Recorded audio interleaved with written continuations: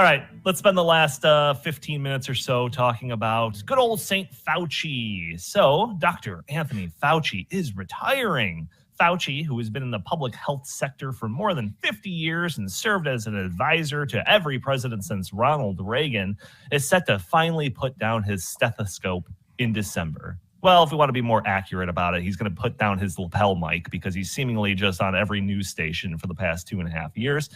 In December, the idea that this guy is an absolute egomaniac. So no way. Right. So the first clip that I want to play is the one that we've covered before, which is the basically Fauci claiming that he is science. So let's go ahead and play that one. He is science. All of the things that I have spoken about consistently from the very beginning have been fundamentally based on science. Sometimes those things were inconvenient truths for people, and there was pushback against me. So if you are trying to, get at me as a public health official and a scientist, you're really attacking not only Dr. Anthony Fauci, you're attacking science. And anybody that looks at what's going on clearly sees that. You have to be asleep not to see that. That is what's going on. Anyone who refers to themselves in the third person should be banned from government service. Oh, there's plenty of that. There's plenty of that. Oh, and I apologize for me visually cringing at this because this stuff is nails on a chalkboard to me. I apologize, but Fauci's office is essentially a shrine unto himself. And on his desk, you'll see that there's a little Anthony Fauci bobblehead. Over on the right, there's a little magazine spread. And then up on the left there, with the big red circle, if you're watching the video version of this podcast, is a giant self-portrait. Or not self-portrait, because I don't think he drew it himself, but it's a portrait of Fauci. He's sitting there doing work under a giant portrait of himself. This guy is on a whole nother level when it comes to egomaniacs. Chris, what do you think? Well, Donnie, I can say that my office does not look like that. Your office does not look like that. And Jim's office definitely doesn't look like that because we're humble people. We don't have to erect, shrines to ourselves that we just, can stare at all day long. I'm actually kind of hoping that the left is like, well, we need to create our own social media thing now. And it'll be like censored.com. Yeah. And everything that one person is offended by can report it and it's immediately removed. Right. It should just be a blank website. Not Twitter, Quitter. Quitter. Quitter. It's great. No free speech. Everyone gets banned all the time. It's basically a digital gulag. It sounds exactly like what they want. I mean, that's what they should do. Donnie and I talked about this. We think there should be a left-wing social media company. Yeah. This is what Elon Musk should do. He should start another Twitter that's just like Twitter, except it's for the left. And it has a little button on it that instead of is like a love button, it's like I'm an offended button. Yeah. And you click on the I'm offended button and automatically the tweet goes away. So anyone who's offended can get rid of anything that's offensive at any time. Right. They'll have no posts, inevitably. Everything will be banned constantly. But that's a safe space. That's what safe spaces look like, right? Right.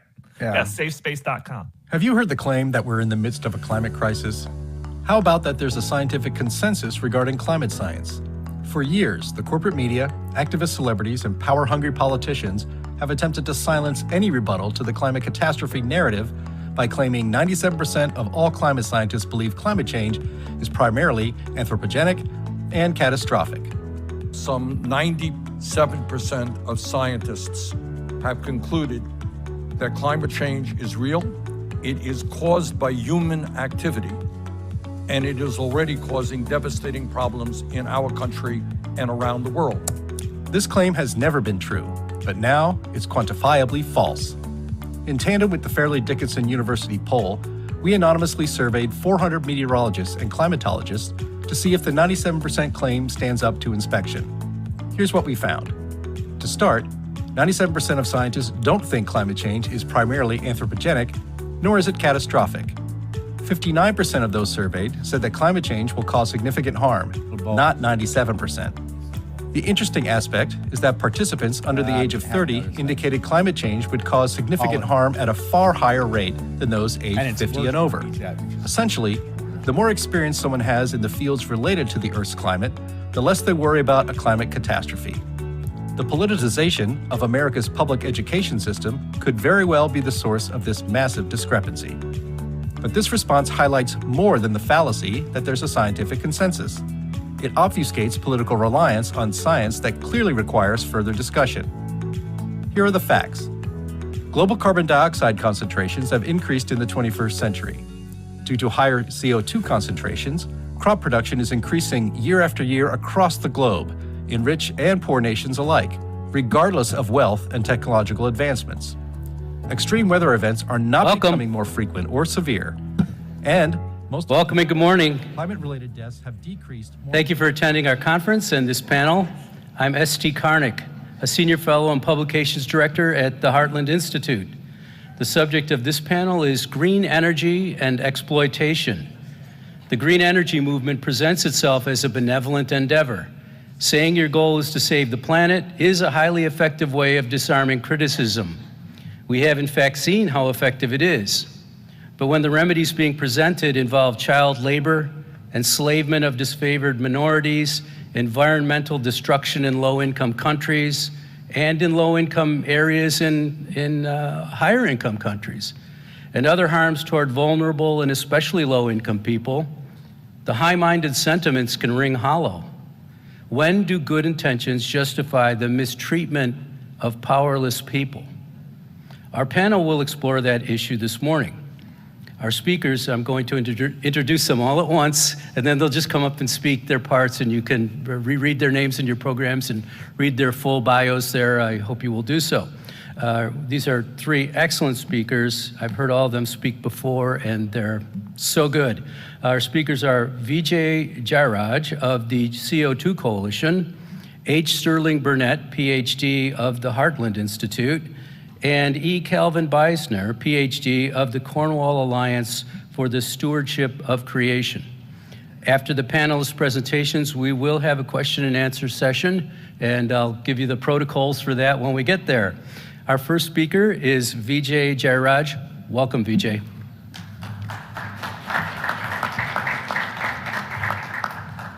Thank you, Sam.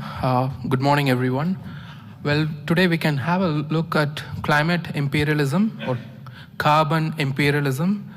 Well, there's a growing sentiment in the developing parts of our world on the current crop of green policies being very similar to the colonial era. So I want to begin by this quote from Thomas Sowell, which says, "Freedom has cost too much blood and agony to be relinquished at the cheap price of rhetoric." So now, we know that many countries went through a lot of suppression under colonial rule, and it's past, yes, but then they became free in the past century and are all considered as autonomous now. So just to give you an example, my country, India, there were terrible manufactured famines, and thousands were killed in the freedom fight before we got our independence in 1947. And there are many other countries like India. So, but now this hard-fought freedom is being threatened by climate policies put forward by climate alarmists. So these climate policies are rooted in rhetoric. They are persuasive and impressive PR about the end of this world due to man-made climate change, and it often lacks sincerity and accuracy in science. And it is also accompanied with no empathy for developmental needs of people in these countries. And the current situation of these people cannot be understood just by reading a report or even by making a short visit there. The state of poverty is really brutal. So how do we define climate imperialism? It's when a group of unelected people in elite global political bodies try to enforce their restrictive energy policies on people in sovereign nations, and you have the definition for climate imperialism. So we all know that there are multiple routes through which the climate alarmists enforce these restrictive policies on people. It began with the Paris Climate Agreement in 2016, and then we have the NetZero now. Besides, they have a wide network of environmental activists, non-profits, celebrities. They've infiltrated the academia, and they use the mainstream media effectively. And most importantly, they are cutting off funding to fossil fuel projects in countries in extreme poverty in Africa. It does invoke a lot of response, and here we have the Niger president who says, Africa is being punished by the decisions of Western countries to end public financing for foreign fossil fuel projects. We are going to continue to fight. We have fossil fuels that should be exploited. It is frankly unbelievable that those who have been exploiting oil and its derivatives for more than a century are now preventing African countries from reaping their resources. So that's the reason why he says that. If you look at the energy disparity across the world, a kettle boiled in UK just twice a day consumes more electricity than a person in Mali uses in an entire year. And for a person living in Tanzania, it takes 8 years to consume as much electricity as an average American uses in 1 month. And forget people, consider electrical appliances, like a freezer in the United States consumes 10 times more electricity than a Liberian in North Africa does in a whole year. So imagine people who are benefiting from fossil fuel driven wealth asking people living in extreme energy poverty to stop using coal. The reaction and response to this has been much severe in some countries that have a larger population and more power when it comes to global diplomacy. One such country is India. And here's the quote from Indian Prime Minister in 2021. Attempts are made to shut the path and resources for developing countries through which developed nations reached where they are today. In the past decades, a web of different terminologies were spun for this. The issue of environment is also being attempted to be hijacked for this purpose. We saw an example of this in the recent COP26 summit. Today, no nation exists as a colony to any other nation, but that doesn't mean the colonial mindset has ended. So he's referring to the climate policies that are being enforced upon these nations. But we must know that responses have not just been in the form of statements, but also in form of policies. Something that I call as the bipolar twin strategy, through which leaders in developing countries show up at international conferences pledging emission reduction. But back at home, they speak truth and commit to domestic energy policies that ensures reliable and affordable energy access to people. Now, they are far from perfection, but they are trying their best to accomplish this. And among the countries that are leading in fossil fuel consumption in defiance of this global green policies are China and India. As you all know, China is the biggest fossil fuel consuming country, with more than 50% of global coal consumption happening there. And this year, they are renewing the coal supply contracts for all mines and adding another 70 gigawatts of coal and gas power capacity. But make no mistake, if you focus on India, the highest percentage rise in coal this year is going to come from India and not from China. And they are doing this by increasing the import of coal and removing any policies that inhibit the growth of coal sector. Sticking with India, a little bit more detail on it. If you look at the energy consumption by source, the population is currently around 1.4 billion, and 90% of primary energy to these people come from fossil fuels. And this is why India is keen on increasing the capacity of fossil fuels in the country. Their coal consumption has doubled since 2007. And it is only fair to call India as the growth engine of global coal demand. Some argue that India and China are wasting a lot of time and energy in renewable energy installations.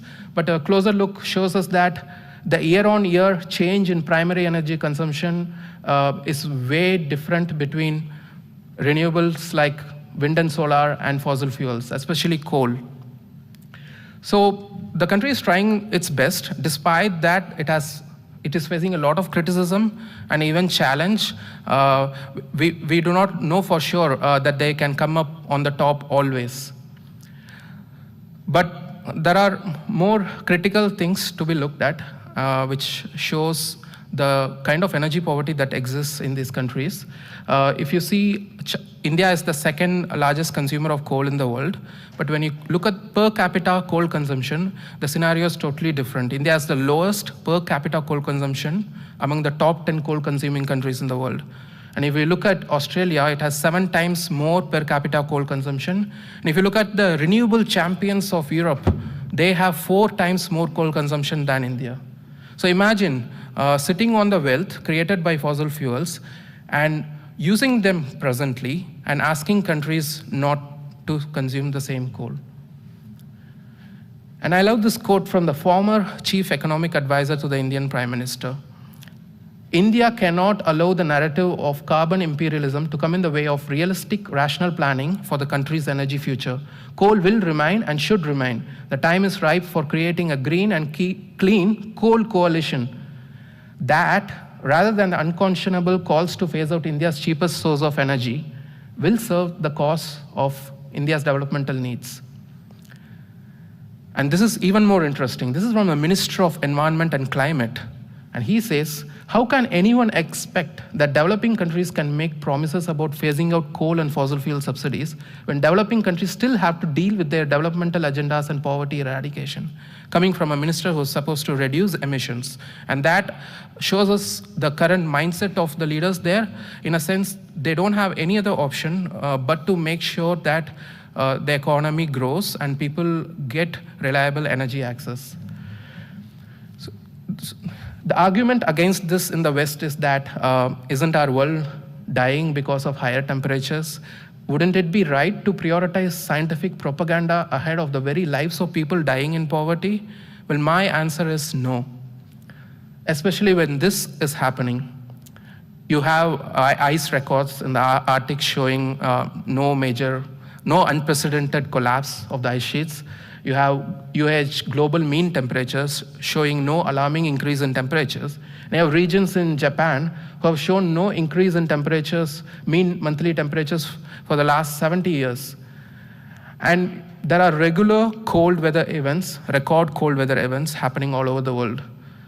And the icing on the cake, if you look at the current crop of climate models that are supposed to show us how warm our future will be, they are more than 90% of them are faulty. So how do you trust them? If you look at my country, India, rainfall records from the last 150 years shows no unprecedented increase in drought or extreme rainfall.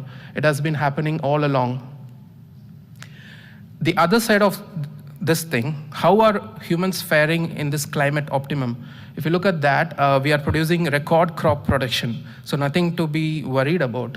And the major food crops, rice, wheat, and maize, has shown incredible increase in production in major agricultural countries like India, China, and US.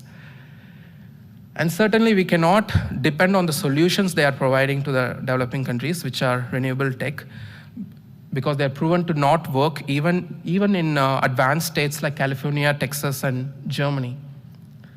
So when you ask the developing countries to go back to preparing for an exam under candlelight, which I did, make no mistake, don't confuse this with a romantic candlelight dinner. It's horrible to sit under that. We are not going back to that, and we are not sitting in 104 degree Fahrenheit with our newspapers trying to cool ourselves. We are not going back to that. So the developing countries must not allow their domestic energy policies be dictated by climate alarmists in the West, especially the UN, the World Economic Forum, and the Biden administration. If these countries give in to the pressure from the West, it will cost them dearly. It is my humble effort to bring some of this in my book, Climate Imperialism, which should be published in next 6 months.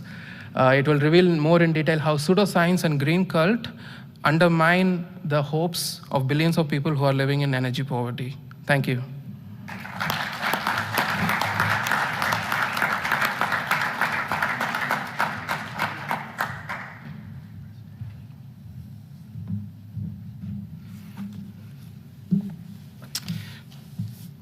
Thank you all for being here today. Glad to see you could get up this morning. I'm not a morning person myself, so I'm here. It's good to see you're here as well. So, no, I didn't have it up. I want to start out with a question. I want to see hands. This is actually an interactive presentation. Who likes slave and child labor? I'm having trouble with the vision, but I don't see any hands. Okay. Well, okay, we agree on something. And yet we are pushing modern technologies, more expensive, more labor intensive, more environmentally destructive technologies that are and do and shall for the foreseeable future, as far as I can tell, depend heavily on labor, child and slave labor. Now, modern electronics, everybody, I've got a cell phone in my pocket, everyone's got a cell phone, right? Now, they all use fossil fuels because the plastics are all made from fossil fuels, but internally, they all have materials, technologies, batteries, wiring, I'm having a senior moment here, chips, that all require rare earth and critical minerals. You can see some of it up here. I call them conflict minerals because most of these minerals, where they're mined, in the old days they talked about conflict diamonds. So you had warlords profiting from the diamond delivery or gold. Well, you've got the same types of people, the people that you'd like for your neighbors to watch your kids if you were away for the weekend, who are in control of these critical minerals. Corrupt governments, authoritarian governments. And if you look, you'll see the different minerals. You'll see some of the, in a second, you'll see some of the countries where they come from. The International Energy Agency notes this is electric vehicles and fossil fuel vehicles. Electric on the top, fossil fuel on the bottom. Critical minerals, which one has more, demands more critical rare earth minerals that come, well, when it comes to rare earths, China dominates the world market. And when they're not producing them, they're refining them. They finance rare earth production in other countries like Afghanistan now. But then the rare earths themselves are delivered to China where they're refined and made into usable materials. So if you've got an electric car, you're asking China, don't control my life. You're begging them, I'll do anything you want, just make sure I have my electric vehicle. Because we're not producing those things in America. Cobalt, another thing. The Democratic Republic of Congo is not the largest reserves of cobalt, but they are by far the largest producer. And I want you to look at which technologies use cobalt. Well, offshore wind by far and away is the largest user of these critical minerals. Onshore wind is the second largest user of these critical minerals that are provided by slave labor and child labor. And solar is the third largest user. So if you want more of these things, you're actually encouraging bad actors using slave and child labor. That's the way of the world right now. We can say we shouldn't be doing that, but when you say we've got to have more of this, when you mandate it, you're actually saying, okay, ramp up the mines in Congo because we don't want it expensive. We want it cheap, right? A single offshore wind turbine requires 3 metric tons of copper and magnets, composed in large part of hard to find and mine minerals and rare earths. A much larger offshore wind turbine requires even more copper and magnets. In addition, between 200,000 and 1,500,000 pounds of earth must be mined and moved to produce lithium, copper, nickel, and other metals and trace elements necessary to produce a battery pack, a single battery pack for an electric car, much less the huge battery farms that we're going to back up, supposedly back up all the wind and solar facilities. That's a lot of earth. That's a lot of labor. And it's a lot of slave labor, and it's a lot of environmental destruction. So, which leads us to the question, under what conditions do these minerals come from? This is cobalt, necessary component for all these green technologies. Biden is pushing on an expedited timescale. The largest producer of cobalt, Democratic Republic of Congo. I mean, it's not even close. It's not even close.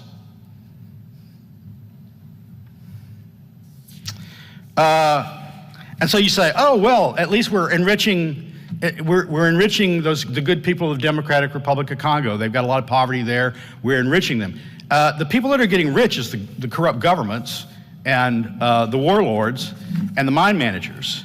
I think for some situations, an image tells 1,000 words. That's the old adage, right? So I'm just going to scroll through a few images. That's your laborers in the cobalt fields there. Can you imagine that situation in a mine in the U.S.? You think anyone would get away with that? There's a big one. Formalization of child labor. These little bitty pits that kids go in and dig out and then carry the heavy minerals. There's some of your well-paid workers in the Democratic Republic of Congo that are providing the minerals that we have for our cell phones and our wind turbines. Fantastic working conditions there.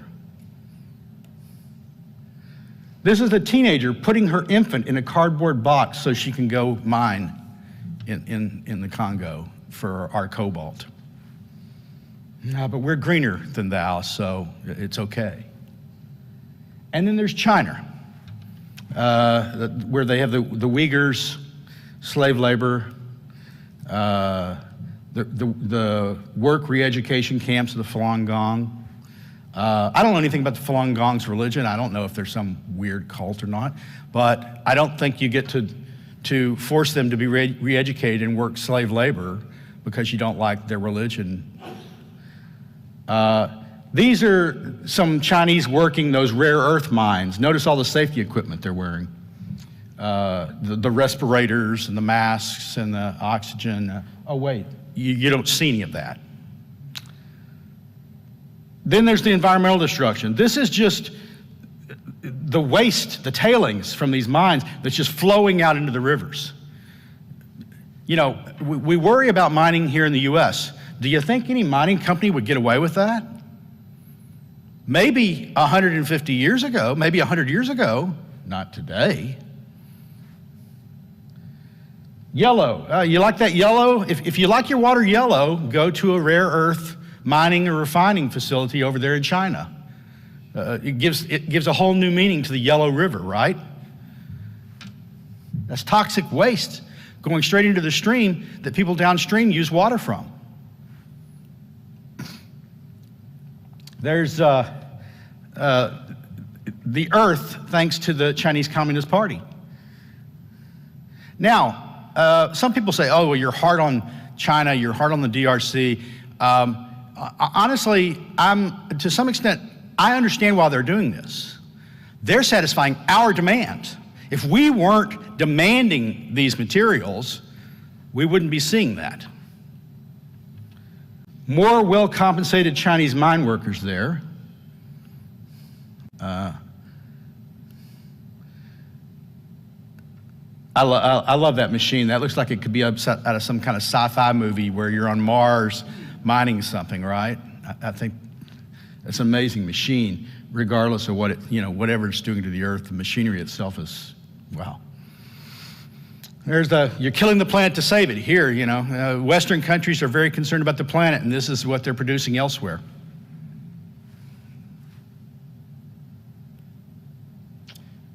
But at least not polluting the air. Oh, but wait, they are. This is the refining of these materials.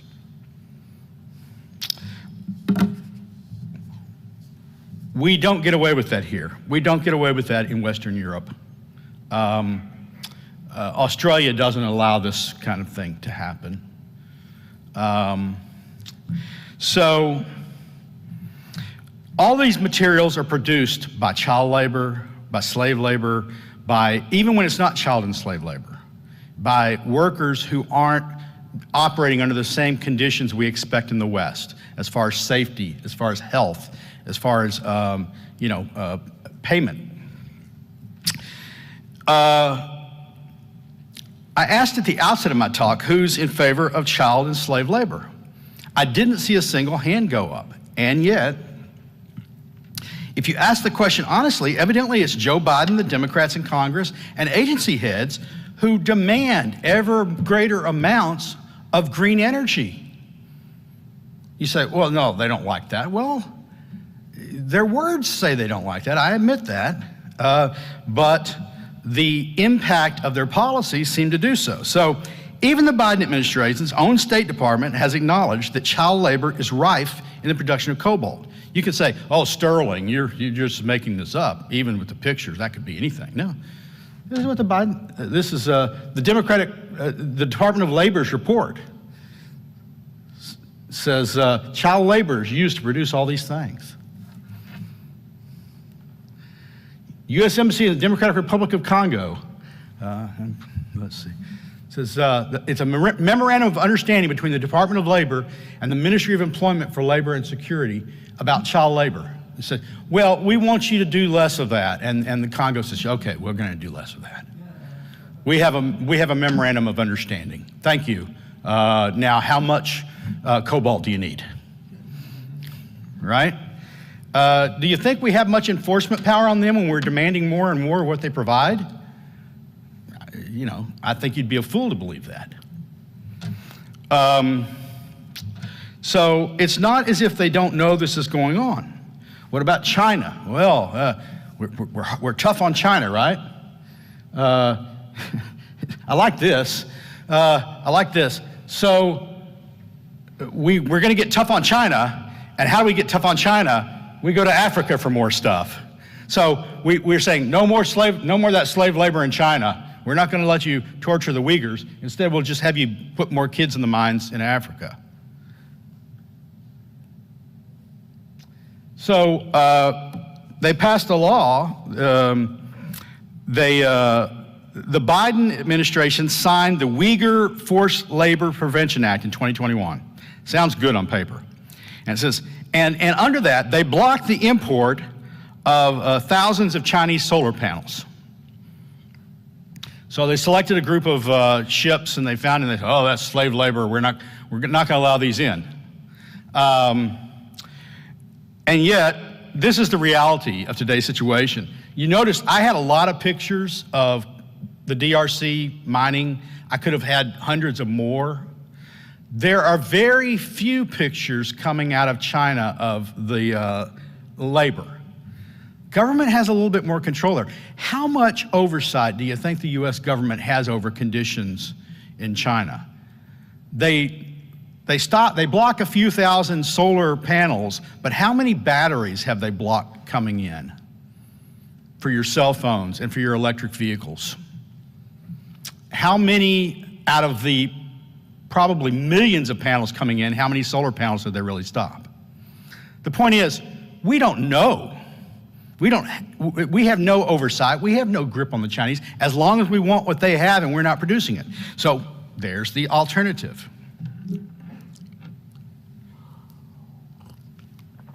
I don't think we could get all the rare earths and minerals from the United States that we need, but we could get a lot of them. I believe the U.S. government should not be offshoring pollution to satisfy our green energy demands. I think that's morally objectionable. So what's the answer? If you want green energy, the answer is, well, let's get more mining done in the United States. How long does it take to get a mine permit in the United States? Well, under Trump, they were saying it took 10 years. Well, 10 years is better than never, I guess.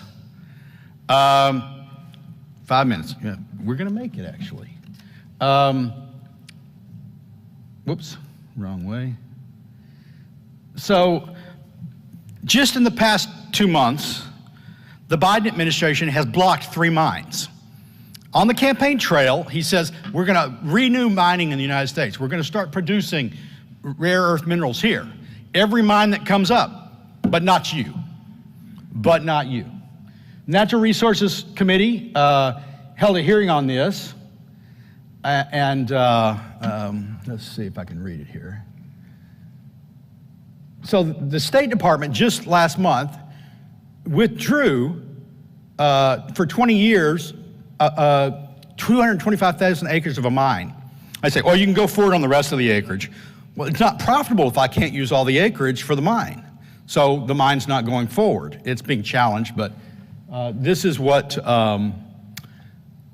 Bruce Westerman said about that. We cannot have a future of renewable energy without minerals, period.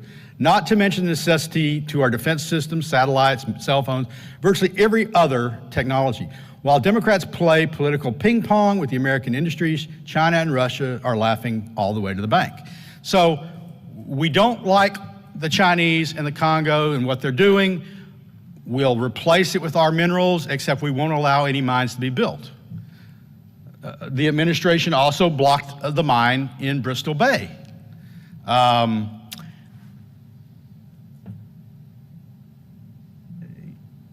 This is some of our allies, what they had to say about that.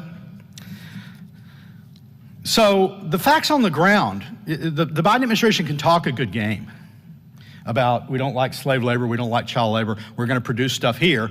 But the facts on the ground is they're not producing stuff here, they're blocking it at every turn, and yet they're requiring more and more of the materials to do their green energy push. I got a slide just at the end, and I didn't want to have to throw a third version to Jim to post, but so the laughingly called Inflation Reduction Act that passed last year, which was really a Green Energy Act, Biden bragged about these provisions. He says, this is about jobs for the U.S. So we're going to produce all these technologies, including 500,000 electric vehicle charging stations across the U.S. by date certain. And the beauty of it is they have to be made from materials made in the United States, built by laborers in the United States. We're not going to go begging to the Chinese, not us. Just 2 weeks ago, the Biden administration quietly in the back rooms waived that electric vehicle provision because they said, well, it turns out we're not going to get our chargers built and installed fast enough, and so we're waiving the labor and materials provisions. I said that was going to happen when they passed the Inflation Reduction Act. I said, you're not going to get the electric vehicles you say we're going to have in the time you say we're going to have it if you don't use Chinese materials, because we can't get a single mine built, much less enough mines to provide all the materials and the labor. So this is where they actually announced, we're giving $700 million to a lithium mine here in the U.S. And then the Department of Interior withdrew the critical acreage necessary to mine the lithium. So we're going to throw a lot of money at this mine that's now not going to be constructed. Publicly, we brag about how much we're giving to lithium. Privately, we're blocking the lithium production. So I guess I'll end it with this, yeah. There's no environmental or economic justification for the Biden administration's green energy agenda. It's not necessary to fight climate change.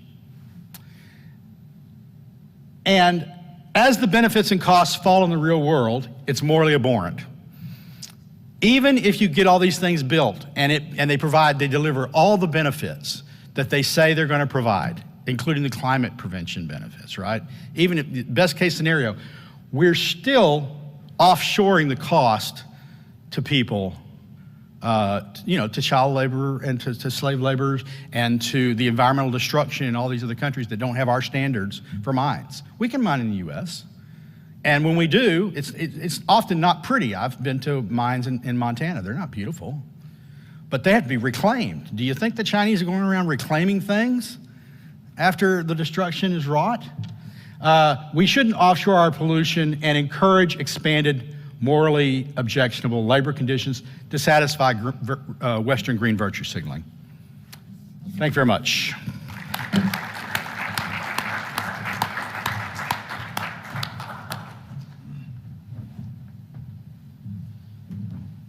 Thank you also for being here, and I'm Cal Beisner, the president of the Cornwall Alliance for the Stewardship of Creation, and it's a real privilege for me to be able to speak to you here today. I'm going to make my remarks very simple. I'm not going to go into a lot of technology and details and whatnot. Won't throw a bunch of different figures at you. I do have a few graphs to show you, but they're pretty simple graphs, because my points are pretty simple. I want to just start, though, by giving you just a bit of my own personal background. When I was a toddler, my father accepted a position with the U.S. State Department that moved us to Calcutta, India, where, among his other functions, he was partly in charge of managing the receipt and distribution of shipments of grain from the U.S. to India in the mid-1950s to attempt to prevent or to end famines that were happening all across India. A decade later, because of the Green Revolution, India became a net grain exporter, and it has been such ever since. Thank God for that. But as a little toddler, when I lived there, because of an illness that my mother suffered for about 6 months, every day I would be farmed out to an Indian family to spend the day.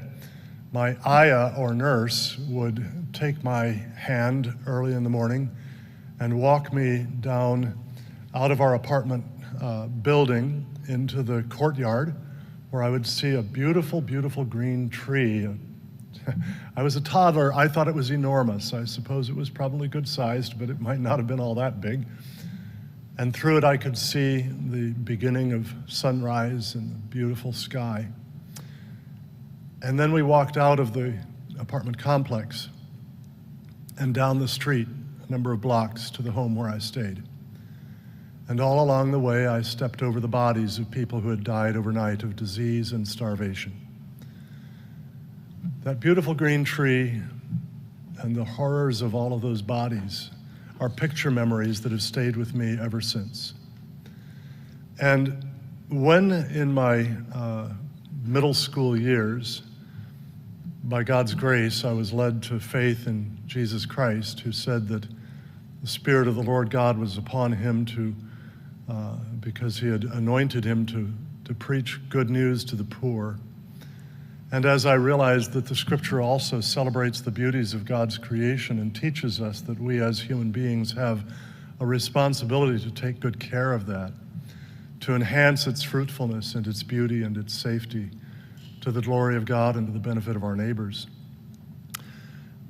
Eventually, as God had led me into work in economics, and then especially developmental and environmental economics, I realized that that background in my very early childhood had given me some personal motivation, personal drive to address those two issues together.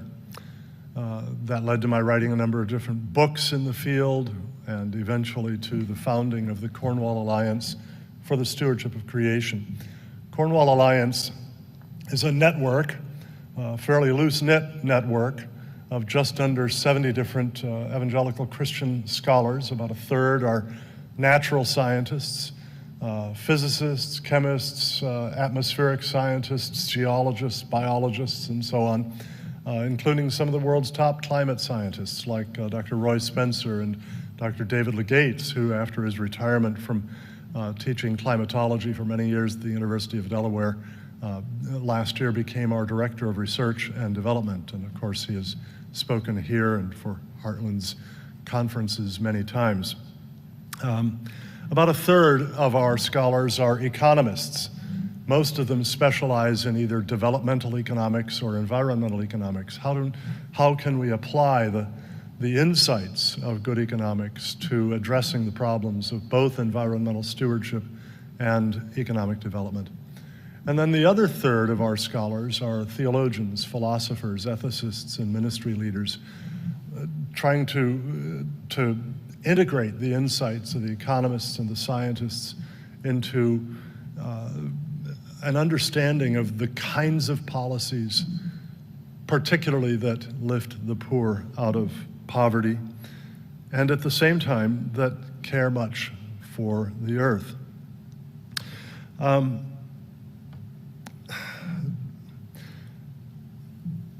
I'm going to have just one really main point for this talk. And I might as well state it right up front. We'll get to it again in a little bit. But I want you to have this in mind. It's one that I think environmentalists desperately need to understand. Climate alarmists, climate activists desperately need to understand this. Poverty is a far greater risk than anything related to climate and weather. If you have income equivalent to, say, the bottom 10th of Americans, you can have a healthy, long life anywhere from the Arctic Circle to the Sahara Desert to the Brazilian rainforest. If you're living on the equivalent of $2 a day, you can't have a healthy, long life in the best tropical paradise. With a decent income, you can build residential and business and commercial and industrial structure that can protect you from hurricanes, tornadoes, floods, droughts, and so on. If you're living on the equivalent of $2 a day, you can't do that.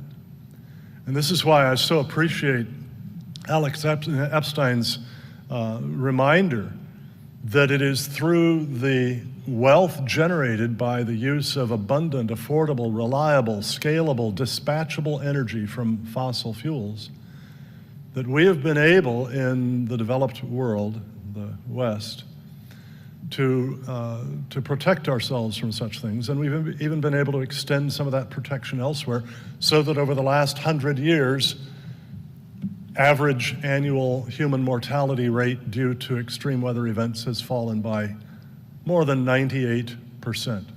And I think that's a wonderful thing, because I celebrate human life made in the image of God. So there's the basic point, the main point of my talk. Poverty is a far greater risk than anything related to climate. And it follows from that if you have to sacrifice the conquest of poverty to achieve whatever your climate goals might be, you're doing the wrong thing. You're making a trade-off that has far more harms than benefits. All right.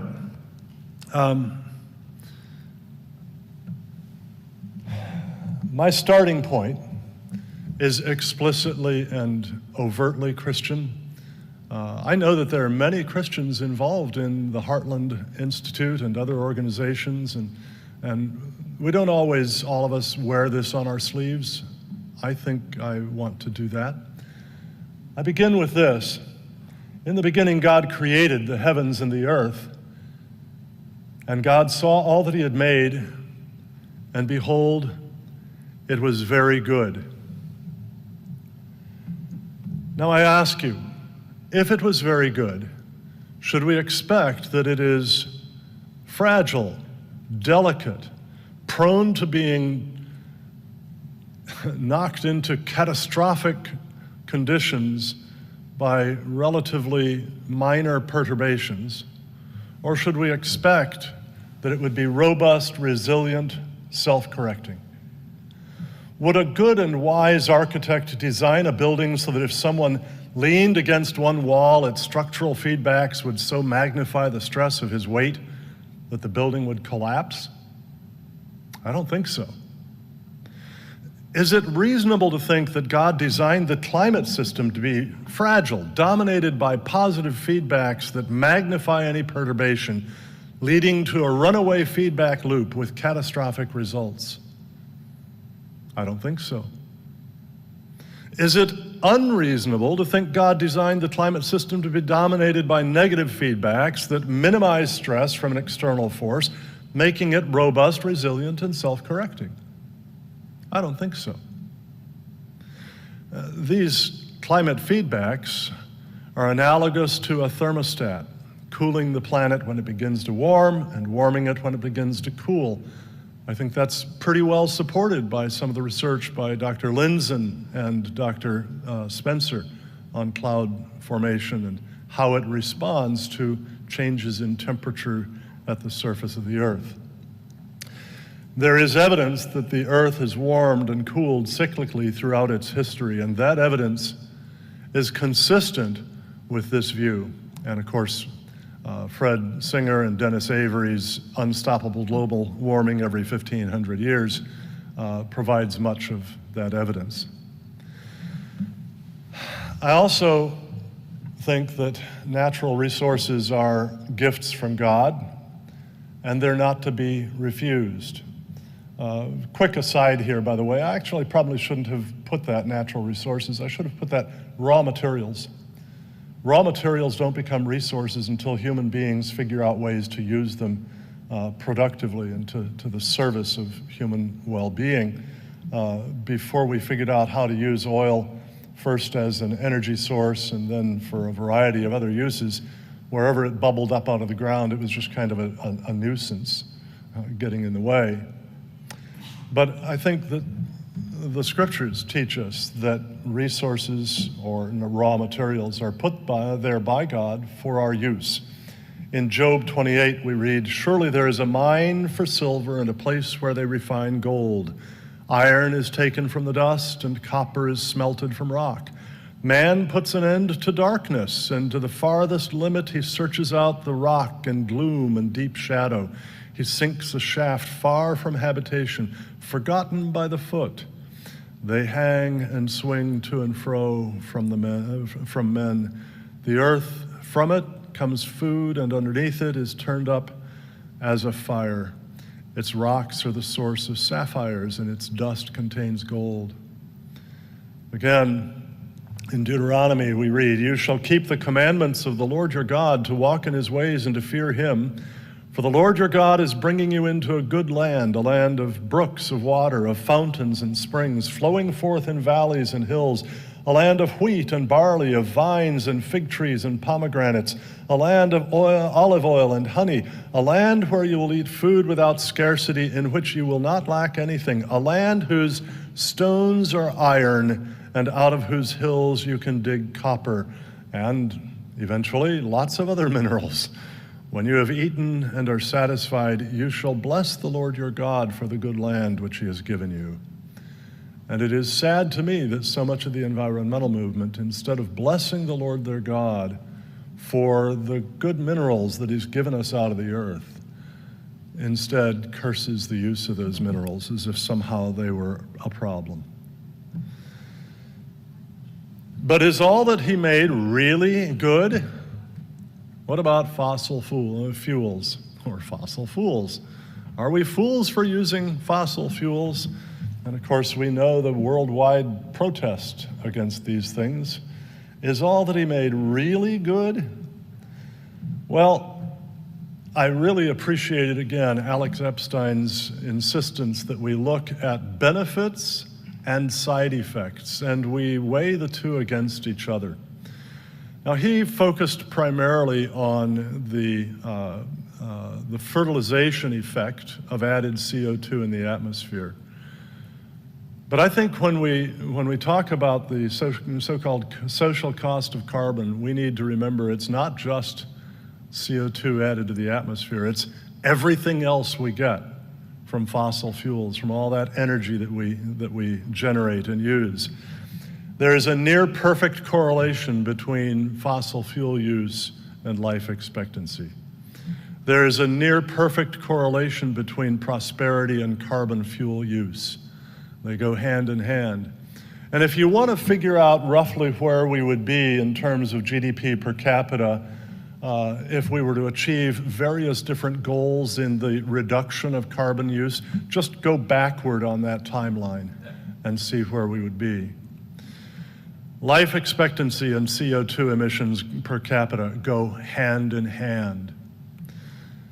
Conquering climate risks with energy from fossil fuels, I would argue, is a very good thing to do, precisely because poverty is a far greater risk than anything related to climate. My friend Dr. John Christie was a missionary educator in Kenya for years in the 1970s. He observed firsthand the typical system of obtaining energy there. He also observed, by the way, that the lack of electricity meant for his students that they couldn't study at night. What? You think I would burn some of our fuel for cooking our food in order to read my book and write my paper? I would never do that. He described the primitive energy system this way. The sources are wood and animal dung. The procurement method is gathering and carrying on the backs of women and children. The labor time is 6 to 8 hours per day for the average sub-Saharan African woman. The use is cooking and heating on open fires. The resulting pollution is smoke causing asthma and other respiratory diseases, and the benefits hardly outweigh the costs.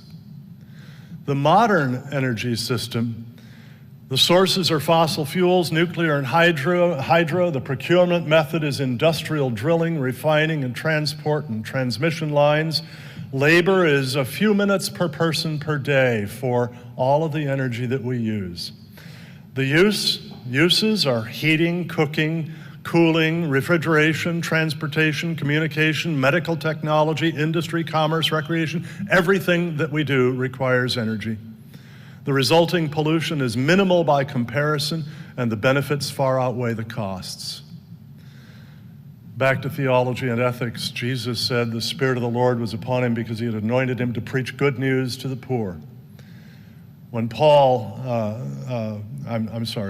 in Job, Job boasts that he always took care of the poor. And Jesus says, I say to you, to the extent that you did it to one of the least of these brothers of mine, you did it to me.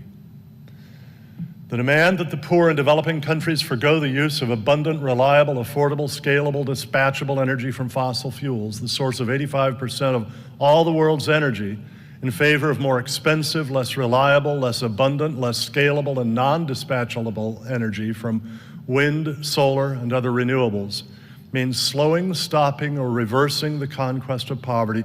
It means trapping billions in poverty and forcing hundreds of millions back into it.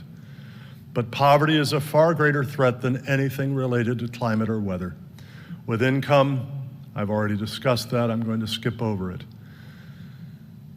This is why I am convinced that the intent to stop the use of fossil fuels is fundamentally anti-human and fundamentally anti-Judeo-Christian, anti the biblical worldview and ethic. Thank you very much.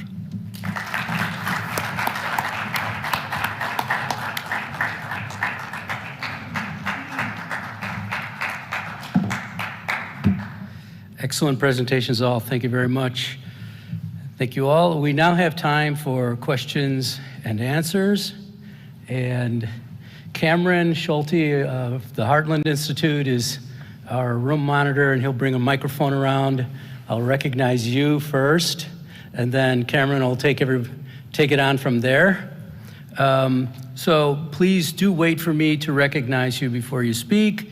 Cameron will bring you the microphone, so identify yourself and ask a question directed to one or more of our panelists. If you have a follow-up question of mine, go ahead and do it if it's really short and sweet, but otherwise keep it in mind, get back in the queue and let the next person ask a question so everybody gets first before anybody gets seconds. So we start here. The man in the red. Hi, I'm Ron Bertie from the Free State of Florida. My first question is for Vijay. Is there a role in India for nuclear? And the second question is for Sterling. My understanding is that the reason that Americans don't manufacture rare earths anymore, don't refine them, is because it's inherently a really dirty process. And we imposed environmental regulations reasonably. And then China used a mercantilist trick, cut their prices, and basically drove American companies out of business. So what are the prospects for regaining market share if that continues to be the case? Yes, India is big on nuclear and they are very ambitious. It's just that we don't have the same capital like US or France to build them very quickly.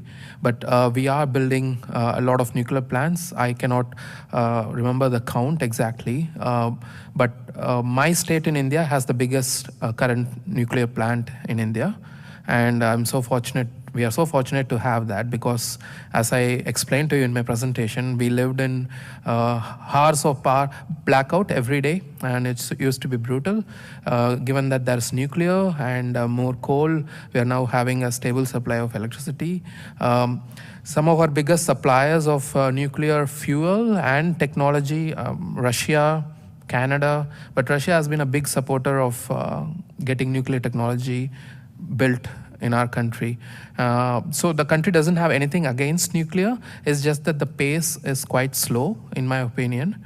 And the more we use it, it's better. And I'm all for nuclear energy. Yeah, you can hear me. So I'm gonna disagree with you with one of the premise of your question. To start with, concerning rare earth mining in the U.S., we didn't ever mine rare earths directly. We produced rare earths as a byproduct of other mining. So copper mine produces a lot of, any mining produces a lot of, what some people might think of as waste material, but all that material contains something. And so they were producing some rare earths as a byproduct of copper mining. Through the processing, it would also produce these other minerals that we had uses for. But we've shut down most of the mining in the U.S. It's not just rare earth mining.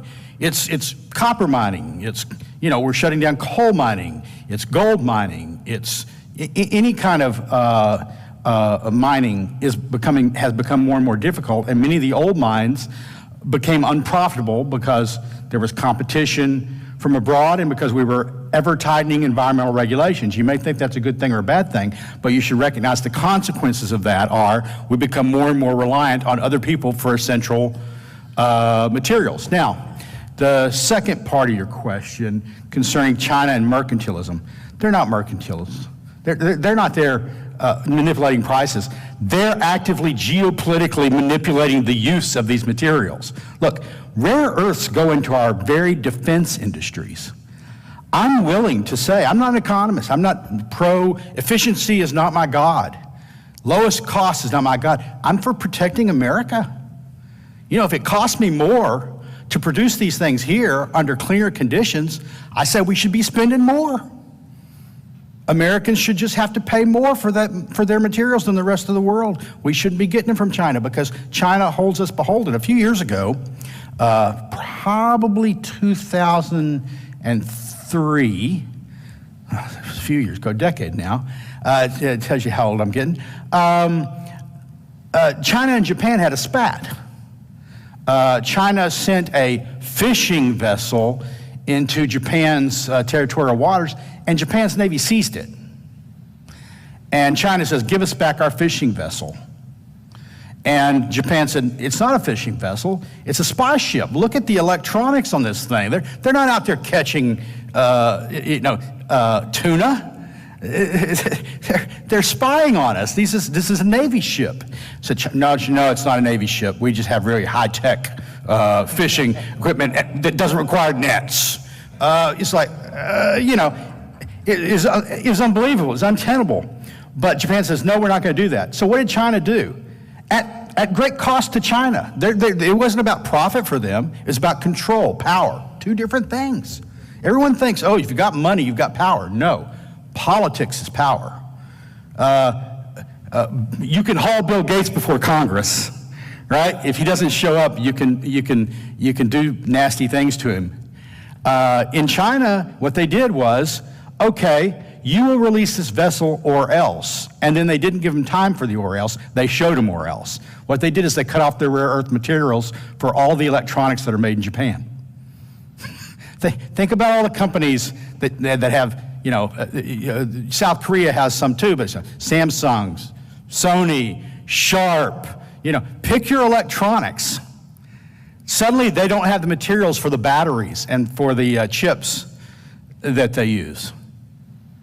And within 2 weeks, Japan had turned over that fishing vessel because their production of the products that they sell overseas was cut in half.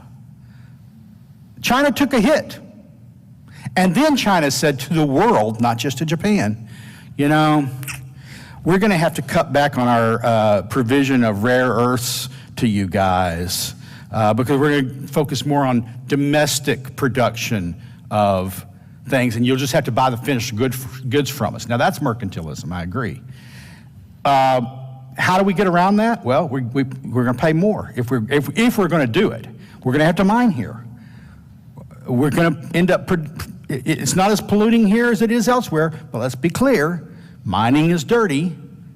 We'll be producing some pollution. We'll have to clean it up.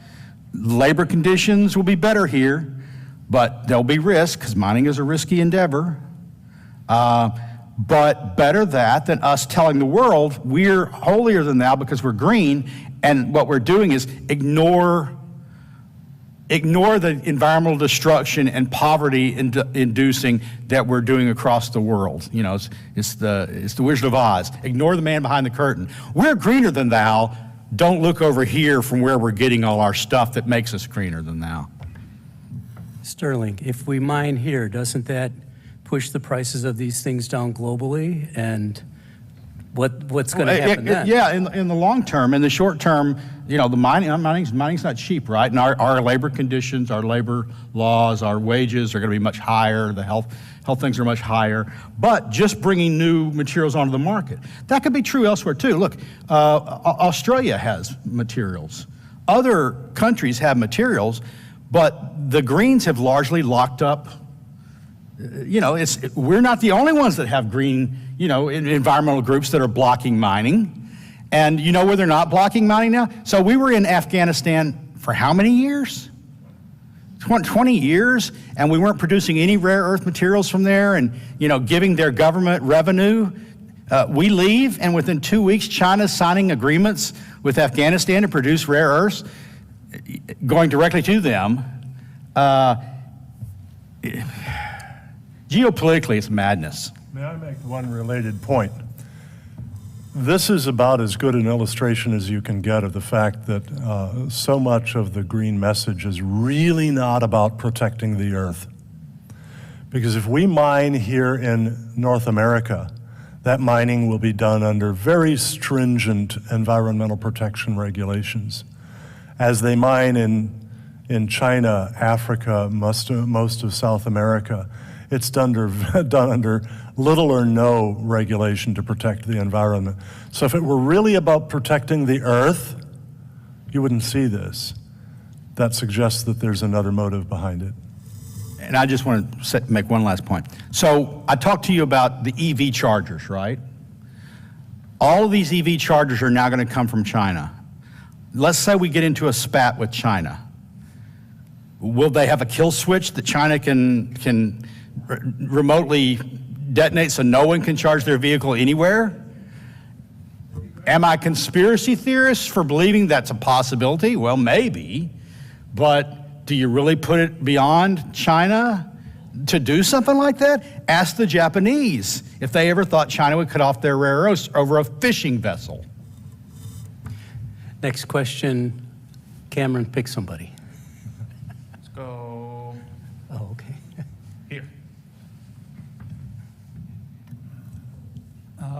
Bill Lindquist, I'm a geologist from the mining industry. I'm afraid, Sterling, I have to correct you on a couple of things. The US has had a direct rare earth operating mine here called Mountain Pass in California. It operated for 30 or 40 years. I'm not sure it's still going. Also, on your conflict minerals charts, I have to take issue with just a couple of things. A great proportion of the world's copper is mined and refined in Chile, Peru, the United States, Canada, and Australia. So to classify copper as a conflict mineral is not quite right.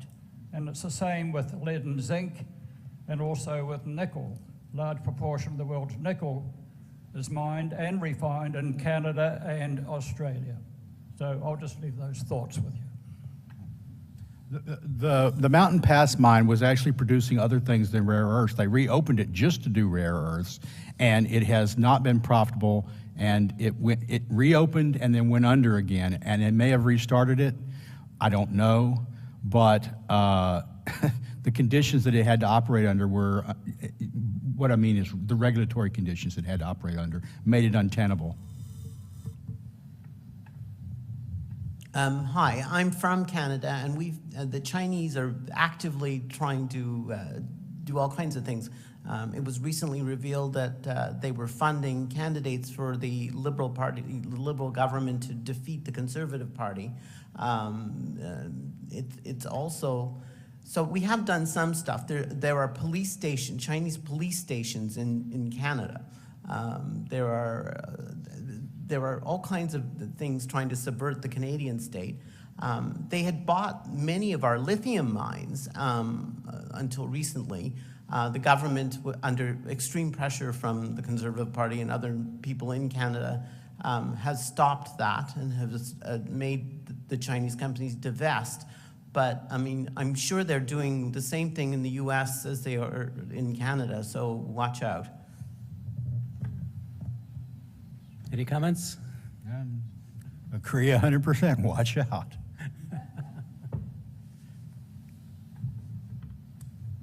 Hi, Dr. Burnett, my question's for you. I know Heartland is active in the legislative front. As I read your website, that you guys are sending newsletters out to a lot of our legislators. This kind of information you presented today is egregious no matter what party you belong to see child and slave labor is abhorrent and hard to defend. So my question is are you seeing any progress, hopeful progress, or what kind of trends are you seeing on the legislative front in Congress? And we know the Biden administration is kind of closed off, but if Congress can pressure them to stop this trade, these egregious trade practices, there could be some hope. Are you seeing any progress on that front legislatively in Congress? Thank you. Well, let's be clear. I think we should stop it for national security reasons. I think it's just not, in America's best interest to be reliant upon not just China, any foreign country for critical minerals and materials that keep our jet fighters usable and our missiles able to stay on track if we have to use them. God forbid we ever have to, but if we do, I want them to be working. We have had legislation. I don't know how much progress will be made in the next 2 years under split Congress with Biden. But remember, Biden signed the Uyghur Act. Trump imposed restrictions on China. But what you can't get around is this. There's the window dressing. We stop 1,000 solar panels from coming in out of 2 million, right? We showed great resolve. We tell labor groups it's all going to be built here, and then we waive the provisions, right? We have the Uyghur Act. It was passed. That's the law. But it's got loopholes that you can drive a Chinese-made 18-wheeler through. So I don't know how much progress we'll make at the federal level for the next 2 years. Whether we make progress after that will maybe depend upon the administration, but I'm afraid we won't make real progress as long as we believe we need to have a green energy transition. We could end this tomorrow if we said, you know what, net zero is bunk and dangerous. We're not going to do it. You know, Trump made us to some extent energy independent. And if we go back to traditional fuels, recognizing that they have their environmental impacts as well, it's a balancing act, it's a trade-off. If we go back to those, we can, and then get some mining for the other materials that we need here. You know, we don't have to have wind turbines that have huge magnets that need cobalt from Democratic Republic of Congo. We don't have to have that. And so I'm saying, I don't know any administration, even under Trump, they were building wind turbines. Even under Trump, they were putting in solar panels. They just wanted them built here, wanted them built here. As long as we have this green energy demand that we must have this, we have states that impose green energy mandates, renewable portfolio standards, where a certain percentage of your energy has to come from green energy, we're going to be dependent upon slave and child labor. Thank you kindly. What a great presentation. Kerry Brown from St. Petersburg, attorney and smart carbon reduction. Dr. Beisner, briefly talk to you. Most of the people in this crowd, white hair. Most of the people in churches, white hair. That's why it was so refreshing at lunch yesterday to talk to this young lady. I believe on her own dime, intellectually curious, came down here. It was just, but she's the exception. She's the exception. Christian Union has Christian student groups at each Ivy League school, yes. Stanford and Michigan. They just hired a director of environmental Christianity or something. I have not found out where he is coming from. Does your Cornwall, do you have a speakers bureau? Number one. Two, can people like me join it and talk to students? And three, would you talk, or one of your disciples, like maybe Dr. Happer, is he involved with you? Talk to He's a good friend. He's not part of the network, but yes, he's a very good friend. And yeah. Would someone talk to this new director if he is searching for guidance at Princeton? Princeton's where this is headquartered, Christian Union. Thank you for what you're Princeton, doing. New Jersey? Or Princeton, New Jersey, right. Okay, yeah. Yes, we provide speakers. We actually, you know, if you come to our website, there's a place where you can request a speaker. We have a fairly standard conference, just 4 lectures, 2 by Dr. David Legates, 2 by me, that kind of gives a comprehensive introduction to the whole matter, and we can take that to any church, school, college, conference, anywhere. We can do that. And I would be delighted to speak with this new director of the Student Union on environmental issues. We certainly have a lot of literature. Come to our online store, cornwallalliance.org/shop, and we have a fair amount of it on tables out here. We're one of the co-sponsors of this conference, and so we have exhibit tables with a good bit of literature there. All of it is available for a suggested donation that can be anywhere from 0 to $1 million. That would be nice. So we can do that. It's just a matter of your communicating with us, our communicating with you. We can, I'm sure, provide what you're looking for with the variety of different scholars we have involved. If David or I cannot do specifically what you're looking for, we almost certainly can find somebody among our network who can. Next question. Should be on. Hi, my name is Steve Schatz. I'm from Philadelphia, and thanks to all the panelists for 3 killer presentations. And as a result of this, I think green energy should be renamed greed energy.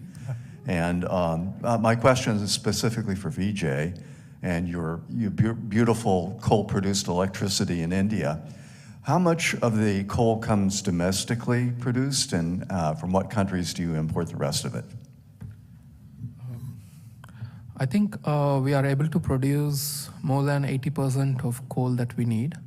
And every year, the government is optimistic that they will manage to reduce the import, but every year the imports are increasing. And in turn, the government is actually asking the plants to import coal through their own networks, find out where to import it from.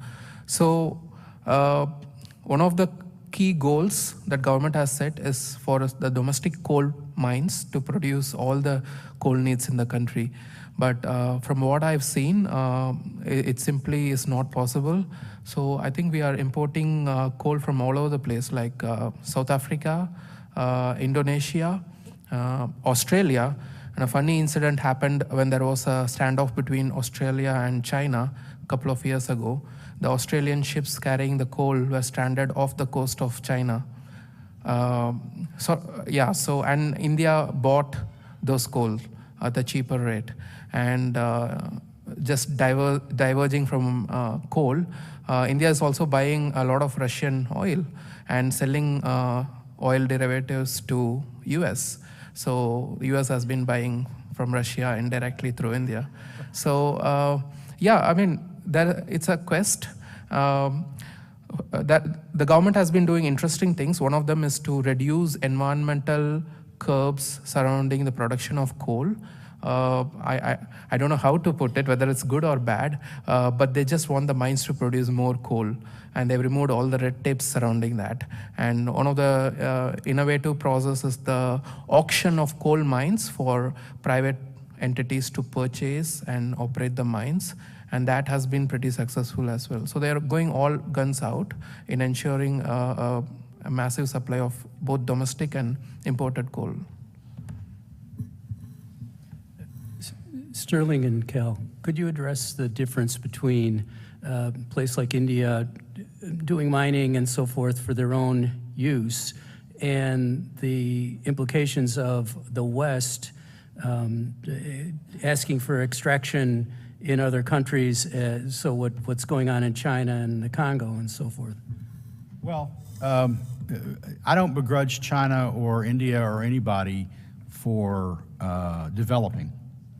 You know, I think it's wrong for us in the West to tell them that they can't have what we have.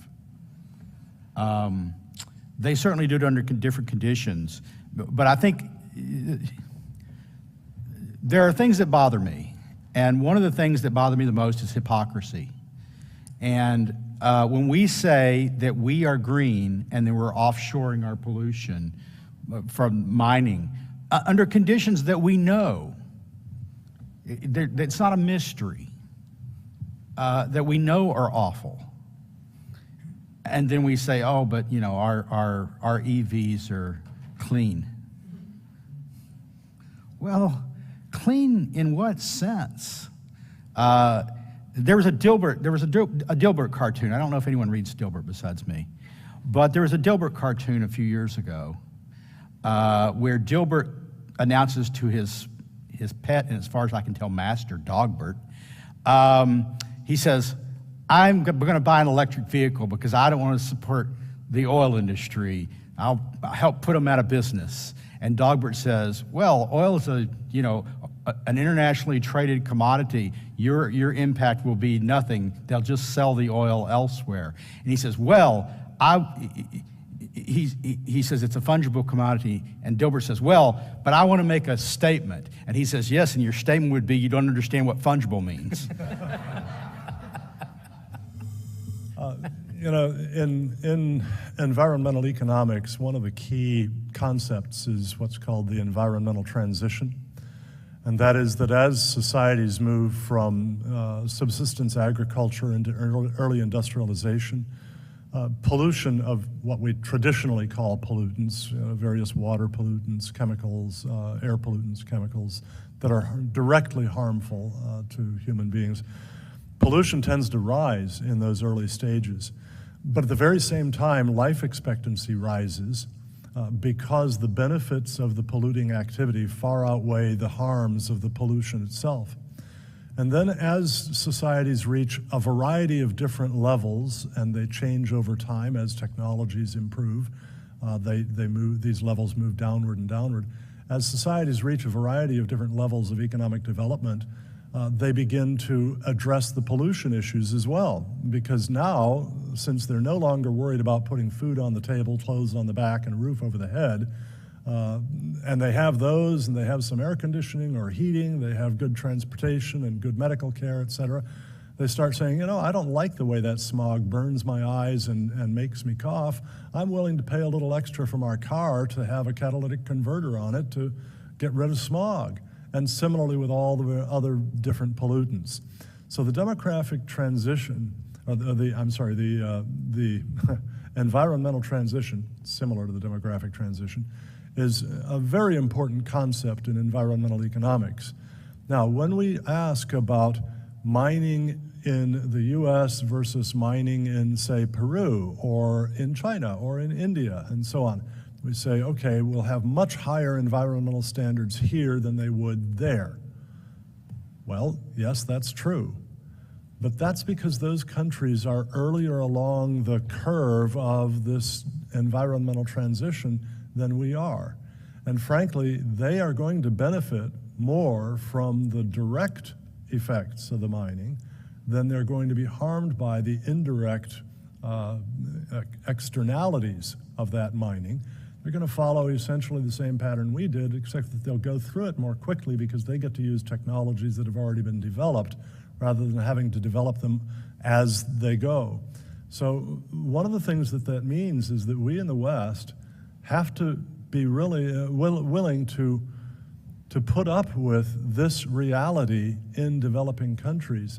You know, back in the early 90s, you remember when so many people were up in arms over Nike and Adidas and various other companies using sweatshop labor in Southeast Asia, and we needed to stop all this. This is exploitative, it's terrible, it's awful.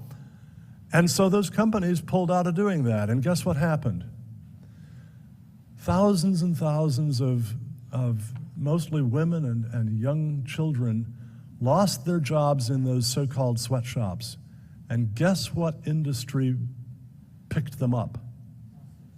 Prostitution and pornography. Because those sweatshops were the best alternative they had. We need to keep that in mind, even regarding child labor. You know, parents in Congo probably love their children just as parents here in America do. And as much as possible, they would probably prefer that they not be working in those mines. But they're going to let it happen only insofar as they think that there's no better alternative. Now, please don't misunderstand me. I actually think that most of that child labor is not free, not liberty labor. It is driven by warlords and the like who couldn't care less about the actual benefit of the children. But we need to be very careful that we do not prevent other countries from going through the transition that we went through. It's the same thing as in the use of fossil fuels to bring prosperity here. And now we're telling the developing world, you can't do that? That is hypocritical and it's oppressive. I want to say two things about that. First off, if you want to look that up, it's called the environmental Kuznets curve. It was developed by a gentleman named Kuznets. And it shows that once a country reaches a certain level of per capita income, the spending on environmental goods goes way up. And in fact, it reaches a point where we might be spending $2 for environmental goods for every dollar rise in income when you reach a certain level. It's a sharp decline. The second thing I want to say about what Cal said is that I've often heard it said, you're right. You had to do it that way, and y'all got through it. But we don't have to have these poor countries go through that because we can just provide them with the green technologies that we've developed, and they can skip all that dirty development. I hear it said all the time, and the problem with that is the green, yes, it's let them eat cake. The green technologies are more expensive, they don't work as well, Alex Epstein went through the beauties of fossil fuels. Say what you will about them. They're compact, they're reliable. People in sub-Saharan Africa, in small villages, don't need a hospital that only works if the weather conditions are right.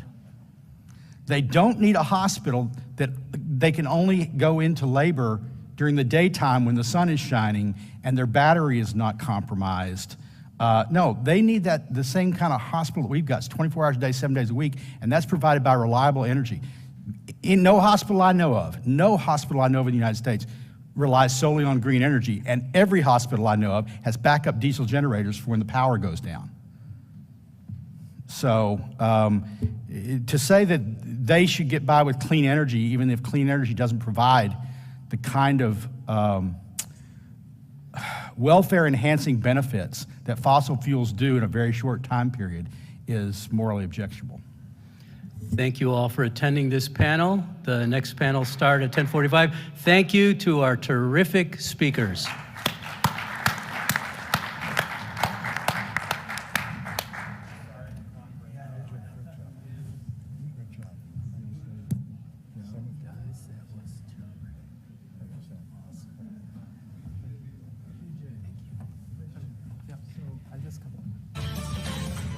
Gosh, I've got so much to say on this topic right now. First of all, Beto O'Rourke is a complete and utter political hack. Second of all, I would love to question Beto O'Rourke and ask him, are your armed security guards going to give up their AR-15s and their weapons of war? I guarantee the answer to that would be no.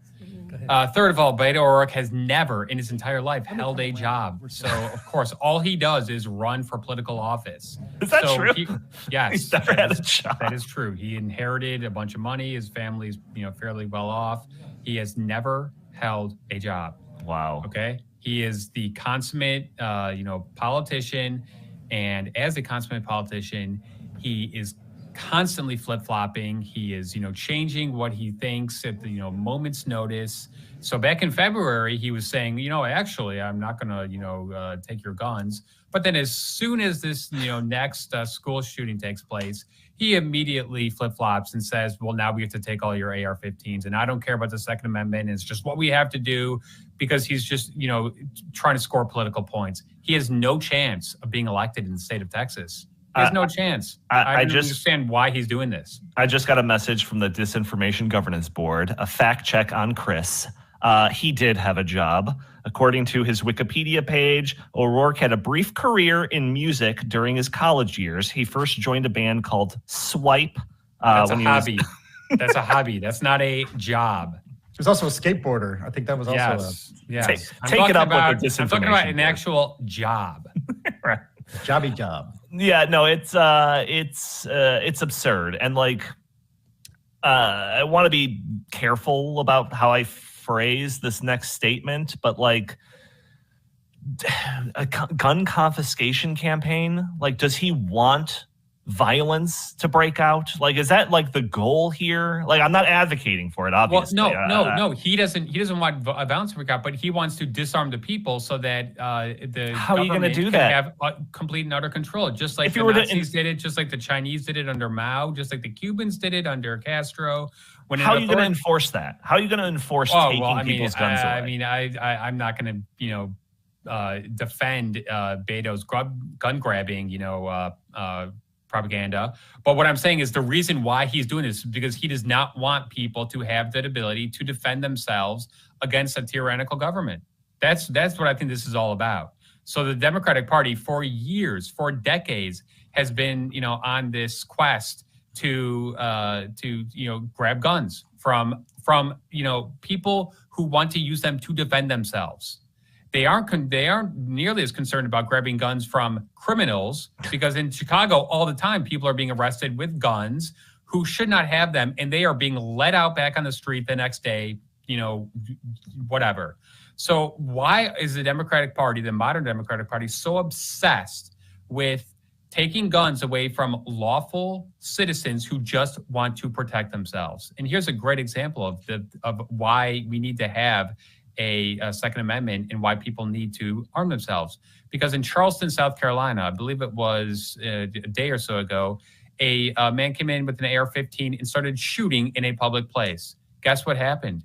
A woman killed him on sight because she was carrying a gun. That is why guns are necessary. All right. So the good guy with a gun is a myth, because in that case, it was a good woman with a gun. Well, you're just being a sexist, so. Drop the mic. I'm done. Episode's over, everyone. Thank you for tuning in. That was the high point of the show. I see Andy over there celebrating. Let's do it. Jim, Beto O'Rourke saying this stuff, is he just saying it because he knows he has no actual power and that like his plans wouldn't ever be put to the test because he's never going to be in a position to actually enforce them? Or do you think that this is actual true beliefs of him and other people like him? I was trying to think of an analogy that would be worse than saying that we're going to come take your guns to the voters of Texas. And it is impossible to come up with an analogy of something stupider to say than that.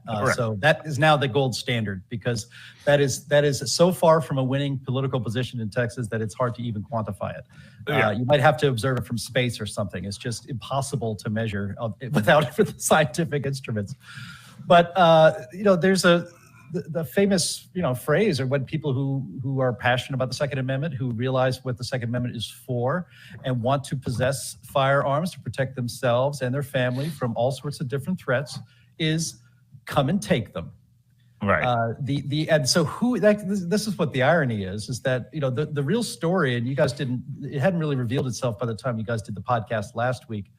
But, the big story down there in Uvalde, Texas, is the absolute incompetence of the police department, that they stood around for at least 40 minutes, letting children get slaughtered while they waited for the TAC team to come or to wait for other orders or to see, whatever. And their stories keep changing. It's a complete Keystone Cops operation down there in Uvalde.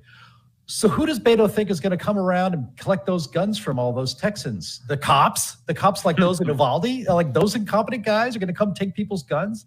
And I think you kind of hit on this, Donnie, a little bit earlier, that what is the purpose of actually trying to carry out a gun confiscation program in the United States, but especially in a place like Texas? Is it to incite, frankly,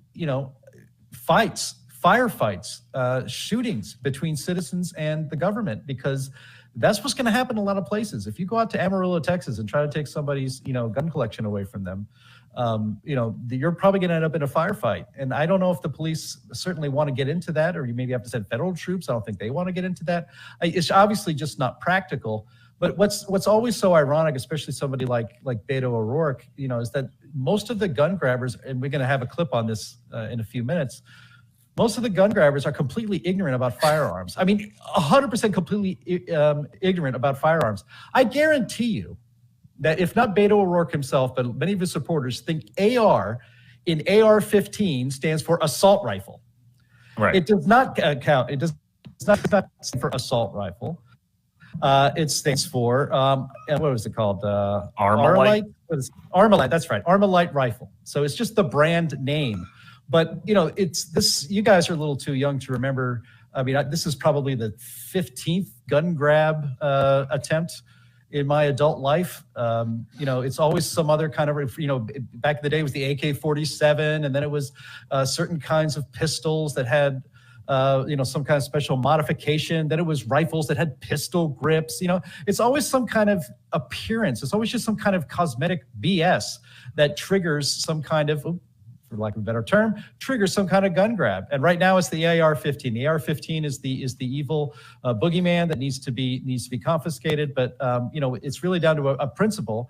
And Chris nailed this right on the head. It's that the Second Amendment exists not to protect you, not to allow you to go deer hunting, and it's frankly not even to protect you and your family from marauders coming to your home, burglars or murderers or what have you. It is to ensure that the government understands that tyranny will be resisted. That is what the Second Amendment is there for. That's what the founders wrote it for. That's what all the debate about it was about.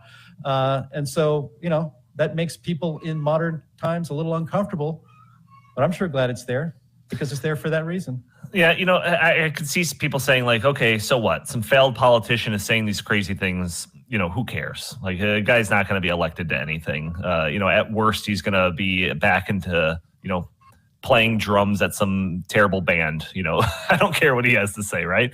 And maybe you're right. Maybe we're giving Beto too much attention, more attention than he deserves. So let's talk about a couple of politicians that actually have a little bit of power.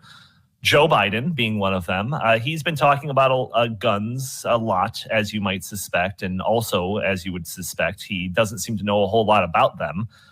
So I got a clip of Joe Biden talking. Let's only play like the first 20 seconds of this because there's like a helicopter in the background that's making a whole lot of noise. So it's not the best audio in the world, but I like to hear him speak sometimes. Go ahead and play this. They showed me a x-ray. He said a 22 caliber bullet will lodge in a lung, and we can probably get it out, may be able to get it and save the life. A 9mm bullet blows the lung out of the body. So the idea is go ahead and stop it there. High caliber. So yeah, he's talking about 9mm bullets and how they are these like high capacity, high velocity rounds that could obliterate somebody's inside as opposed to a 22 caliber thing. Which, just the problem with that logic alone is I'm pretty sure guns are meant to kill people. Like, that's their point. If we all want to go to like BB guns or something like that, those are even less effective than a 22. So I'm not even completely understanding his logic. He's like talking about it in a worldview where guns are only ever used to like massacre innocent people or something like that. I guess that's where he's coming from. But even when we're just taking him to his points about like the 9mm, I just did a little bit of Googling. I'm no gun expert, which is why I want to avoid some of those other topics that we were talking about at the beginning of this.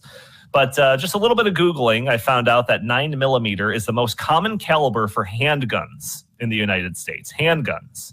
More than half of the handguns sold in the U.S. In the last handful of years have been 9mm guns. So is Biden advocating for a ban on handguns when he's saying this stuff? No, apparently he's not, because as often happens, Biden's press secretary has to come in and explain what Biden really means when he says something that doesn't make a whole lot of sense. So I've got this Newsweek article where it says President Joe Biden does not support a ban on sales of handguns and would support one on assault-style weapons. White House press secretary, her name, told reporters during a Tuesday afternoon press briefing. Jean-Pierre said Biden would support a ban on assault-style weapons and on high-capacity magazines, but added he does not support a ban on sales of all handguns. So I've got a thought on this, but I'll let you guys do some talking first. Chris, what do you think of A, just Biden's comments here, and B, like just his apparent stance on not necessarily being against handguns, but assault-style rifles? Well, one of the first things that comes to my mind is more Americans were killed with hammers than assault rifles last year and almost every year. More Americans were killed with knives than assault rifles last year and almost every other year. And more Americans were killed by fists than AR assault rifles last year and almost every other year. So are we going to ban fist fighting and knives and hammers? Of course not, because it's not the instrument, it's the person. Joe Biden knows that. Joe Biden knows that the assault weapons ban in 1994 did nothing to curb gun violence because, once again, criminals do not abide by laws in the first place. Uvalde was a school, and schools are, by definition, gun-free zones. However, this guy went there anyways because he's a sick, demented, twisted person, and he wanted to do something terrible. And you know what?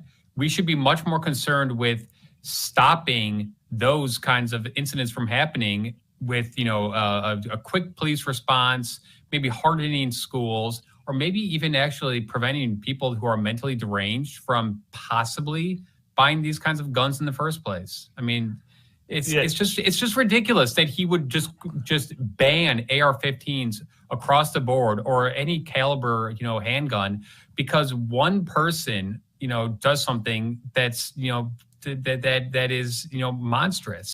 Yeah. What about all the other people in this country and their rights? It's worse than that because, as like I said, Joe Biden is probably one of those guys who thinks AR And AR-15 stands for assault rifle. Like that's how they would do it. But listen to that. If you remember that statement, he said that it was a surgeon friend of his who said, if somebody gets a 22 lodged in their chest, they can probably get that out. A 22 caliber rifle is the kind of rifle you teach a child how to shoot with. I mean, I shot those in Boy Scouts as a 12-year-old. Those things you probably shouldn't even hunt rabbits with a 22. I'm no hunter, but it probably doesn't have it may not have the stopping power to actually kill a rabbit. You would just injure it and have it torture itself living for 2 days, slowly bleeding out. But the idea that a 9mm bullet blows the lung out of the body. I mean, Joe Biden he's always saying things like this. And if there was a sincere attempt, if this was a sincere effort to do something about quote unquote gun violence, you would actually endeavor to know what you're talking about. A 9mm bullet does not blow the lung out of the body. Now, certainly it does more damage than a 22 caliber, round. And it does less damage, you would imagine, than a 45 caliber, the Magnum that you see in Dirty Harry movies, right? Big guns would do more damage. But if you were to ban ammunition based on its ability to quote unquote blow lungs out of the body, I mean, you can't. It's illegal to hunt deer, for instance, with low caliber rounds because you won't kill the deer. You will injure and torture them. And so there are certain rounds for certain purposes that are out there on the market, and they are used responsibly by, what are there, 400 million guns in the United States? There's more guns than there are people in the United States. Right. And per capita, it is actually a myth that these shootings happen all the time in the United States. That is per capita. That is not the case. It's actually multiple shootings like this. The classic, random public place. Somebody has a rifle and shoots multiple people. Right. That classic, tragic, awful case. Per capita population, these things happen more often in places like Sweden and Norway than they do in the United States. You will not hear a single mainstream media outlet tell you that truth, but it is the truth.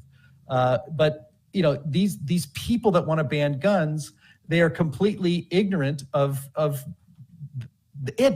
guns, of policy. They don't know what they're talking about, which makes these efforts even more frustrating for people that do understand firearms, and even more important than that, understand why we have a right in the Constitution, which is unique to the United States. There is no constitutionally protected right in Britain or in the or I should say in Canada, to personally own a firearm. The Constitution of the United States, especially the Bill of Rights, outlines rights that you have as a human being created by God, and not rights given to you by government and then subject to being taken away. These are rights that exist before the government. And one of those rights is to be able to own firearms to protect yourself from any threats that you may see coming your way. That is a basic human right. And really, the United States is the only nation in the world, in the free world certainly, that has that right, and it's under constant attack. By whom? By people who want bigger government and want to control your life. That's it. Yeah, I think Joe Biden a little bit unintentionally kind of revealed the trajectory of these types of bans. I've always said that when people say oh, we've got to do something, it's like, all right, let's say I concede, let's do your something. I know that's not going to end all shootings and mass shootings and all of that. So when the next one happens, are you going to be content that we did that something? Or are you now going to be advocating for the next step of doing soming, right? They'll keep moving the goalposts. Absolutely. Like they did during COVID. No doubt. What they do. Right. No doubt. And I think that this line by Joe Biden almost kind of reveals that, because it's just the next step in logic. If we did get rid of all assault weapons or any of these, whatever, AR-15s. All right, if we could take our seats. Are they going to stop then? So we can begin our session? Any shootings that happen with a handgun or something, that's also going to be something that we have to deal with. So is the next step after dealing with assault rifles, dealing with anything that has a caliber of 9mm or higher? I think, and then Chris, you even mentioned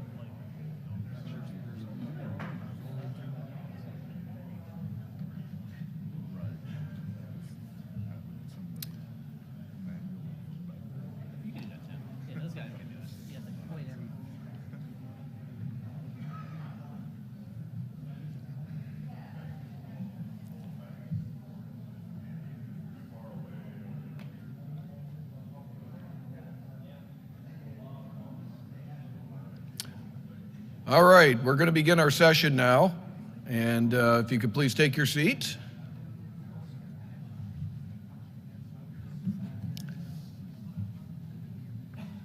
Well, let me welcome you all here. My name is Craig Rucker. I serve as the president of the Committee for a Constructive Tomorrow.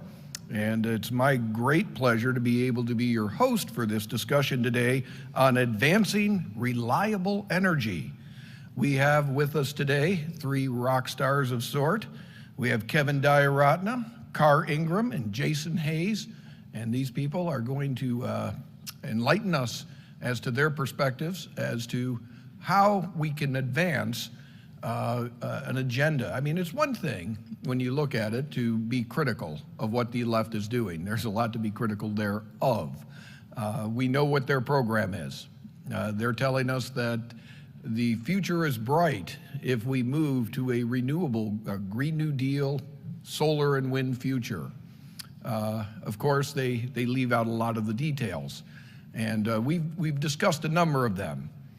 We've discussed how they're unreliable. We've discussed that many of the materials that are used to make these products come from parts of the world where the environmental standards aren't good, the human rights standards aren't good, slave labor, child labor is often used.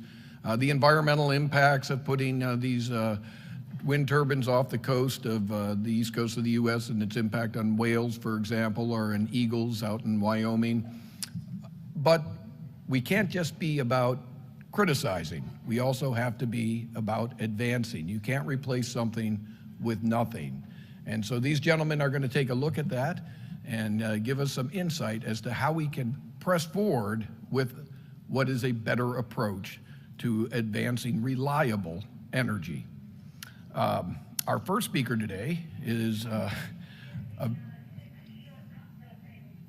okay, that's not us. Our first speaker today is Kevin Dayaratna. This guy is absolutely amazing. I've had the privilege to be on panels with him in the past. He grew up in Princeton, New Jersey, and did his undergraduate work at the University of California, Berkeley, majoring in applied mathematics with a specialty in mathematical physics. Those are the subjects I basically always stunk at, but we got a bright guy here who can tell us all about that. He also holds 2 master's degrees from the University of Maryland. In 2014, he completed his PhD in mathematical statistics at the University of Maryland.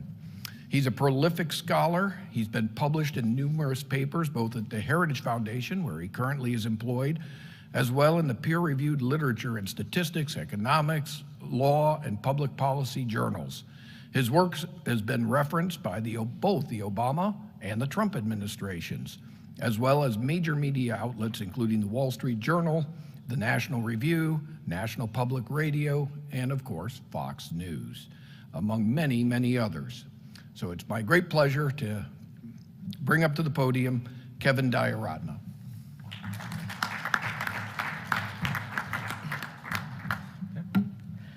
Thank you, Craig. Thank you, Jim Lakely, James Taylor, the Heartland Institute for putting this terrific conference together. I'm going to talk about advancing reliable energy and a cost-benefit analysis of the concept. And this is intended to serve in parallel to the talk I gave yesterday, where I discussed a cost-benefit analysis of carbon-based regulation. I don't know how many of you were there at my talk yesterday, but at the end of this talk, I'm going to juxtapose the 2 policies. So let me first talk about energy in and of itself. Energy is literally the basis of anything and everything we do, including enabling this very conference to operate. Energy is fundamentally important to society, and it is important to have cheap, reliable, and affordable energy.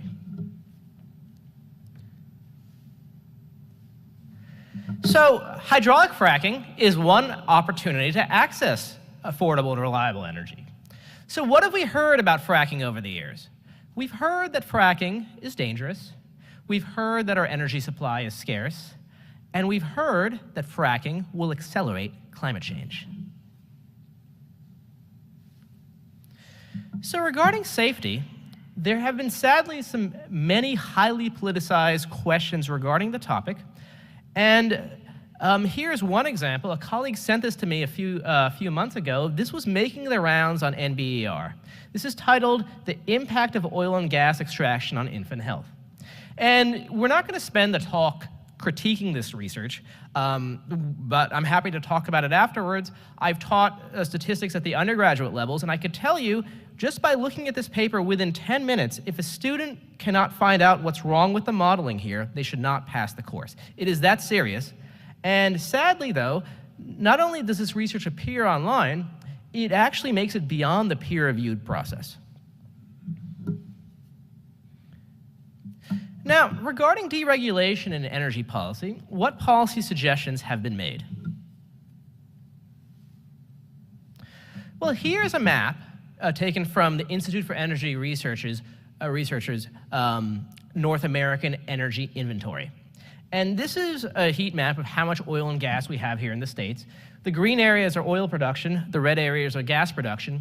They estimated that we have over 1.3 trillion barrels of oil and over 2.2 quadrillion cubic feet of natural gas in the North American area.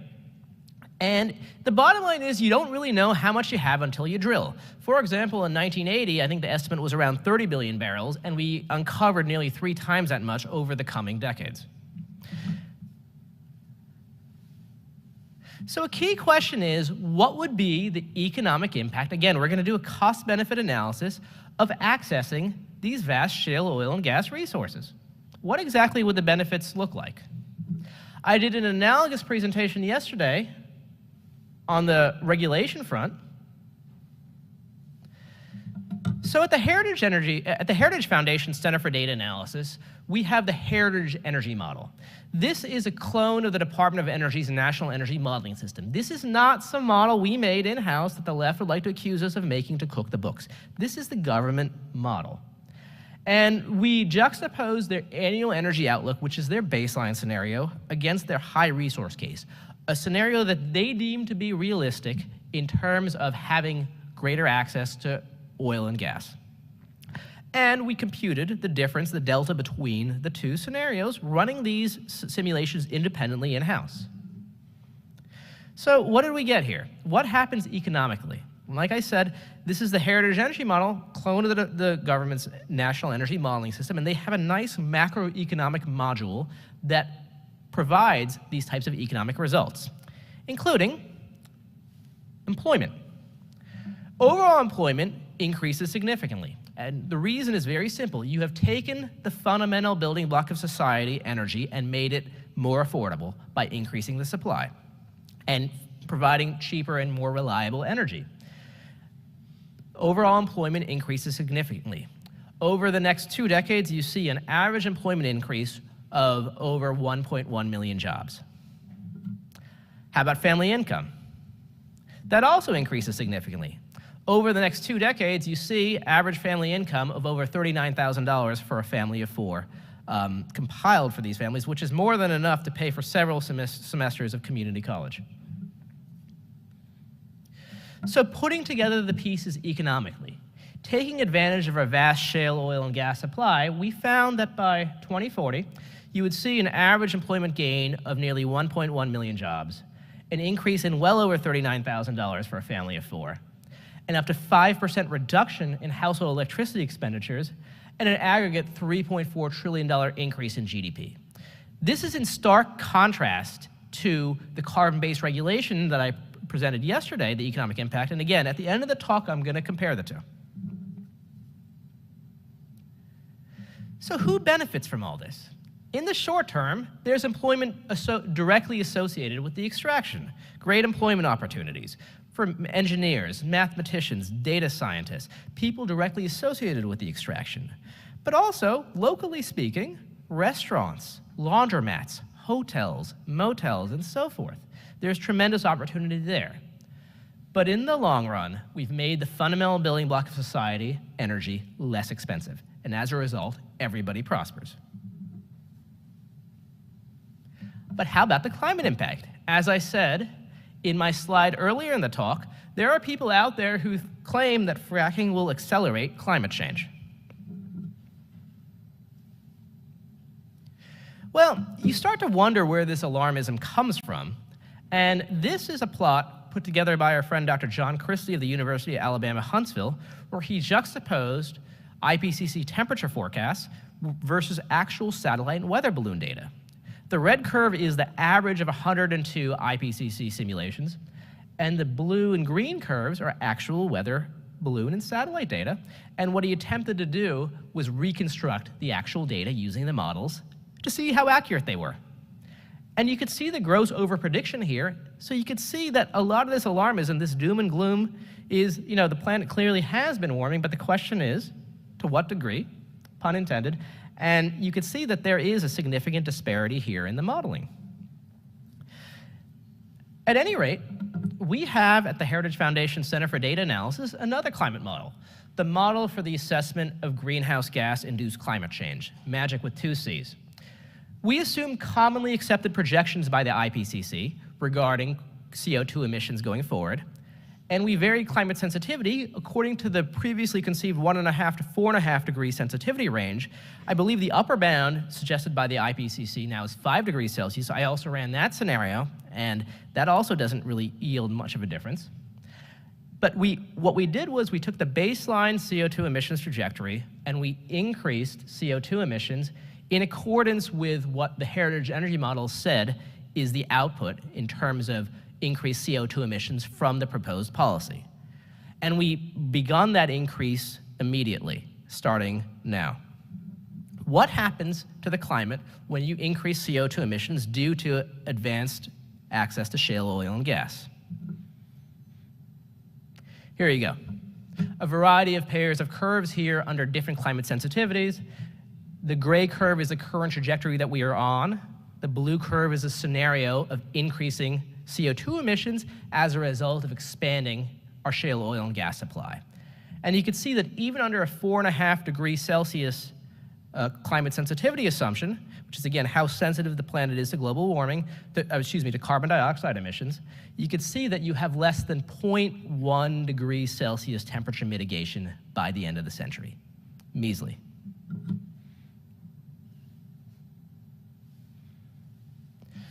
So from a public policy perspective, we suggest that lawmakers open access to federal waters and lands and allow states to regulate fracking and enable states themselves to manage energy development. State and local officials have a much better sense of their environment than a Washington bureaucrat who may be thousands of miles away. So now let's get to the part of the talk that I was alluding to earlier, a tale of two policies. How does this compare to carbon-based regulation, the exact opposite policy that many officials in Washington want right now? Well, from an employment perspective, I presented this slide on the image on the left yesterday, the chart on the left. The Biden administration's regulatory agenda would result in a loss of 1.2 million jobs on average over the next 2 decades. This policy, on the other hand, will result in a gain of 1.1 million jobs. So you could see the difference. How about family income? Re-entry into the Paris Agreement under the president's agenda would result in a loss of income of over $87,000 for a family of 4 over the next 2 decades. On the other hand, increasing our vast shale oil and gas supply and the associated access would result in an increase in over $39,000 for a family of 4. And this is the government's own model. Temperature impact. Completely eliminating CO2 emissions from fossil fuels completely would result in less than 0.2 degrees Celsius temperature mitigation by the end of the century. On the other hand, allowing access to our vast shale oil and gas resources would result in a temperature increase, but only of 0.1 degrees Celsius temperature increase by the end of the century. So what does this tell us? Accessing our vast shale oil and gas supply would result in more jobs, more income, and a healthier economy. Carbon-based regulations, on the other hand, would sadly do the opposite. But neither policy would meaningfully impact the climate in any way. Thank you. Happy to take any questions.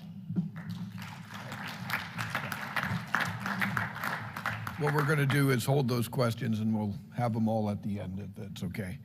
All right. Well, thank you, Kevin, as always. very insightful. And of course, one of the big policies that we want to advance is fracking and fossil fuel energy. And obviously the benefits far outweigh the costs. And it is one of the ways we could go to advance reliable energy. Our next speaker, Karr Ingham, is a native of the Texas Panhandle. I love Amarillo. He's a magna cum laude BBA economics graduate of West Texas A&M University in Canyon, Texas. He's an economist, the owner and president of Ingham Econ LLC, an economic analysis and research firm specializing in statewide, regional, and metro area economics and oil and gas energy economics. Since 2003, he has served as the consulting petroleum economist for the Texas Alliance of Energy Producers, and in November 2019 was named executive vice president of that same alliance. So, Karr, come up and take it away.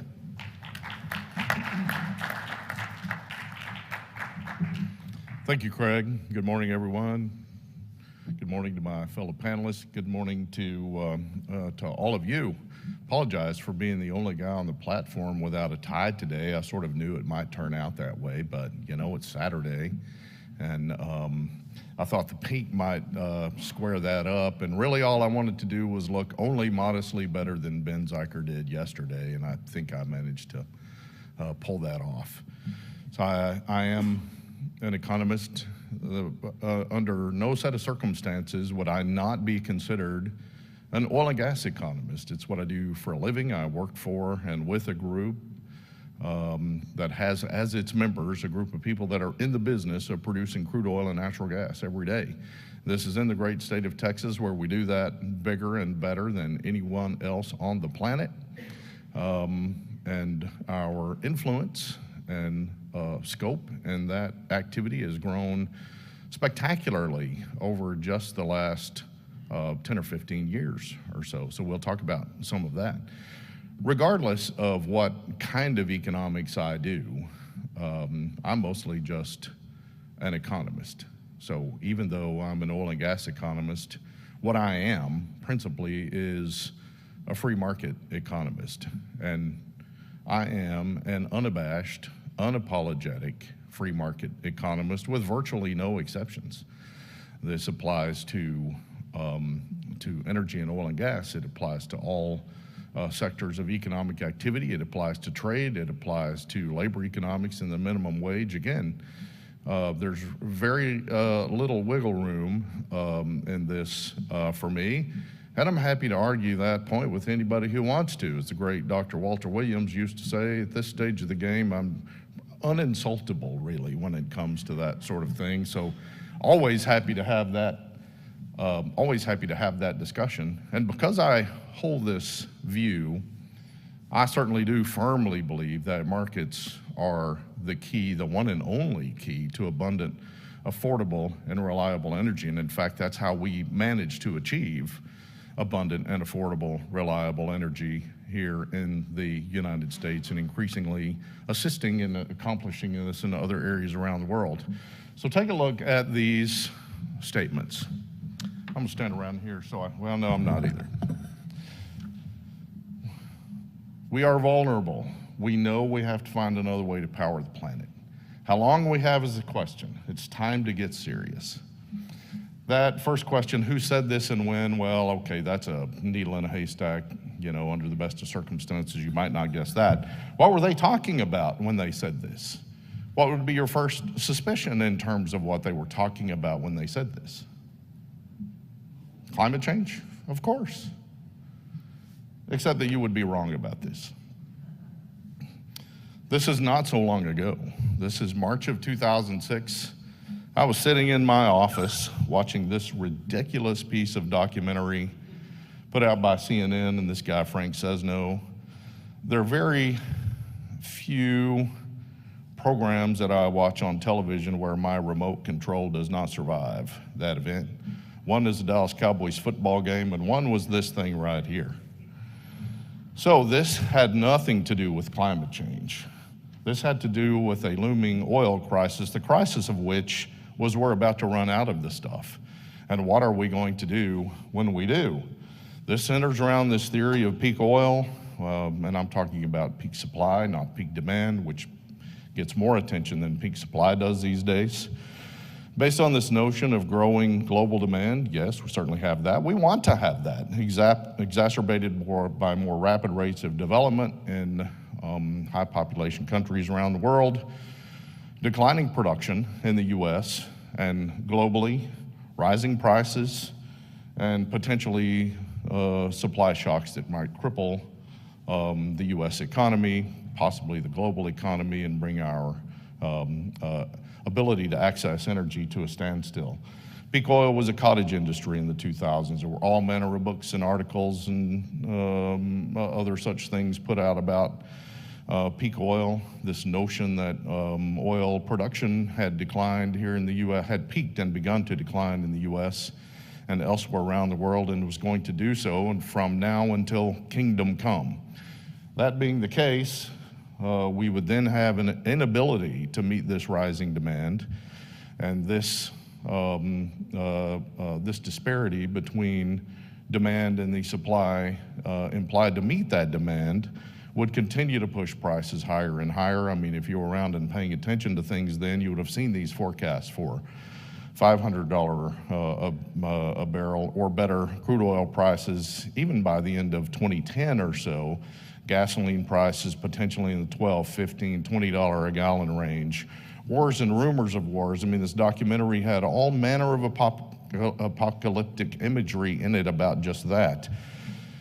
The fundamental point and the most disarming point and the most frustrating point, and the thing that made me throw my remote at the television, was this notion that markets can do nothing to fix this crisis, to address this crisis, because higher prices in this case cannot result in rising production to meet this demand. Why? Because the geology simply would not permit it. There's nothing you can do. I mean, we're in the middle of a decades-long decline curve, and this is irreversible. Well, I myself did not know that to be true or not true at the time. In fact, I probably believed it at the time. In fact, I don't really know anybody that didn't believe it at the time, including most geologists and others. They knew it was there, but it was economically not recoverable. And so this was the sentiment on which this kind of crazy theory was based. They sort of forget that high prices have kind of two direct concurrent functions, not just one. One is to incentivize additional supply. The other is to curb demand and try to bring those two things into line with one another. In fact, of course, it's much more complicated than that, the effects of pricing and the market pricing mechanisms in our economy. But since prices and markets cannot stimulate additional supply, drastic measures have to be implemented to ration out what's left and kind of help bridge this gap between that point in time and when these new energy solutions present themselves. The disconnect there obviously being that absent market pricing mechanisms and the working of the marketplace, these new energy solutions are not going to present themselves. Which means what? That the denial of economic freedom and liberty is essential to save humanity and the US in particular from this looming crisis. And these books and these authors, policymakers, all manner of other people had all manner of crazy notions about what we needed to do. Everybody needs to start working from home. There will be very little travel from one place to the other. We have to start growing stuff close to where we live so it doesn't have to be transported across the country, on and on and on, as if these things could even be implemented by government fiat and force over a 5 to 10 to 15-year period of time. But this is what these folks were talking about. And so this was sort of based on this right here. That's U.S. crude oil production history dating back to when we started producing crude oil in the U.S. And we peaked at about 1970, and between 1970 and 2008, we had fully 50% decline in crude oil production in the United States. And so yes, if you're looking at this curve right here, and again, this was produced in 2006 before we had the worst of this and before prices got as high as they did in 2008. But this is what this peak oil notion and the idea that we needed to address this in a policy sense came from. And so in addition to this declining production, you also have rising prices, and this began to take hold in about 2002. prices rise, and they rise, and they rise. And 2005, 2006, you start to see all of this kind of stuff popping up, and you start to hear economists talking about how rising energy prices are going to crater the U.S. economy, how inflationary this is, and on and on and on. And this is going to bring a recession about. Well, we had a recession in 2008 called the Great Recession. This was not caused by rising energy prices, and in fact, energy prices were tanked by the demand declines that came along with the Great Recession. And so that's what that price decline there at the end is. So these are just nominal posted West Texas Intermediate crude oil prices rising and rising and rising, averaging about 130 bucks a barrel plus by mid-2008 before falling off in response to the Great Recession, and crude oil production continuing to fall. And by the way, I mean, you can get these global numbers as well, but I do this in the United States because it's in the United States where this matters. It's where we live and work and consume energy and produce energy. And we do this in an economy that's vastly different than most other crude oil producing countries on the planet, which is to say, a market economy, unlike a centrally controlled economy, particularly with regard to crude oil production. Again, virtually every other major crude oil producing country on the planet does this in a different way than we do. U.S. crude oil production had this decline curve done what it was supposed to, and that was to continue from now till kingdom come, we would have had a production trend in the United States that looked quite a lot like that red arrow right there. But in fact, that's not at all what we had. Most of you know this by now. Crude oil production began to go north in 2008, did so spectacularly. Wish I had a pointer, but that kind of halfway up, that little dip down there was a nasty bloodbath of an industry downturn in 2015 and 2016, sort of proudly caused by us. Most of our members want to blame this on OPEC, and I have no love for OPEC or anybody who wants to collude to control markets and prices. But we slapped OPEC around pretty good in this little run-up in crude oil production in the United States. And frankly, it was growth in U.S. production that kind of overwhelmed global supply relative to demand and push prices downward. So that was, again, a nasty bloodbath of a downturn. But then off we go again until COVID comes along, and we have not yet fully recovered that lost COVID production, and we're trying to crawl our way back to that as we speak. But what's unexpected, clearly what was unexpected at the time, was this extraordinary, spectacular increase in U.S. domestic crude oil production. So we go from about 5 million barrels a day, roughly around that 2008 timeframe, to right at 13 million barrels a day in the latter part of 2019. Production then peaked and began to fall off just a little bit, and then come COVID in April, May of 2020, fell off spectacularly, and again, trying to come back now. This was, of course, the U.S. shale revolution, the U.S. energy renaissance, whatever you want to call it.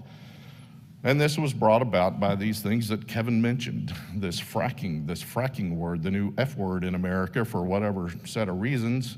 But this is horizontal drilling and hydraulic fracturing. These are the advancing technologies that made this shale revolution possible. So this was first applied to natural gas production in Texas in a place called the Burnett Shale. And we cracked that open in terms of natural gas supplies in the earlier part of the decade. And then this began to take hold in a new production region called the Eagle Ford. Most of us think that's two words. I mean, it looks like two words, Eagle Ford, but we in Texas just call it Eagle Ford. So we cracked this up. There was scarcely a barrel of oil produced in the Eagle Ford before 2008, and it just exploded onto the scene, along with the Bakken. And meanwhile, the Permian's just sitting over here percolating a little bit.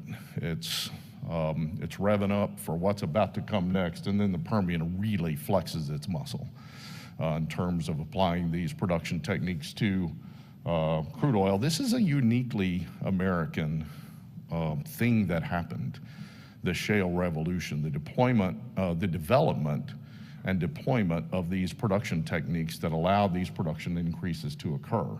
And they were, by the way, the full result, just fully the result of a freely functioning market with the unfettered movement of prices driving the things that happened along the way. These crude oil prices that increased rapidly from 2002 to 2008, in fact, crude oil and gasoline prices both set new records during that period of time. Consumers and the politicians who represent them were blaming oil companies. They do this every minute of every day for every ill that's out there, but blaming oil companies for profiteering on the backs of working Americans. You've heard all this before. In fact, these crude oil price increases were setting the stage for what came several years later, and that is these extraordinary increases in crude oil production that then began to mitigate prices to consumers, which means what? It means that markets are always at work on our behalf, whether we know this at the time or not. So again, this explosion of U.S. domestic crude oil production was utterly unforeseen, and yet we have been the great beneficiary of this. Well, it's the great state of Texas. I mean, national crude oil production increased by about 2.75 times from 2008 to late 2019. Texas crude oil production quintupled over that, more than quintupled over that period of time, from around 1 million barrels a day to about 5.4 million barrels a day in March of 2020. Then we had the COVID fall off. That last little downward spike to the right is Winter Storm Uri in the month of February 2021, from which we recovered. But again, we're still trying to claw our way back statewide Texas to pre-COVID levels of production and that March 2020 record. We are going to set a new crude oil production annual record in the United States in 2023. We won't get back to daily production records until late 2024, believe it or not. And in Texas, we will set a new annual production record in 2023 as well. Permian Basin, though, my goodness, look at what's happening here. Extraordinary growth in production. This is, of course, what's driving Texas growth in crude oil production. So we have this increase all the way up until the COVID declines of 2020, and then kind of recovery, then this drop off in February 2021. For the winter storm, the Permian was hit hard by that storm. But then, boom, off we go. The Permian producing, by the way, the Permian crossed over into Mexico, most of you know. So this is total Permian Basin producing actually more than the state of Texas does as a whole right now, and producing at record levels and climbing. I tend to sort of give natural gas a little bit of short shrift in these things, although I don't intend to, because it's so extraordinarily important in what we do in the U.S., particularly in terms of power generation, food production, other such things. We have, we've been at record levels for U.S. natural gas production for some time. We're back at them now. COVID losses have been recovered. And in Texas, we are producing at record levels as well. Here's a strange phenomenon, just so you're aware of it. Gas sort of comes in two forms, not two physical forms, but from kind of two elements of production. You can drill a natural gas well and produce natural gas. You can drill a crude oil well and produce a lot of natural gas. So we call this associated gas, and it's accidental, it's unintentional. In the state of Texas, 40% of all Texas natural gas production is accidental. It comes off of wells that were drilled to produce crude oil.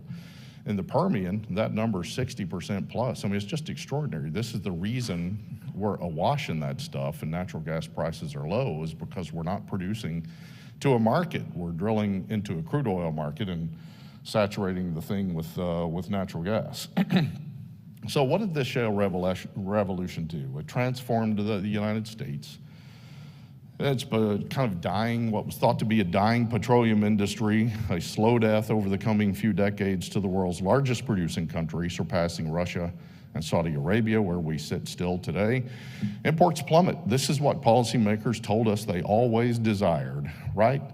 Greater volumes of our domestic energy needs actually produced domestically, so we don't have to access them overseas, and we're not subject to all the things that come along with that. So our American consumers over this period of time were or have been shielded from geopolitical and other shocks to crude oil supplies. American manufacturing reshored to supply exploding domestic E&P activity, all the things that Kevin talked about economy-wide benefits in terms of employment and household income and all of these things. And then, of course, in this period of time, U.S. producers managed to accomplish what policymakers said they always wanted: a long-term, abundant, affordable supply of energy, literally for decades to come. Well, I do this little piece of work for the Alliance called the Texas Petro Index, and this is really just a business cycle analysis of the upstream or exploration production segment of the oil and gas industry in Texas. So to me, a business cycle, is a period of growth followed by a peak and then a period of decline with a trough. That'd be one cycle. So I see 1, 2, 3, 4, 5, now a 6th cycle in the making. Man, if you were gonna ride a roller coaster, you couldn't get much more of a thrill than one that looked quite a lot like that. And so this is what the industry goes through, and on occasion, it's what it takes the Texas economy through, and certainly the regional economies where that industry is prevalent. What's noticeable, though, is even though we've had record amounts of crude oil and natural gas production, this petro index, I mean, this is real, it's inflation adjusted and all of these things. That petro index is nowhere near its one-time peak. These are nominal prices for crude oil. These are real prices for crude oil. I mean, if you just take prior prices and restate them in today dollar terms, that June 2008 price becomes about $180 a barrel rather than $130 a barrel. And so that's what the real impact of that was at the time. The rig count, again, nowhere close to where it has been in 2014 and then, 2008 and then 2014 leading into the downturn of 2015. And you can see COVID and all of this. Upstream employment, same thing. We peak out in terms of direct upstream employment, exploration, production oil and gas employment in Texas in 2014. We're nowhere near this now, probably never will be again. What does this mean? I mean, how are we doing this? Record volumes of production for crude oil and natural gas without record rig counts, without record employment, without record prices, without record drilling permits, without record everything else. These extraordinary increases in productivity. That's what. This is just a silly little calculation that I do every month, and I take the number of employees and divide it into the production volume to get, at least in theory, the number of barrels that one direct upstream employee can produce. That number went from something under $200 a barrel in the 2009-ish time frame up to 900 plus bucks a barrel, and then these drop off in COVID has kind of affected this. There's reason to believe that productivity may fall off because we've kind of gotten the stuff that's easy to get now, but we've been saying such things for years. I'd kind of like to see what the future holds and what technology brings us and what markets bring us. So this is Texas' share of global production, U.S. production along with the Permian. The Permian, again, actually has overtaken the state of Texas when you include the New Mexico portion of the Permian in terms of its share of U.S. energy production. So this shale revolution before and after. First of all, before the shale revolution, oil and gas, and crude oil in particular, will be increasingly unable to meet our growing domestic and global demand. We're running out of the stuff, and we're not going to be able to grow production in the future to meet that growing demand. As a result, prices will rise. These companies will reap ever insane greater profits while consumers suffer, and energy becomes increasingly unavailable and unaffordable. Markets, of course, will not solve this problem. Government has to step in and save the day by interrupting natural market outcomes. After the shale revolution, where we did, I say we, I've never produced a barrel or an MCF of anything in my life, but people that do, this is what they did. Rising production and consumption of petroleum products, both crude oil and natural gas, are pushing atmospheric levels of CO2 ever higher, and methane as well. The very future of the planet is imperiled as a result, and again, markets will not solve this problem. Governments have to step in and save the day by interrupting these natural market outcomes. I'm gonna hustle on through these because I got like 2 minutes left. If you're a non-economist, you've probably heard this term, this thing, externalities. It's sort of a widely accepted economic concept, and it just means things that that happen in the production or consumption process that are not priced into the marketplace. So the textbook example of this, if you went to economics school for a day and a half, is pollution. And so this is now, of course, climate change is an externality of crude oil, fossil fuel consumption and production. And these negative consequences to society are not captured in the price of petroleum products. And so we've got to make these things more expensive to make that happen, carbon tax, what have you. And of course, a negative externality causing activity has to be regulated heavily and perhaps even eliminated. So as we've had some discussion about this, the positive externalities are most often ignored. They certainly want to ignore them at the policy level. The social cost of carbon calculations, we heard something about this yesterday. And so these externalities are the use of a widely accepted concept in economics as a platform for all manner of economic mischief. Well, here's the problem with that. If the market does not set the price and drive production and consumption, who does? Who does? Flawed human beings and political and regulatory institutions, that's who. We've seen a few economists quoted in this conference. This is my favorite. The great Friedrich Hayek, the curious task of economics is to demonstrate to men how little they know about what they imagine they can design. Hayek pointed to this thing called the knowledge problem. The knowledge problem being that you don't have it. You don't have it, you can't have it. No person can have it, no small group of people can have it. Our economy is too complex and intricate. There are things happening out there that you don't know about and never will. The beauty of market capitalism and our freely functioning price system. Economic decision-making power is broadly diffused across the economy and its economic actors. Producers and consumers, households and businesses. The danger of centrally planned economies and socialism, that economic decision-making power is yanked out of your hands and concentrated in the hands of an elite few. The best case scenario, well-intentioned planners are going to get it wrong every time because they have the knowledge problem. The worst case scenario, which we're, I think, witnessing now, or at least we're on our way to it, this loss of economic freedom and individual liberty, heavy-handed management of the economy leading to government's involvement in your everyday economic life. And this is tyranny, plain and simple, cloaked in some sort of false nobility about saving the planet. I'm pretty sure I was the first person to call the Green New Deal the Green Raw Deal. I think Jason Isaac, if he were in here, could attest to this. I think the climate change agenda is also uncomfortably aligned with an anti-American, anti-capitalist sentiment. The path forward, at least in my mind, and again, try to argue this point with me, I'm happy to have this discussion. All of those things right there. Again, I'm running out of time here. Energy transition, I hate that term now because all it means now is a forced energy transition, not a market-driven transition. Net zero, I don't even know what that means, but it just means weird behavior by firms in an attempt to reach this bizarre metric.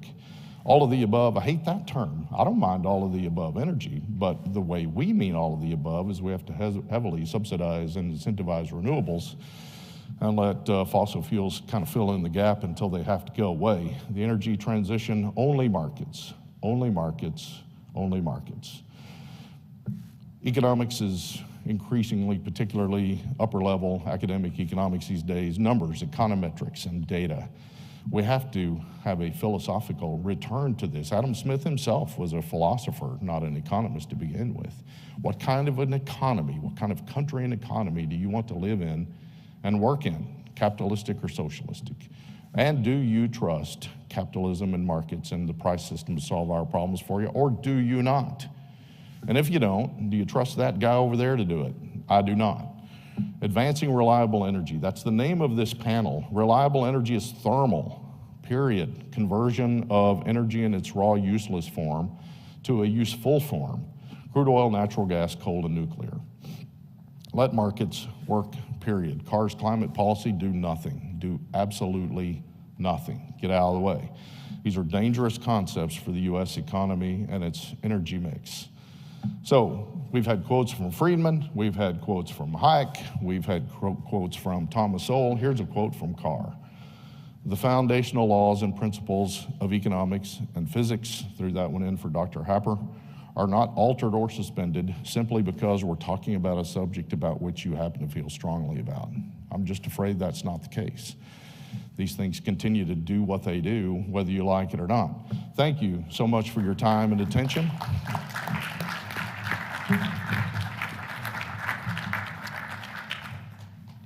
Thank you, Karr. That was outstanding, as was Kevin's. I think we're seeing a theme here as we're advancing reliable energy. Our first spoke, it's going to be based a lot on fossil fuels, and it has to be free market in orientation. Those are the principles, or how we need to advance free market and sound energy policy. I'll tell you, I think that peak oil thing, I remember that vividly, is still alive and well at the UN. I just came back from the COP, I think it was 27, in Egypt, and they're still afraid of it. And if you saw, the Planet of the Humans by, Michael Moore. Much of the theme of that movie is we're unfortunately relying on fossil fuels that are not only causing climate change, but we're going to run out of them. And of course, our answer to that is that free markets, when the price goes up, we'll find the solution to get us out of that. Well, our next commentator, I guess you came from Texas, Karr, Amarillo. This guy, you're a Canadian, right? Dual citizen. Okay, all right. We'll let you up on stage then. Jason Hayes. Now, he holds a Master's of Environmental Science degree from the University of Calgary and a Bachelor of Science in Natural Resource Conservation from the University of British Columbia and a technical diploma in Renewable Resource Management from Selkirk College. He has focused on energy and environmental policy for 3 decades, actually worked as a backcountry ranger and forester in British Columbia. That's impressive. And he co-authored research on national parks policy and grizzly bear management for Canada's Fraser Institute. Today, he's the director of environmental policy at the Mackinac Center for Public Policy Research in Midland, Michigan, where he tackles issues such as electricity regulation, energy policy, forest and wildlife management, and environmental policy at both the federal, at all, the federal, state, and local level. So Jason, take it away.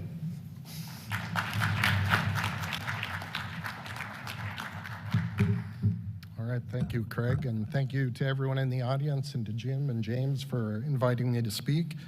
And the tech diploma part I did just in case the idea of thinking big thoughts didn't work out. I knew how to lay a road and stuff like that, go out and run the chainsaw. So where Kevin and Karr looked more at oil and gas production in that, I'm going to look more at the utility industry and how it impacts us. And so I'll focus on this idea of 7 principles of sound energy policy, which is a publication that I put together for the Mackinac Center, and how can we use these 7 principles to advance energy reliability. Our first principle is that energy is an essential aspect of human flourishing. You would have heard this if you heard Alex speak last night. And the idea with that is that abundant, affordable, reliable energy has a direct link to your quality of life. If you have access to abundant, affordable, reliable electricity, you tend to live a much better life. You tend to be economically prosperous. And while I'm sure people in this room understand it, a lot of the time when I use this slide, people kind of what do you mean? Having abundant, affordable, reliable electricity actually helps improve your environmental health. So the previous speakers, Sterling was talking about the environmental Kuznets curve. Wealthy people tend to take care of their environment because they're not worried about going hand to mouth. If you're worried about what your kid is going to eat tonight, or if they can eat tonight, or if they're going to freeze to death, you're not as concerned about preserving the tree outside in your backyard. You're more likely to cut it down. So when you have abundant, affordable, reliable energy, all 3 of those tend to be met. Now there's some confusion about how energy gets used. This fellow doesn't understand that even public transit uses oil, whether it's using it to power the buses or to make the plastics in the seat or whatever. That confusion tends to reign. So one way to make it a little bit more simple for people is to look at the Korean Peninsula. No more obvious disparate impacts between having open, free market access to abundant, affordable, reliable energy, and then on the other side, limiting that access. So if you look, when the sun goes down over the Korean Peninsula, Pyongyang, the capital city, is pretty much the only place in the country that has lights on. Compare that to South Korea, one of the most technologically and advanced countries on the planet, one of the most wealthy countries on the planet. So we know that energy is essential, and if we continue this idea of what is it like to live in North Korea, around the planet, people in developing nations, we've heard this again yesterday, over 1 billion people lack access to electricity at all. They don't have it. About 3 billion people rely on solid biomass, plant material, firewood, or dried dung to heat their homes and cook their food. As again, Alex noted last night, those 3 billion people across the planet use about as much electricity every day as an average American refrigerator. So in North America, in Europe, we have access to this abundant, reliable, affordable electricity. But what we're doing with our decarbonization and our net zero push is we're tending to close down the sources that give us that abundant, reliable, affordable electricity. And as a result, what we're seeing is that reliability is going down while prices are going up. And Jim Robb, the CEO of the North American Electric Reliability Corporation, explained this in an interview last year, where he said the disorderly retirement of generation facilities is happening too quickly. And so what we're doing is the utility industry should be focused on 3 primary things. One is affordability, another is reliability, and the third one is environmental impact. That's what you should be focusing on. But he said, we tend to get in trouble when we overemphasize one of those things. We're overemphasizing environmental impact. And the problem with that is when we leave off affordability and reliability, we tend to start experiencing these blackouts. And the world is becoming so much more reliant on electricity that even a few moments, without electricity is a real problem for people. And that leads us to this next principle, which is that all sources of energy have an environmental impact, because we're told by people like Jim Robb and the big utility CEOs that we're focusing on environmental issues, right? We want to lower environmental impact. So in Michigan, Consumers Energy is making that claim.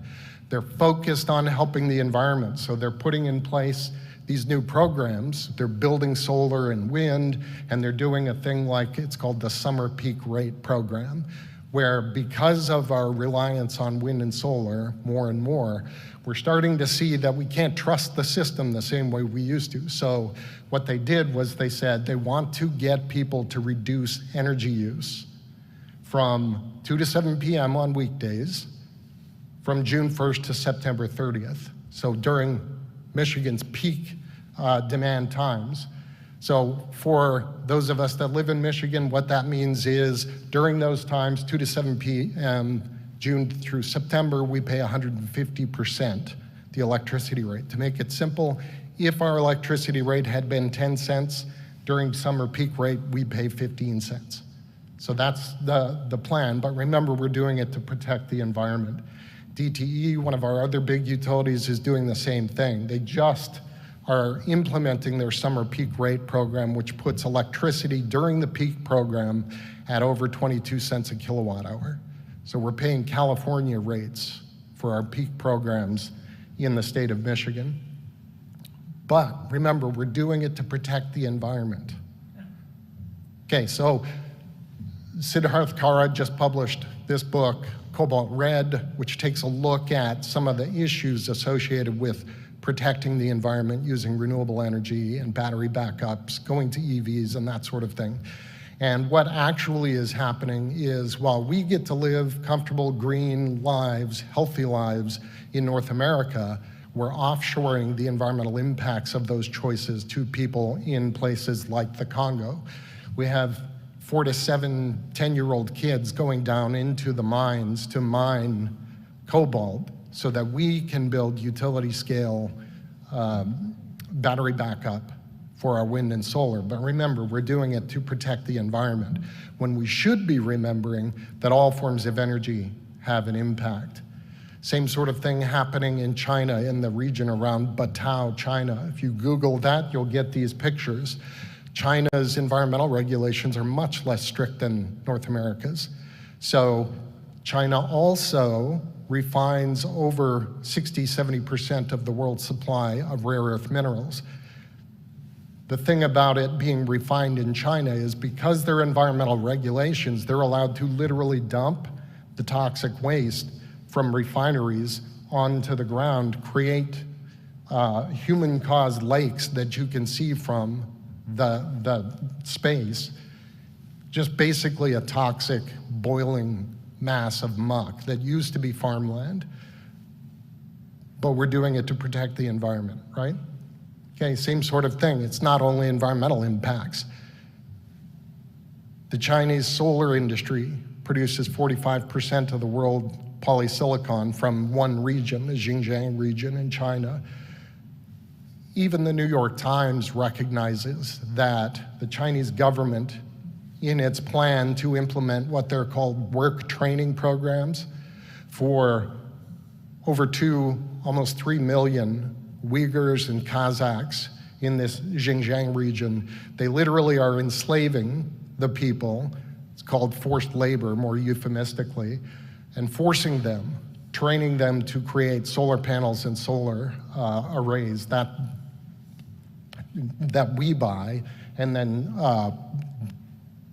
develop and put up in America. And so where we're putting those solar arrays is in places like California, where companies have been given free rein to literally go in and cut down and shred 500 to 600-year-old Joshua trees and yucca plants.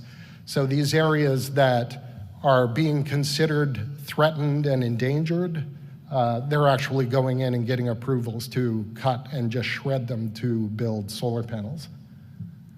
So the work of people like Michael Schellenberger have discussed this. We're building these solar panels.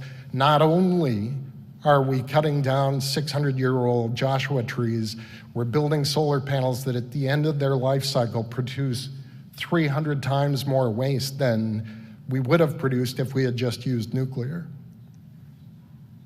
We're not done. There's more coming from wind turbines. People say, okay, well, if we can't use solar, how about we use wind? Okay, well, there's huge impacts. Literally millions of birds, avian species, especially large raptors and bootios, are being literally hacked to death by these large wind turbines. Department of Justice went after ESI Solar last year, and it's a wholly owned subsidiary of NextEra Energy. They found, and ESI acknowledged, that their wind program had killed at least 150 bald and golden eagles over the past decade. 136 of those deaths affirmatively determined to be attributable to the eagle being struck by a wind turbine blade. So if you even went under an eagle nest and picked up a feather, you would face felony charges. Time in jail, tens of thousands in fines, but the wind industry gets what's called a permit to take. If there's any hunters out there, every time you buy a hunting license, you get a permit to take. The wind industry is allowed to do the same. And when we're finished cutting up the eagles, and not only eagles, also bats and myota species and insects and all that sort of thing, then what do we do with the wind turbine blades? We landfill them, right? Because the economics of wind does not yet allow us to recycle them. Technology doesn't either, but there's no money to be made in wind if we have to actually pay to recycle the wind turbine blades, so we bury them. That picture is of a few hundred wind turbine blades being buried in a Wyoming landfill. We've been building thousands of these wind turbines every year since 2005 and even before that. And then has already been discussed several times. I see Dave Stevenson in the audience. He's He's dealing with this if you want to actually find out about the damage being done by offshore wind to endangered right whale species and that sort of thing. We're doing the same thing. So the folks at Doomberg wrote an article recently on their Substack, There She Blows. They correctly noted that when it comes to the so-called green energy transition, there is no solutions, there's only trade-offs. So when we're considering this, protecting the environment, are we actually protecting the environment, or are we making a bad trade here? That takes us to the next aspect, the next principle, and we got to remember this because the trade that we're making involves a huge scale. So in energy production, scale is king. Just in the US, there's 310 million of us using more electricity. Like, I mean, again, the people that live, the 3 billion people around the planet use as much electricity as one of our refrigerators. So how much more are we using? Scale in this issue is huge. So I take a picture of the Palisades nuclear plant, which is near Holland, Michigan. It was shut down last year. So we closed a nuclear plant, which is zero emission technology, right?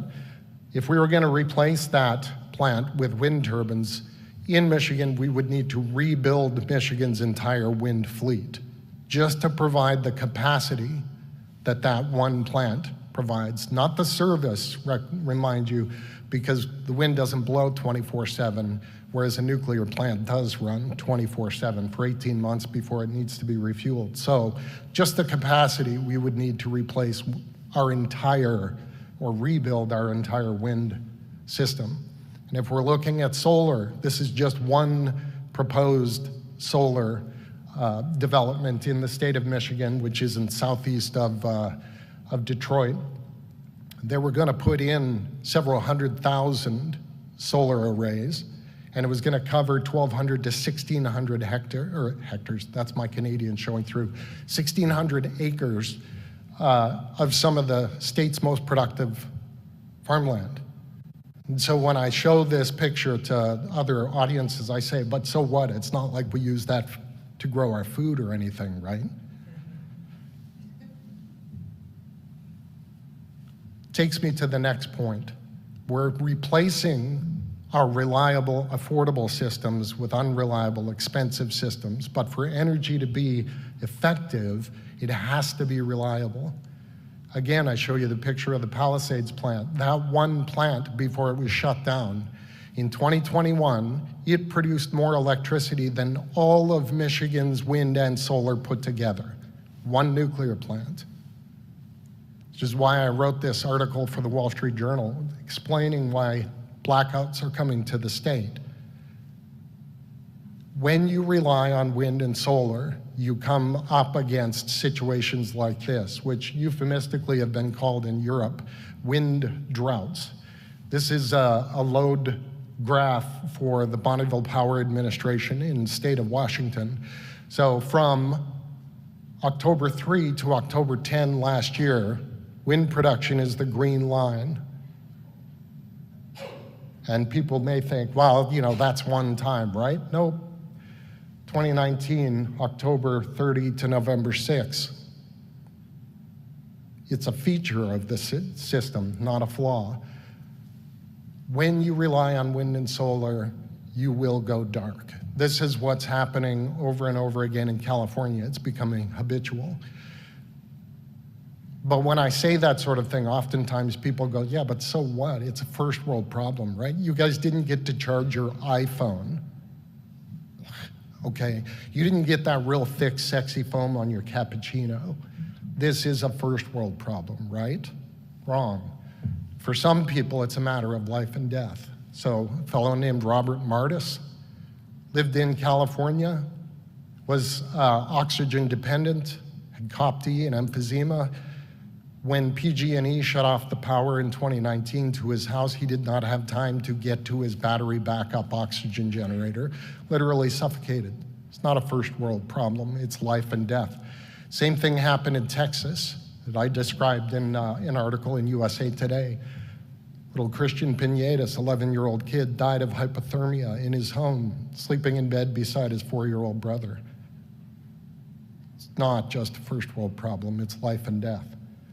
We get the same warnings. Again, I come back to NERC and I talk about NERC is constantly producing their summer resource adequacy assessment, their energy risk analysis. They do for winter as well.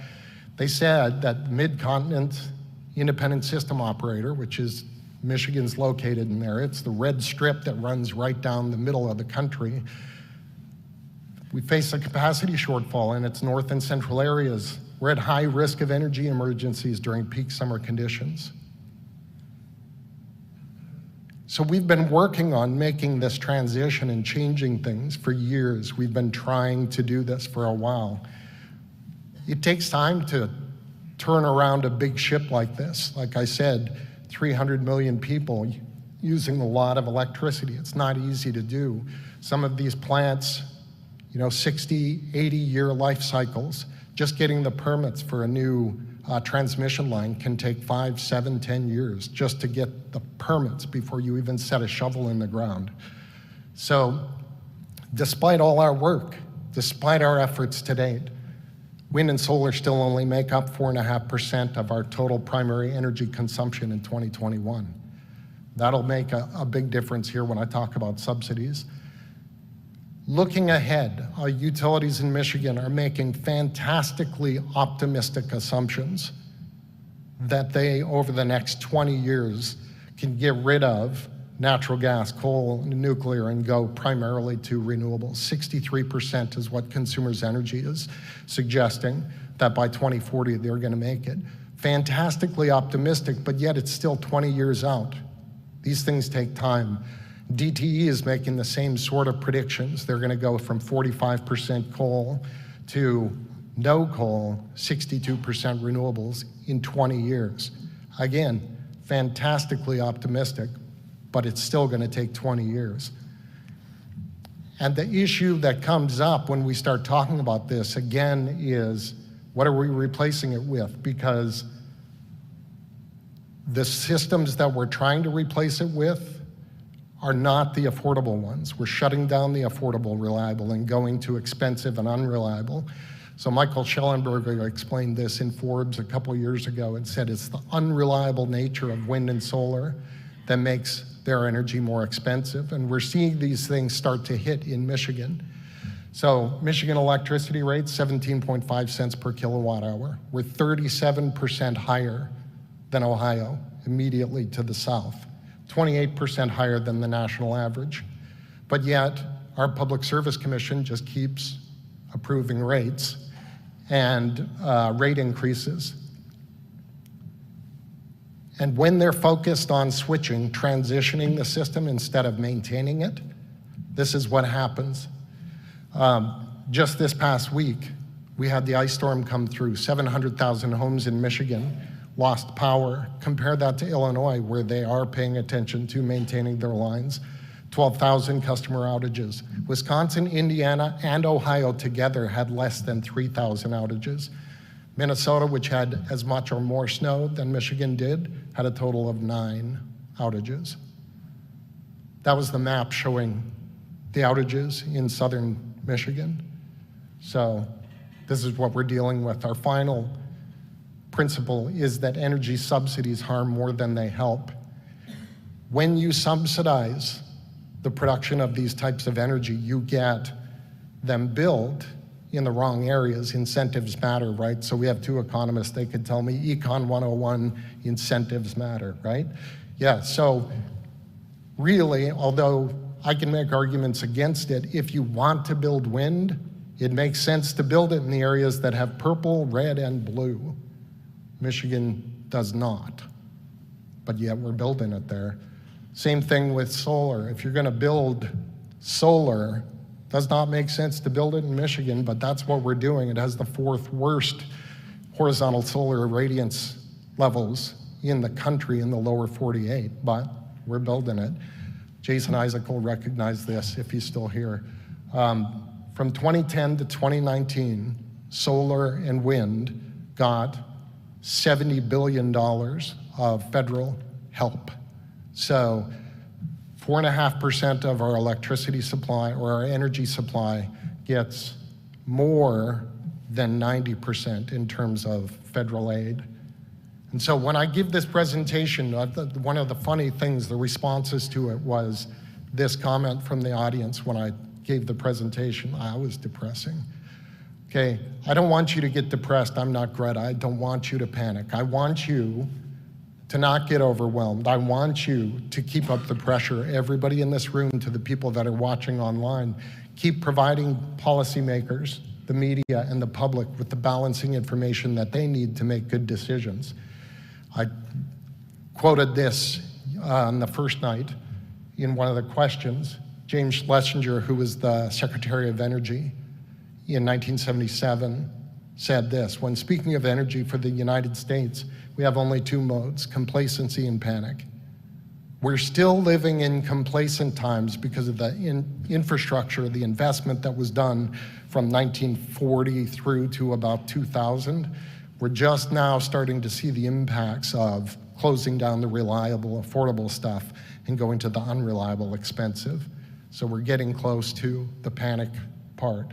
But the work that we're doing is having an impact.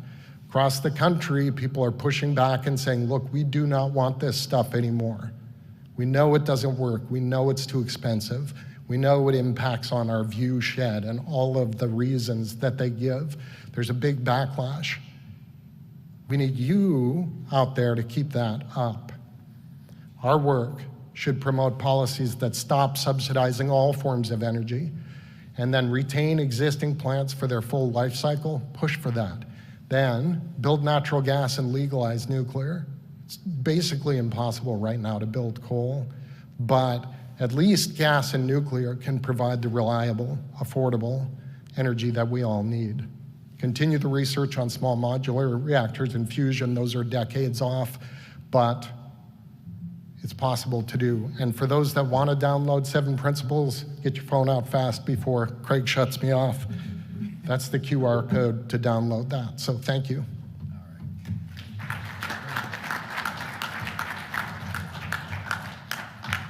Well, thank you, Jason. That was good, even for a Canadian. That was well done. This is a part of the session where we're going to open it up for questions from the audience, and I think Ben has a question right away. Is that right? So anyway, we have a guy with a microphone. I'll tell you what we'll do real quick. And David Stevenson. Okay, there we go. Ben, why don't you lead us off? Yeah, thank you. Can I hold this? All right, very good. Just a very quick observation, one for Kev and one for Karr. Kevin, I would urge you to make a slight revision in your slides and de-emphasize the employment argument. Employment is a cost, not a benefit of the exploitation of national wealth represented by increased access to fossil fuels.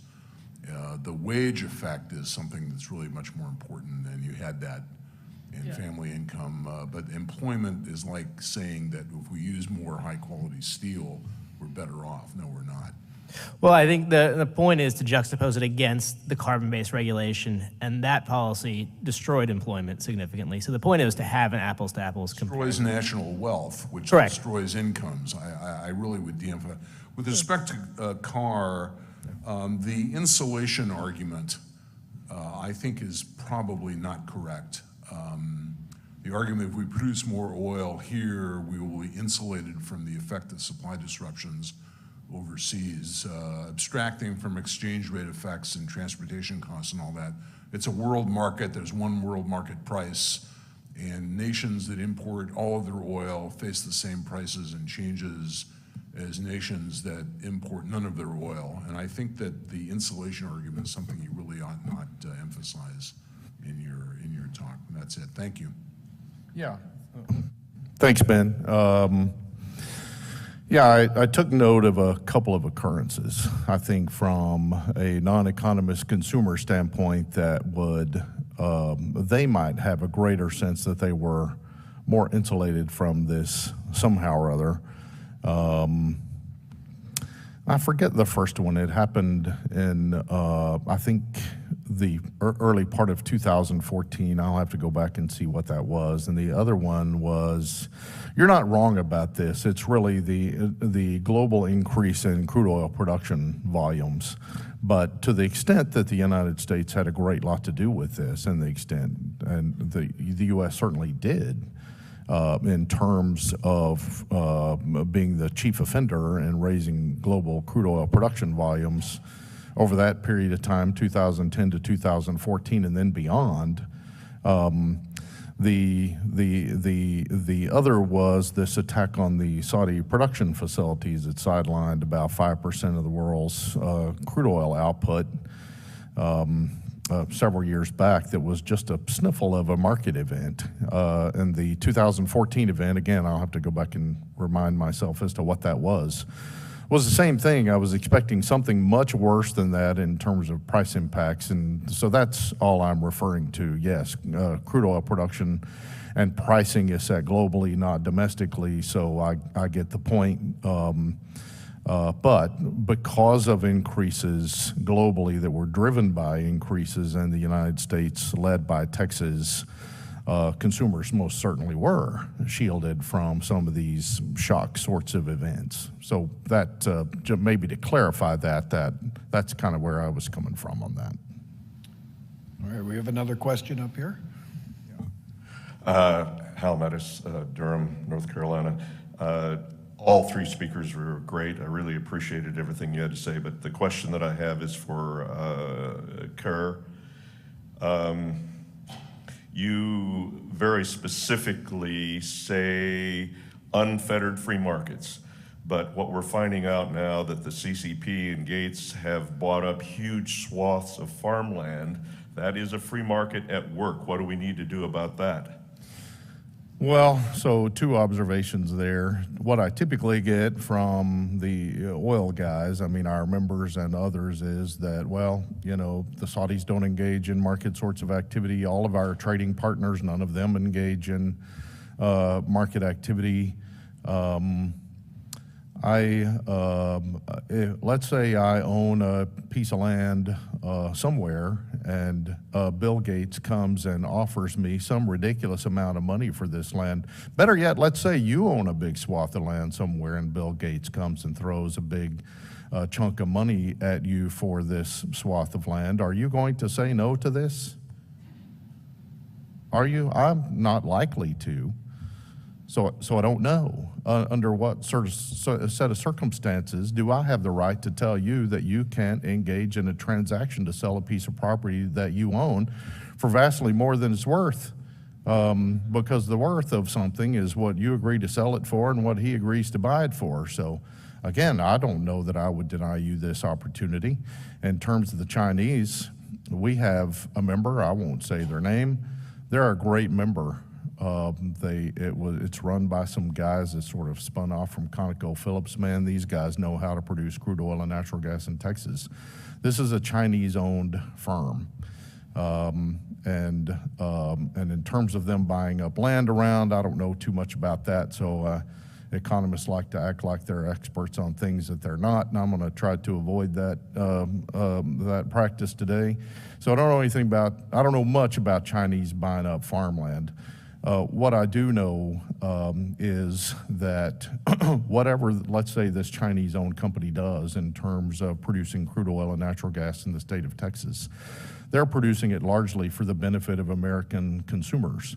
And whatever nefarious things they may have in mind as a Chinese government, it's not just oil and gas. I mean, this is sort of across the board.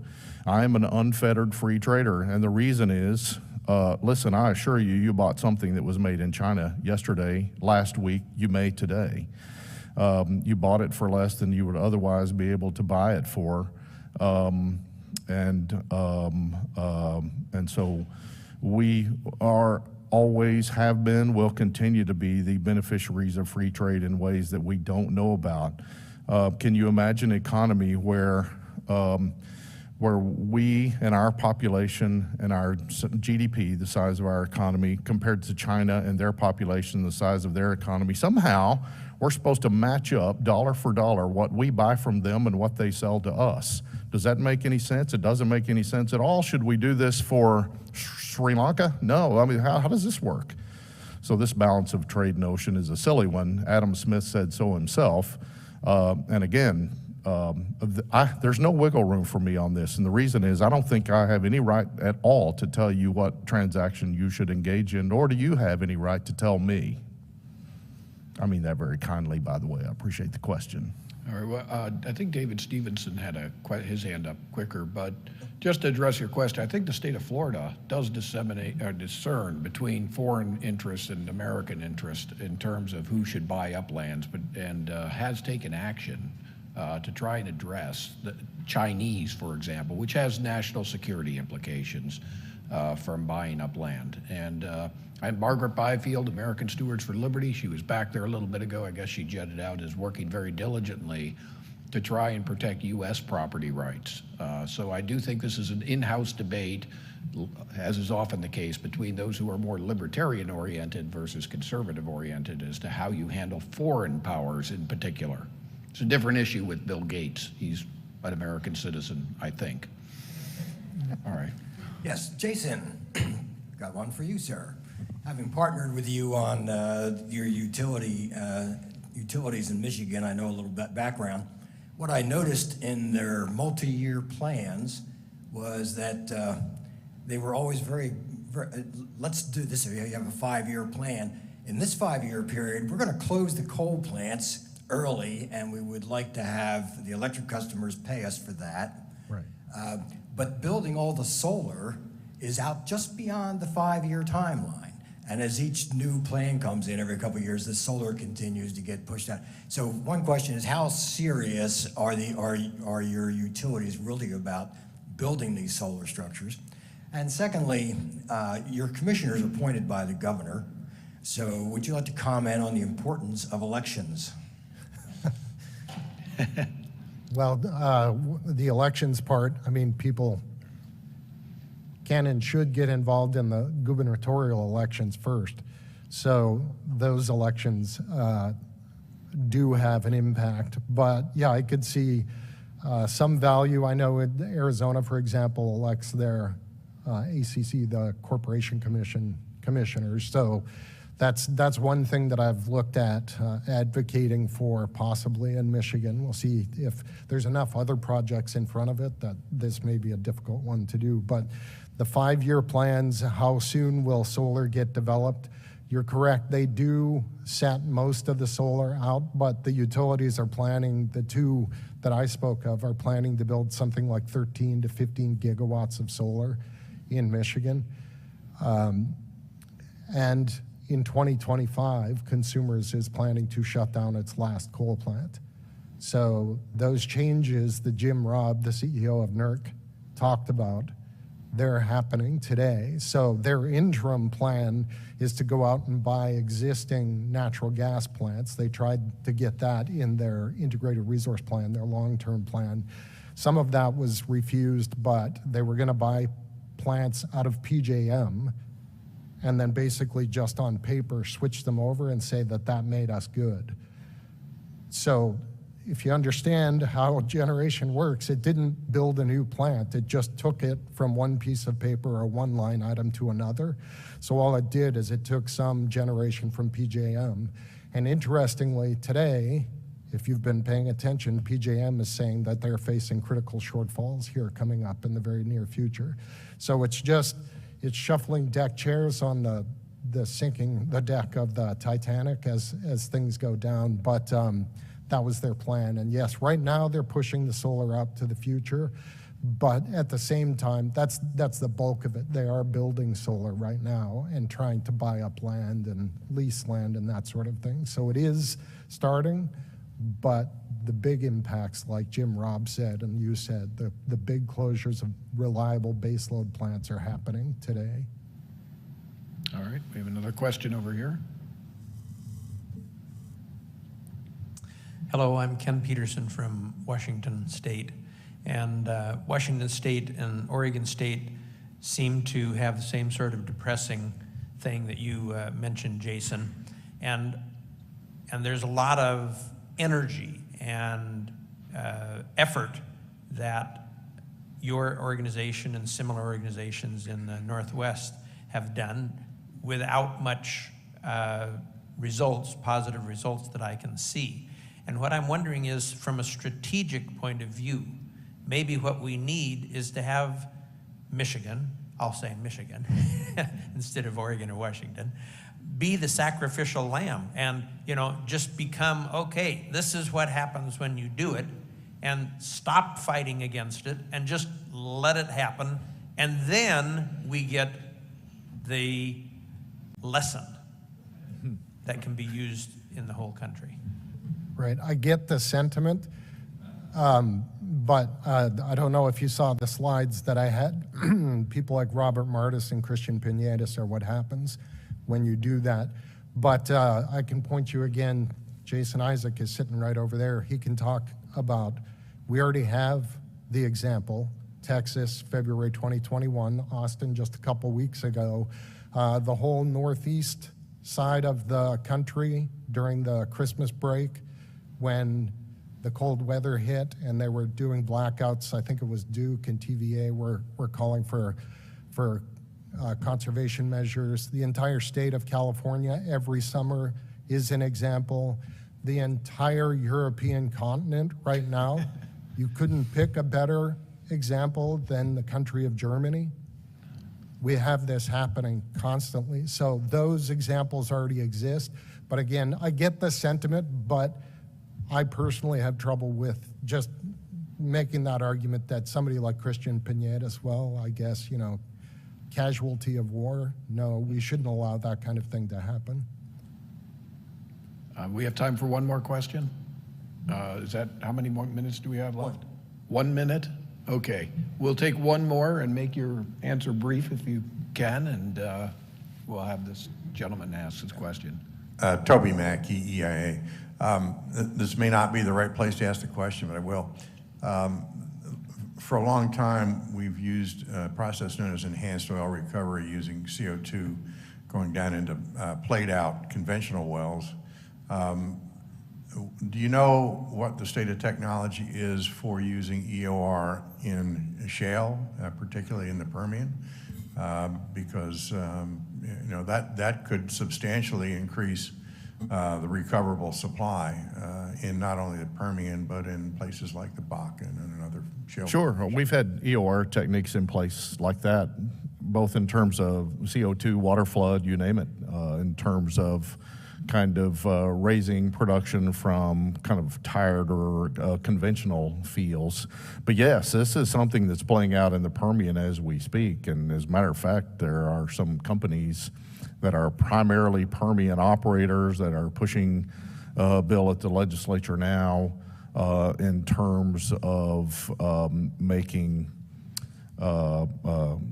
CO2 and other such things, and in fact even sort of extending this to refracking as enhanced oil recovery and some tax benefit that comes along with that.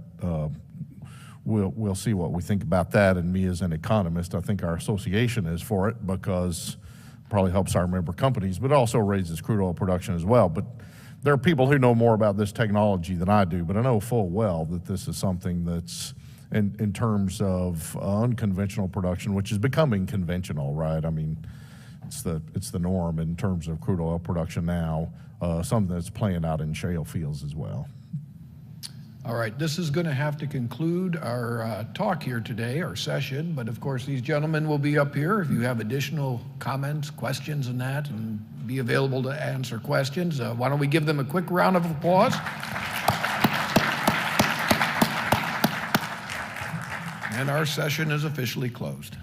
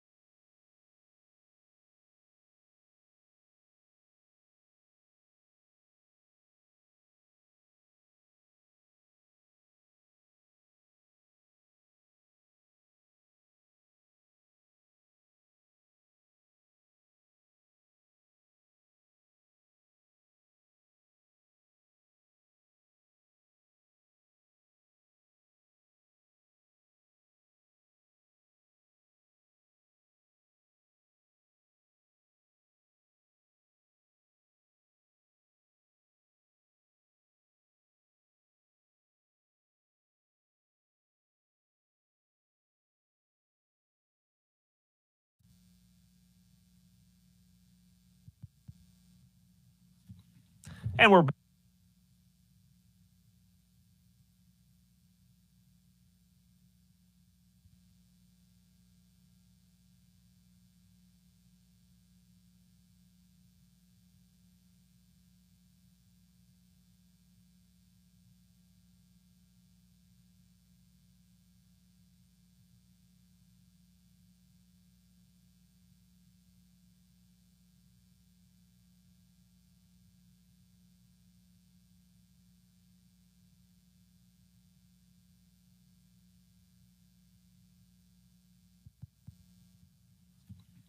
And we're back with another episode of Justin and Donald Save America. I am Donald, that is Justin, and we're going to be talking about the World Economic Forum's new plan that seems to be a land grab. We're going to talk about it on this episode, but before we get into anything, I do have to ask all of those that are tuning into this segment to help us out a bit. You don't need to give us any money or anything, but you can help us out by doing a couple of things.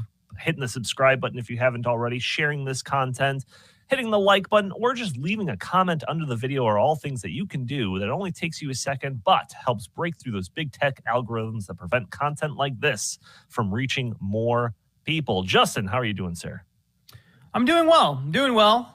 Just got out of an interview with Ali Stuckey and over at the Blaze TV, and we're going to be releasing that video today. It'll be on her channel. So if you just type in Ali Stuckey on YouTube or whatever, you'll find it. Or if you're a subscriber to The Blaze, then even better, you'll be able to find it there. And we talk about all things Davos, everything that's been going on with Davos, some really cool stuff, including some information that we're going to talk about on this show today. So it's crazy because Davos has gotten so much attention this year, and rightfully so, because there's been some like just crazy clips and stuff floating around, some of which we might get to in another video. But this story that we're going to talk about today is one of the most important stories related to Davos. I think it might be the most important that came out of Davos this year. One of this or another story. But it just isn't getting that much attention. But I think by the end of this video, viewers are going to be convinced this is a huge story.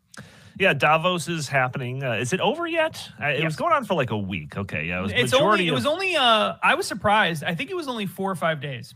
Okay, so, yeah, because it started last week, and I thought it carried into this week a little bit. But we covered a bit of it on the Stopping Socialism TV's In the Tank podcast. So if you haven't checked out that episode, make sure to go back. We covered a whole bunch of different stuff on that episode.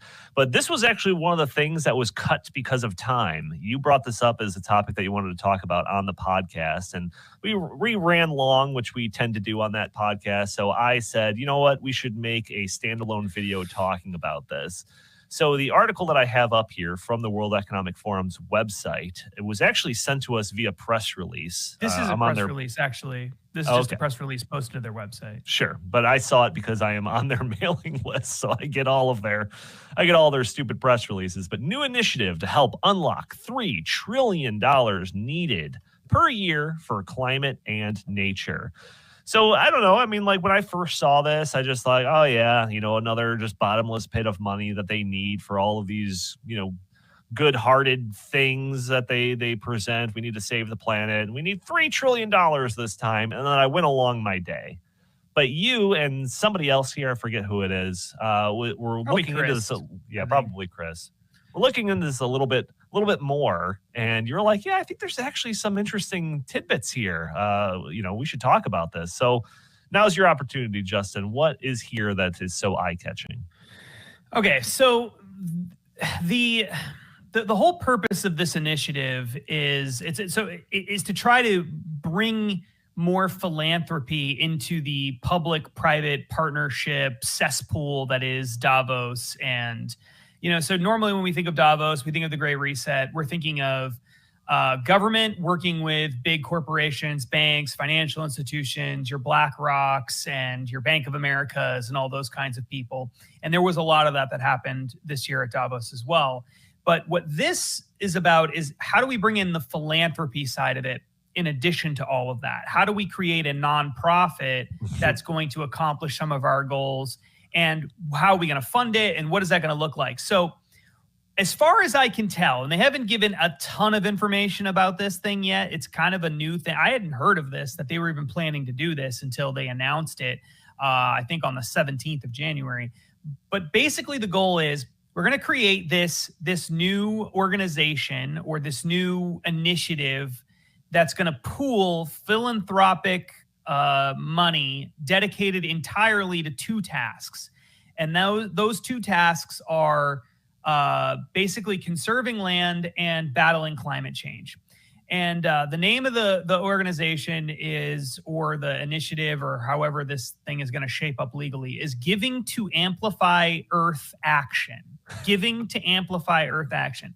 Now, that's a stupid name, but it's a stupid name.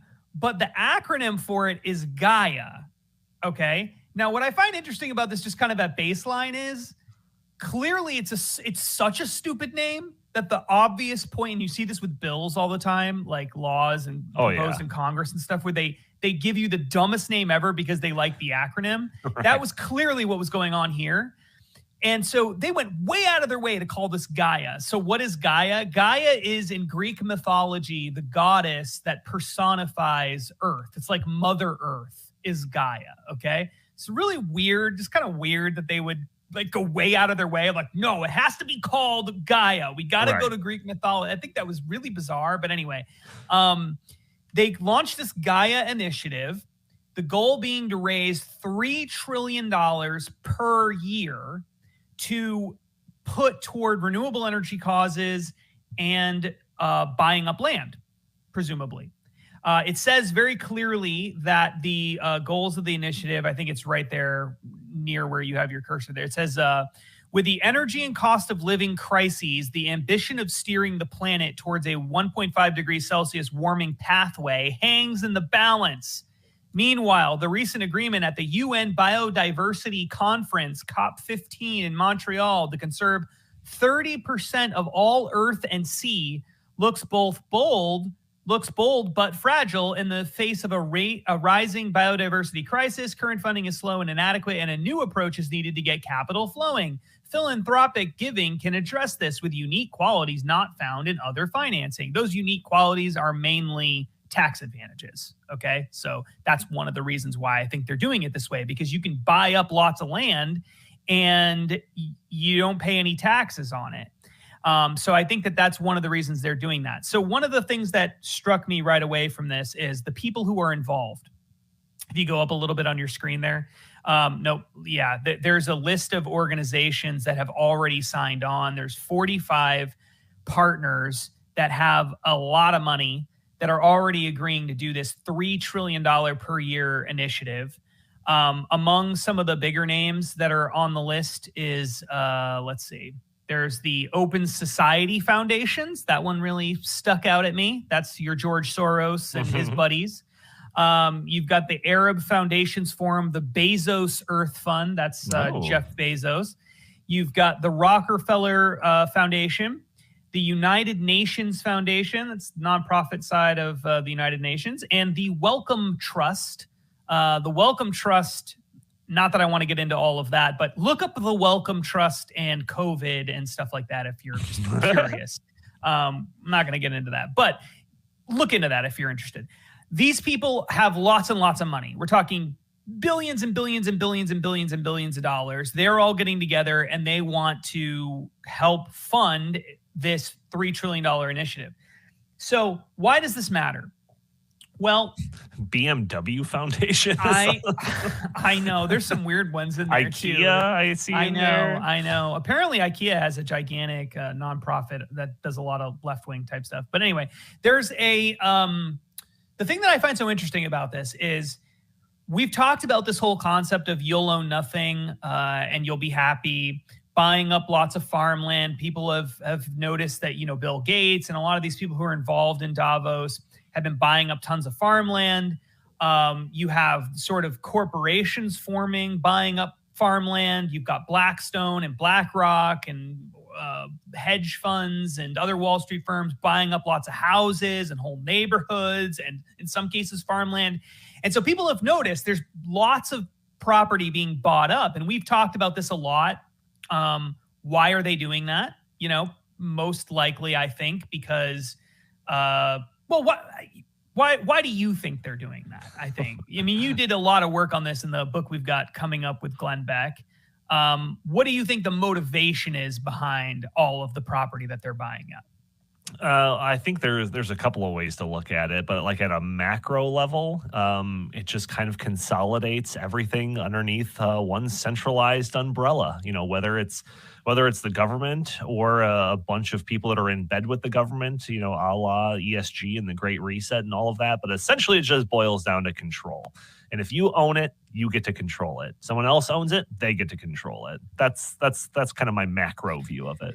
Yeah, I think that's true. And I think there's also, in addition to the control side, there's also a real economic benefit to doing it. So land and especially available land is a finite resource. Sure. Okay, there's only so much of it that exists. They have decided to buy up lots of it as an investment and as a way to kind of manage things and control I think control society to varying degrees of the use of property and stuff over the long run. But because the supply of available land is shrinking because these people are buying up more and more of it, but the demand for that available land from just the general public is not necessarily shrinking. It's roughly staying the same. Anytime you have supply going down, but demand staying the same, your prices go up. Well, that benefits you if you already have a lot of these assets sitting in your portfolio of land, right? And so, especially if your plan is not, I'm going to make money today, but I'm worried about how do I consolidate or add more wealth over the next, say, 10, 15, 20 years. If you're looking 20 years into the future, there's more and more people. There's increased population growth, increased wealth around the world, increased property ownership, and you're buying up more land. You're accelerating that sort of supply crunch and increase in value in the land and all of that. So I think that they make money off of this as well. So I think there's a lot of political advantages too, because this is being sold as an environmentalist thing and it's got ties to government and there's all kinds of facets to this. But the $3 trillion thing, at first glance, I thought, whatever. Okay, yeah, it's a lot of money. We're used to seeing these kinds of gigantic figures with money now, and we just kind of like roll our eyes and just move on and whatever. We don't even roll our eyes. We don't even spend that much time. It's just like, who cares? Yeah, of course, there's trillions of dollars, whatever. But $3 trillion is an insane amount of money if your goal is just to use it for like buying land and green energy stuff. Sure. So that was the thing that when I really started looking into that was the part where I'm like, that when you look at the players involved, you got Davos, George Soros, Jeff Bezos, all these kinds of people, right? And you mix that with the amount of money that we're talking about, like there's got to be something to this. This is a big deal. So I did a couple of tests to see, how much money is this really? We got to put this in context because again, people are just like they zone out when we get to the trillions, right? Mm-hmm. And billions seem like nothing now. Hundreds Sure. of billions seem like nothing. So to put this in perspective, there was an analysis that was done in 2015, I think, or 2016. I can't remember. It was published by, or a summary of it was published by the Wall Street Journal. It was done by a government and an economist that looked at the value of all the land that exists in the contiguous United States. So not Alaska and Hawaii, but everything else. We're not talking about available land. We're talking about just all the land. We're not talking about the buildings on the land. Uh-huh. So just the land itself. But if theoretically we sold the entire United States, all the land in the lower 48 states, including the national parks, including everything, the land that you're on right now, the land that I'm on right now, just the land itself, now again, not the buildings, how much do you think all of that together is worth? Just the land. A board seat for your son at a high level energy company. That's a trip to Bohemian Grove and first in line to burn the owl effigy. Is that what it is? If you don't know what that is, look it up. It's pretty incredible. But anyway, go ahead. Yeah. Give me how much? A rough estimate. Yeah. How much do you think all the? I know. But that's the thing, right? I don't know, How much like is that? like $100 trillion. $100 trillion. That's not a bad guess. $100 trillion. According to this economist, the number was about $29 trillion. Okay. So $3 trillion a year to get to $29 trillion would take you less than a decade, right? Yeah. Okay, so you could buy a lot of land with this. So then I thought, okay, yeah, but that isn't the case, right? It's not like they can just go in and buy all this land. A lot of the land is already owned by the government. A lot of the land is already got houses on it and buildings and all this other stuff, right? So then I said, okay, well, how much what about houses, right? All the houses sold last year in the United States combined. So now we're not just talking about the land. We're talking about the land and the houses. There were 6 million houses sold in the United States in 2022.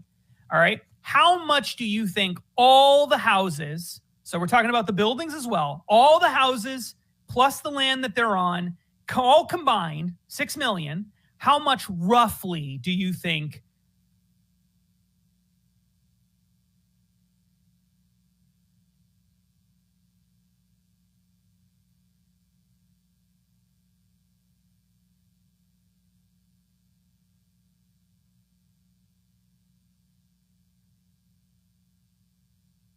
entire? And we're back with another episode of Justin and Donald Save America. I am Donald, that is Justin, and we're going to be talking about the World Economic Forum's new plan that seems to be a land grab. We're going to talk about it on this episode, but before we get into anything, I do have to ask all of those that are tuning into this segment to help us out a bit. You don't need to give us any money or anything, but you can help us out by doing a couple of things. Hitting the subscribe button if you haven't already, sharing this content, hitting the like button, or just leaving a comment under the video are all things that you can do that only takes you a second, but helps break through those big tech algorithms that prevent content like this from reaching more people. Justin, how are you doing, sir? I'm doing well. Just got out of an interview with Ali Stuckey and over at the Blaze TV, and we're going to be releasing that video today. It'll be on her channel. So if you just type in Ali Stuckey on YouTube or whatever, you'll find it. Or if you're a subscriber to the Blaze, then even better, you'll be able to find it there. And we talk about all things Davos, everything that's been going on with Davos, some really cool stuff, including some information that we're going to talk about on this show today. So it's crazy because Davos has gotten so much attention this year, and rightfully so, because there's been some like just crazy clips and stuff floating around, some of which we might get to in another video. But this story that we're going to talk about today is one of the most important stories related to Davos. I think it might be the most important that came out of Davos this year. One of this or another story. But it just isn't getting that much attention. But I think by the end of this video, viewers are going to be convinced this is a huge story. Yeah, Davos is happening. Is it over yet? It was going on for like a week. Okay, yeah. It was only, I was surprised. I think it was only 4 or 5 days. Okay, So, yeah, because it started last week, and I thought it carried into this week a little bit. But we covered a bit of it on the Stopping Socialism TV's In the Tank podcast. So if you haven't checked out that episode, make sure to go back. We covered a whole bunch of different stuff on that episode. But this was actually one of the things that was cut because of time. You brought this up as a topic that you wanted to talk about on the podcast. And we ran long, which we tend to do on that podcast. So I said, you know what? We should make a standalone video talking about this. So the article that I have up here from the World Economic Forum's website, it was actually sent to us via press release. This is a press release, actually. This is just a press release posted to their website. Sure, but I saw it because I am on their mailing list, so I get all their stupid press releases. But new initiative to help unlock $3 trillion needed per year for climate and nature. So I don't know. I mean, like when I first saw this, I just like, oh yeah, another just bottomless pit of money that they need for all of these, good-hearted things that they present. We need to save the planet. We need $3 trillion this time. And then I went along my day. But you and somebody else here, I forget who it is, we're looking into this. Yeah, probably Chris. We're looking into this a little bit more, and you're like, yeah, I think there's actually some interesting tidbits here. We should talk about this. So now's your opportunity, Justin. What is here that is so eye-catching? Okay, so the whole purpose of this initiative is to try to bring more philanthropy into the public-private partnership cesspool that is Davos. And, so normally when we think of Davos, we think of the Great Reset. We're thinking of government working with big corporations, banks, financial institutions, your BlackRocks and your Bank of Americas and all those kinds of people. And there was a lot of that happened this year at Davos as well. But what this is about is how do we bring in the philanthropy side of it in addition to all of that? How do we create a nonprofit that's going to accomplish some of our goals? And how are we going to fund it? And what is that going to look like? So as far as I can tell, and they haven't given a ton of information about this thing yet, it's kind of a new thing. I hadn't heard of this, that they were even planning to do this until they announced it, I think on the 17th of January.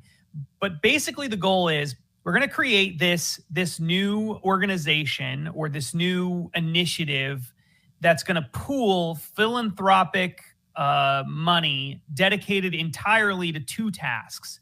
And those two tasks are basically conserving land and battling climate change. And the name of the organization is, or the initiative, or however this thing is going to shape up legally, is Giving to Amplify Earth Action. Giving to Amplify Earth Action. Now, that's a stupid name, but it's a stupid name. But the acronym for it is Gaia.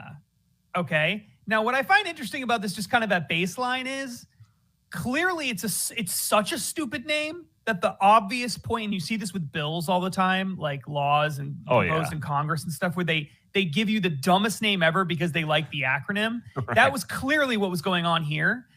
And so they went way out of their way to call this Gaia. So what is Gaia? Gaia is, in Greek mythology, the goddess that personifies Earth. It's like Mother Earth is Gaia, okay? It's really weird, just kind of weird that they would go way out of their way of no, it has to be called Gaia. We got to go to Greek mythology. I think that was really bizarre. But anyway, they launched this Gaia initiative, the goal being to raise $3 trillion per year to put toward renewable energy causes and buying up land, presumably.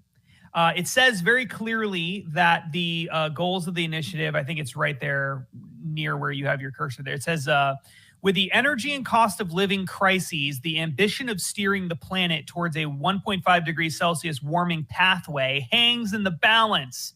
Meanwhile, the recent agreement at the UN Biodiversity Conference, COP15 in Montreal, to conserve 30% of all earth and sea looks bold but fragile in the face of a rising biodiversity crisis. Current funding is slow and inadequate, and a new approach is needed to get capital flowing. Philanthropic giving can address this with unique qualities not found in other financing. Those unique qualities are mainly tax advantages. Okay. So that's one of the reasons why I think they're doing it this way, because you can buy up lots of land and you don't pay any taxes on it. So I think that that's one of the reasons they're doing that. So one of the things that struck me right away from this is the people who are involved. If you go up a little bit on your screen there, there's a list of organizations that have already signed on. There's 45 partners that have a lot of money that are already agreeing to do this $3 trillion per year initiative. Among some of the bigger names that are on the list is, there's the Open Society Foundations. That one really stuck out at me. That's your George Soros and his buddies. You've got the Arab Foundations Forum, the Bezos Earth Fund. That's Jeff Bezos. You've got the Rockefeller Foundation, the United Nations Foundation, that's the nonprofit side of the United Nations, and the Wellcome Trust. The Wellcome Trust, not that I want to get into all of that, but look up the Wellcome Trust and COVID and stuff like that if you're just curious. I'm not going to get into that, but look into that if you're interested. These people have lots and lots of money. We're talking billions and billions and billions and billions and billions of dollars. They're all getting together and they want to help fund this $3 trillion initiative. So why does this matter?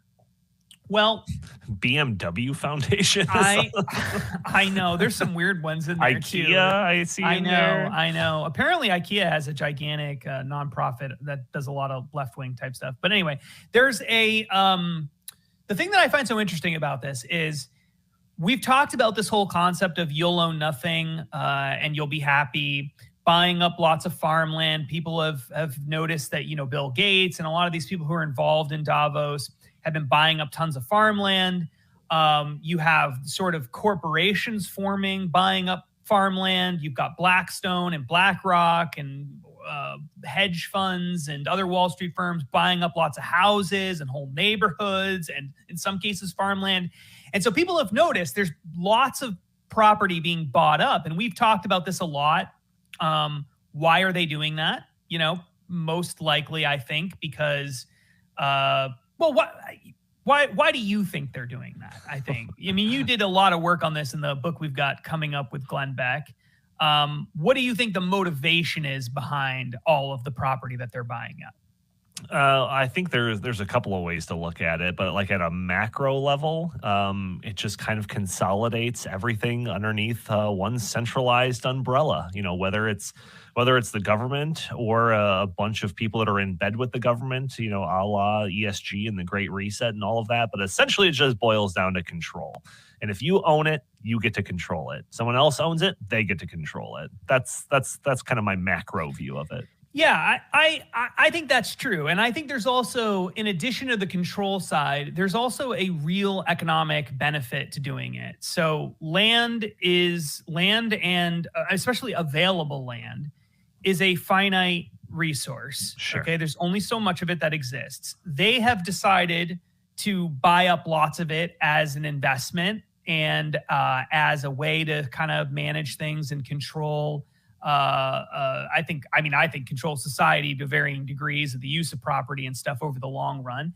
But because the supply of available land is shrinking because these people are buying up more and more of it, but the demand for that available land from just the general public is not necessarily shrinking. It's roughly staying the same. Anytime you have supply going down, but demand staying the same, your prices go up.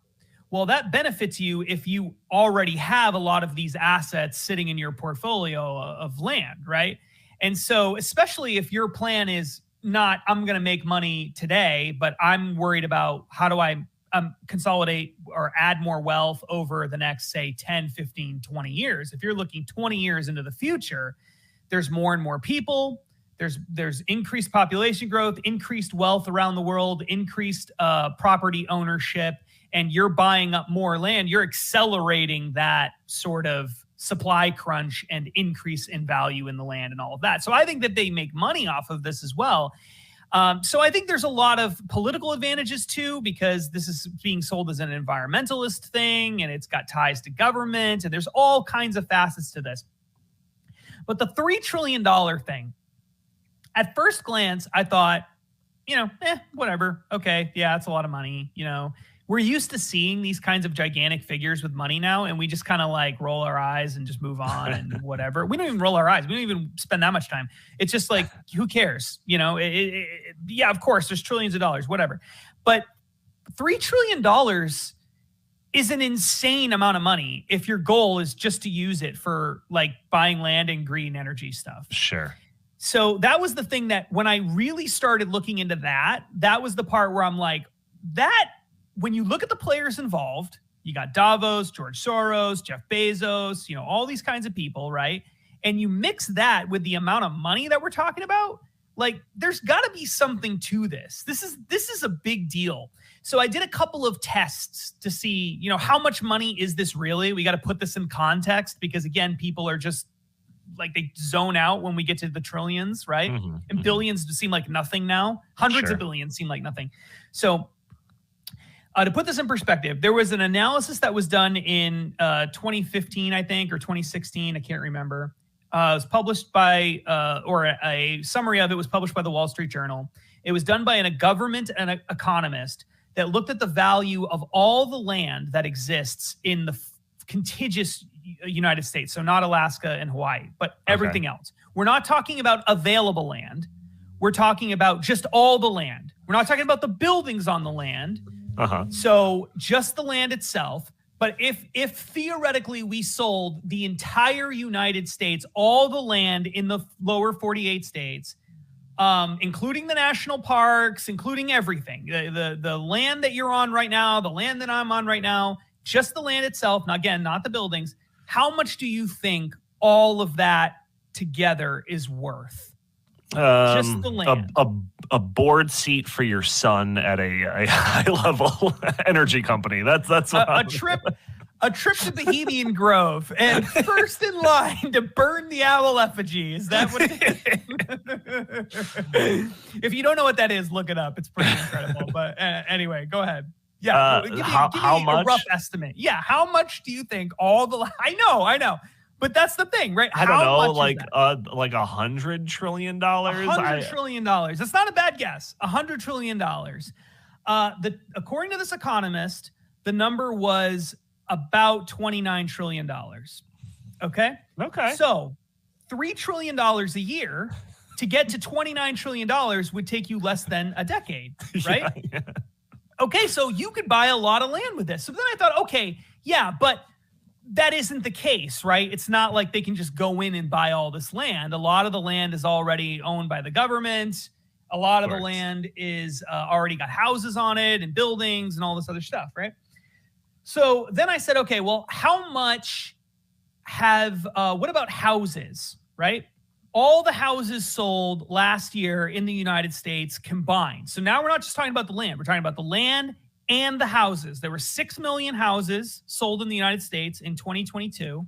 All right. How much do you think all the houses, so we're talking about the buildings as well, all the houses plus the land that they're on, all combined, 6 million, how much roughly do you think?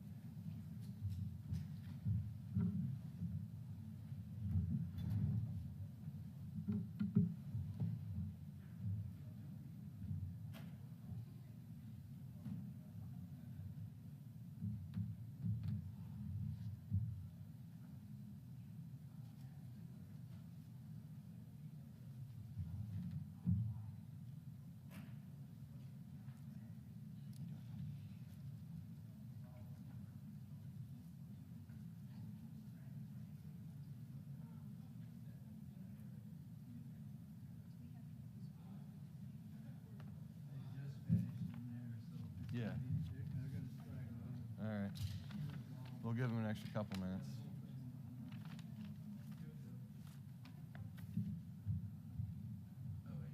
Piece of paper and a pen.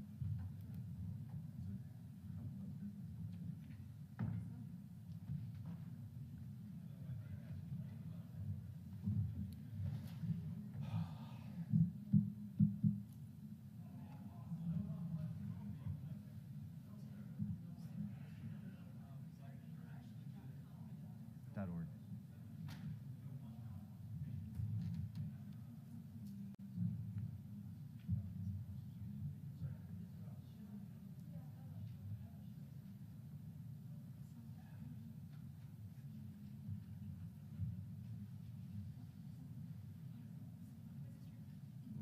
I don't know, it was on the podium.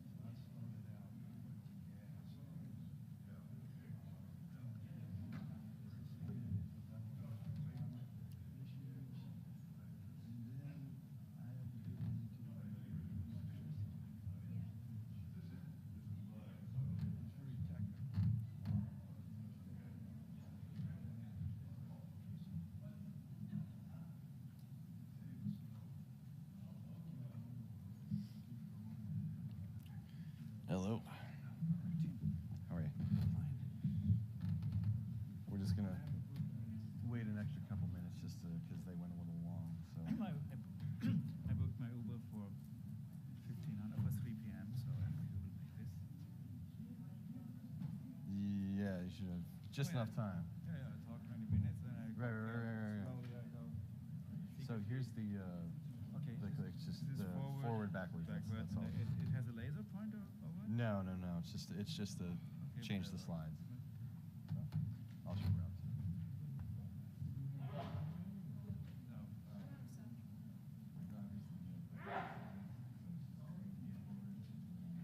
Yeah, you can look down there. You can look on the.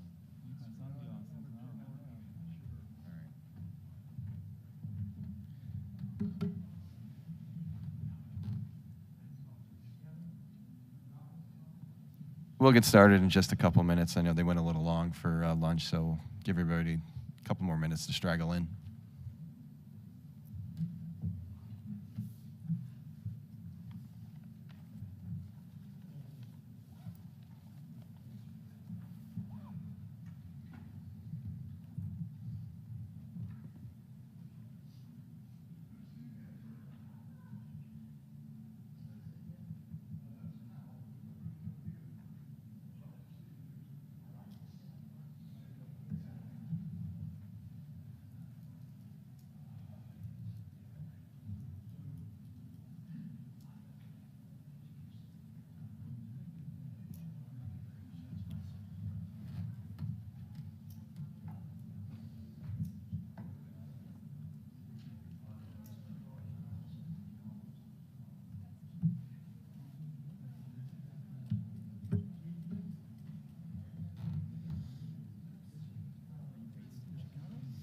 No, I'm down here in Florida. I'm like 2 hours south of here, so.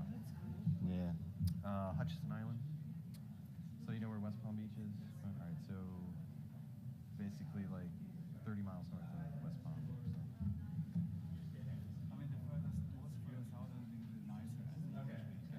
Yeah, well, it's actually like 7 or 8 degrees cooler, like at home than it is here, because there's no ocean, so there's no breeze. So it's actually pretty hot here. It was a while ago when Mom got a job. What do you think about going from consistently here to Florida? Oh, sounds good. Yeah. And we went to the Bonita Beach. Mm. So there are a few times. And then Yeah. Oh, Naples, yeah. Naples is great. Yeah.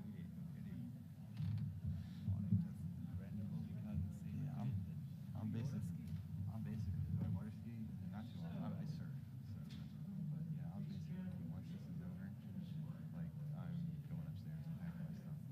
Heading home. Not sticking around for dinner. Gonna go home, sleep in my own bed.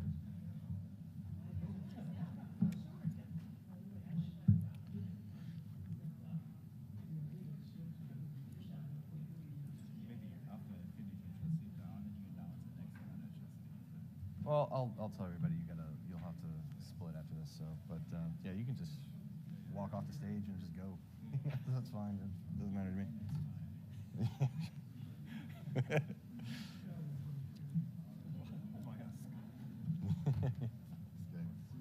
Mm-hmm.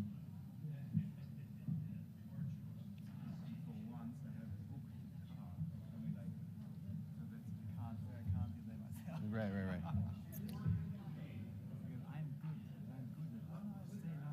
Yeah. Right.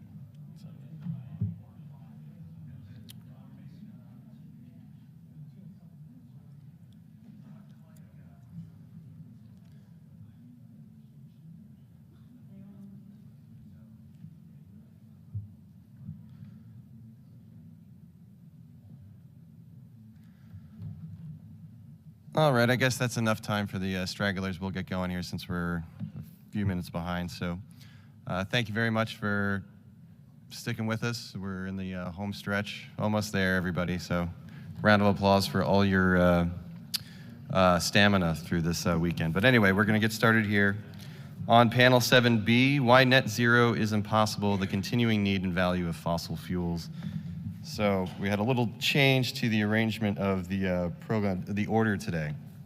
But that's right. So our first panelist who's going to speak today is Mr. Wolfgang Müller. Wolfgang's got a flight to catch fairly soon. So as soon as he's done speaking, he's going to dip out and full tilt boogie to the airport. So he won't be around for Q&A, but we'll still have all the rest of it. But anyway, so Wolfgang Müller is the General Secretary of the European Institute for Climate and Energy, Germany's leading think tank for climate and energy policies, and previously he worked for the Friedrich Naumann Foundation in Germany and abroad as country representative in Zimbabwe and project director of the Economic Project in Southern Africa. And he is here to explain from Germany's perspective how Europe's green energy mania has been a disaster. So everybody, please, a round of applause for Wolfgang Müller.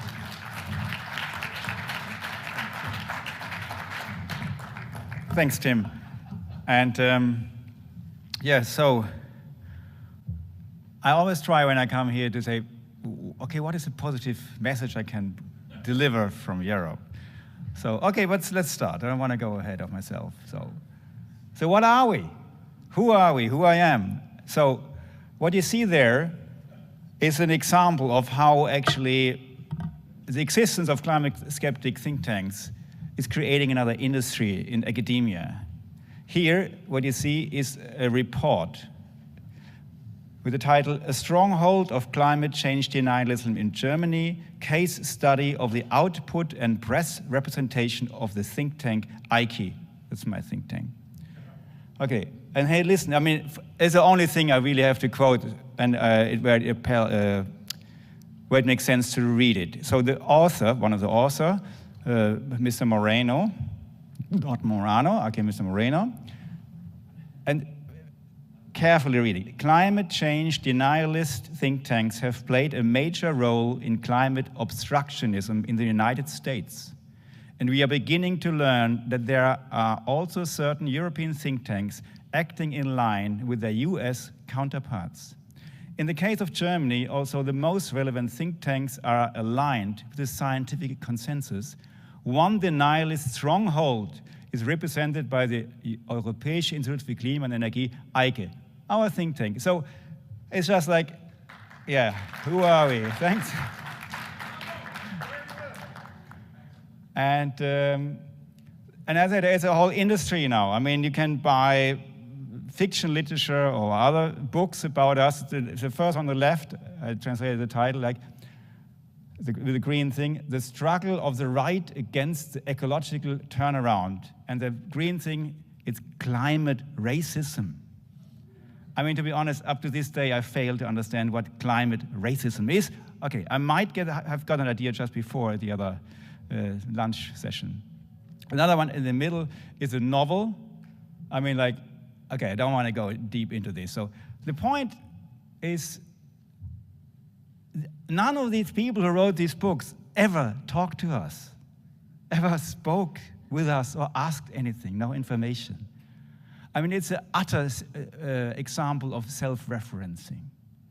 So basically, you write something on the internet, then you copy and paste it, and anyway, you can imagine the rest. So the left and the green, they have a particular idea who we are, what we do, and for example, like this, me flying here with my Exxon-sponsored Learjet. I can't remember which model it is because it changed it almost every day. And no, on a serious note, so what do we really do? It's an honor for me to be here at the Heartland Climate Conference because everybody who went 2008 at the first Manhattan Climate Conference of the Heartland Institute, it was like beyond mind-boggling. It was an overkill of academia, of scientific expertise. And we were, at that time, our institute was just 1 year old. We started 2007. Also realizing, okay, it doesn't make sense that all these experts and whatever so-called skeptics work on their own, so we formalized, let's say, critical thinking, collected it. And so 2008 was for us the example and the role model, this how you have to deal with the issue, get the experts together. And you can see on the pictures, we had Fred Singer in Germany, and I mean, almost half of the panelists here we already had speaking at one of our conferences, also 15 so far, and 2 of them even in partnership with the Heartland Institute. And what else do we do apart from conferences? Because conferences alone don't change the world. We also co-finance research. The one, what you just see here in the geophysical research letters, is one paper from last year with Professor Henrik Svensmark about supernovae rates and burial of organic matter. The interesting thing is, this is a professor, he, together with Henrik Svensmark, they basically follow what drives the climate, what role does the clouds play. And he was cut off from funding from his university and from the institute, from the Danish Space Research Institute. I mean, and we had, particularly Professor Svensmark and Nir Shaviv, we have them regularly speaking at our conference. So we pitch to the audience. I mean, isn't there, and not anybody who wants to help. And so over the years, we collected some money. I mean, it's not loads. We still talk about Germany, not the United States. And so we helped him to finish this research, to publish it. And among this, and the idiocy is, last year, the tax authorities in Germany, because we had, since 2012, charitable status, like 501c3 equivalent, and they stripped us of it because they could not see that we were working in any way scientifically. I mean, do I have to say anything more? Of course, for most of it does not really come as a surprise, but it didn't make things easier. Anyway, so on the other side, on a positive note, I mean, I don't want to always just be the doomsday talker here. And you see YouTube, the thumbnail of our latest product, the World Climate News, a very modest title, I realize. And you see our spokesperson and Outreach Forum for Media, Maya, is actually here with us, and she doesn't have to dash to the jet, the Exxon jet, in a few minutes, like me. And she can answer many things later. So anyway, she also has my card for contact. Anyway, let's go ahead. So we talk about not me and us and how great we are, but net zero. I mean, the idiocy. I mean, we in Germany, we don't even call it net zero, we just call it climate neutrality. And the European Union, that's a very interesting thing. The European Union had, regarding energy in the past, and to this day, no real say. That's funny. It's like kind of like counterintuitive. So like the European Union, the Brussels, they don't have authority to regulate what's going on in the energy supply in the various member countries. However, through so-called environmental standards, they're coming in. And the best, we all know, even you had it here, the ban of the incandescent light bulb, or one thing that really made it around the globe because it's almost a mockery of regulating the power of your vacuum cleaners. I mean, okay, if that's the way how you save the world, okay, be it. Anyway, so obviously the green idea is nothing new. Everybody is old enough to know that this is around for a while. Almost in sync, I mean, of course, thanks to the Paris Agreement, one said, okay, we have to go for this famous 2050 aim, net zero, to use that term. And I mean, I like how the EU said, okay, no net emissions of greenhouse gases by 2050, economic growth decoupled from resource use, and then my most favorite thing is no person and no place left behind. Good. But I mean, Germany wouldn't be Germany if we would not say, no, we want to be even better. You see on the bottom line, Germany wants to reach net zero already by 2045. It's almost like at school. No, I'm even better. So anyway, same intellectual level. Okay. So I mean, somebody said it so nicely. It's an insult to our intelligence what's going on for years. And I mean, sorry, and I'm just adding now, bringing some examples of this. So in Germany, we had, and it sounds like a joke, we had an ethics commission who was consisting of very, very important people, but without one person who is knowledgeable in energy, neither in energy generation or distribution or whatsoever. And these people then, they did, okay, we know it's easy, just we get rid of nuclear by 2022. Okay, they have a priest and other social scientists, and anyway. Same like with the, because the phasing out nuclear actually was decided before we even then all got the idea to phase out coal by 2038. I spoke with a person who attended these sessions and said, not a single person raised the question where the power is supposed to come from after 2038. Not a single person. I mean, I always thought I knew what insanity might mean, but this is it on steroids. Anyway, and just to give you an idea, in the past, in the, let's say, I don't want to say the good old past, but in a less idiotic time, nuclear consisted just a bit over 20% of our power generation. And now now, okay, you try to get rid of it. I mean, the idiocy there again is, they were supposed to switch off by law in December last year. But for some reason, in the last few weeks, they realized, it was not yet Christmas, maybe we should extend it to April. But then it's over. Then there's no extension anymore, almost if they would do a favor to anybody. So let's go ahead. Of course, you can go 100% solar. It is possible. I mean, the best example here, it's a masterpiece of international, I'm not making fun now, it's a masterpiece of international collaboration of state-of-the-art technology, constantly improved, 100% reliable. It's the ISS, the International Space Station. And they have power, and they can rely on it. They live on it, they depend on it, they would die otherwise. But there is one difference. The people who live there, they don't get a bill from the utilities. It doesn't matter how much it costs for them. It's built in, as we like to say. Anyway, go ahead.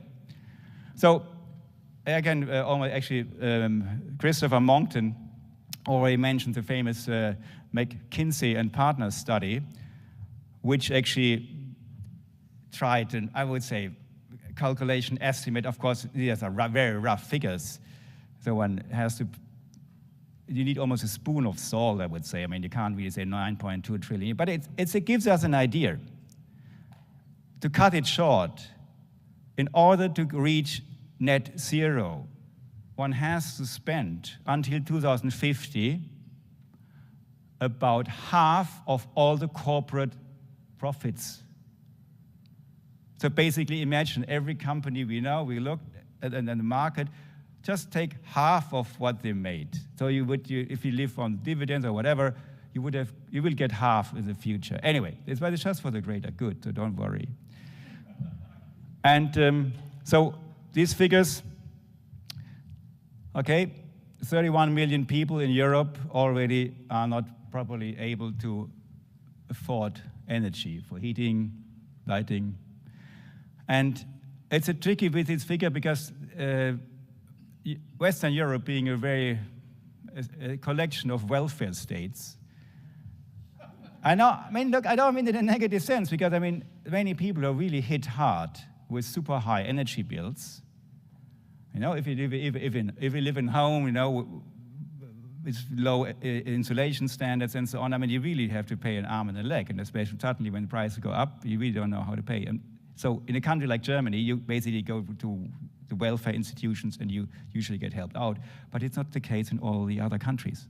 So, but I want to point out some, on the bottom one, companies shift their investments outside of Europe.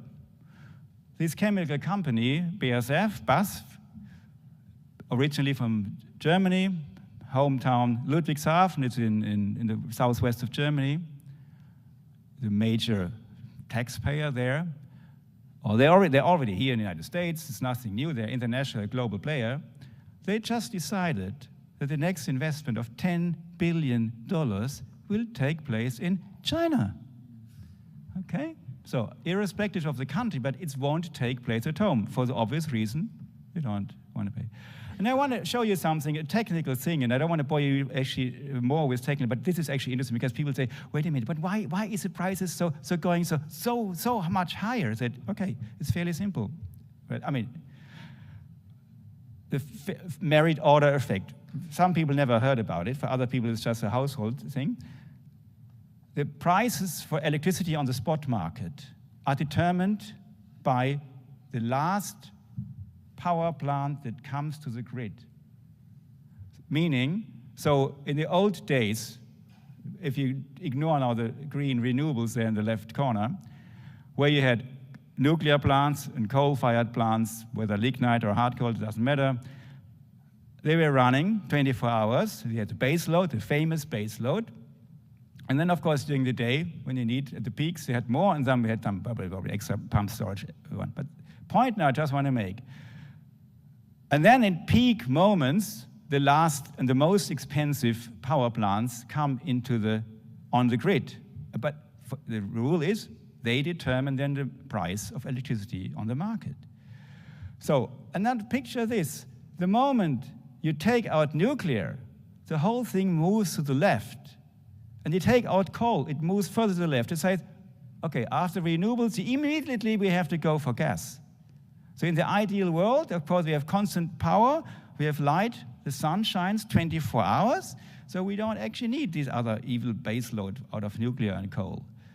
But in the case like here, the different one, let's go up for the show.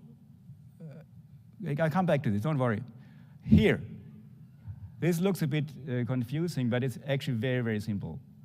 The brown field is the consumption. You see, it's August 2021. August 2021, what you see is from the 1st to the 31st of August 2021.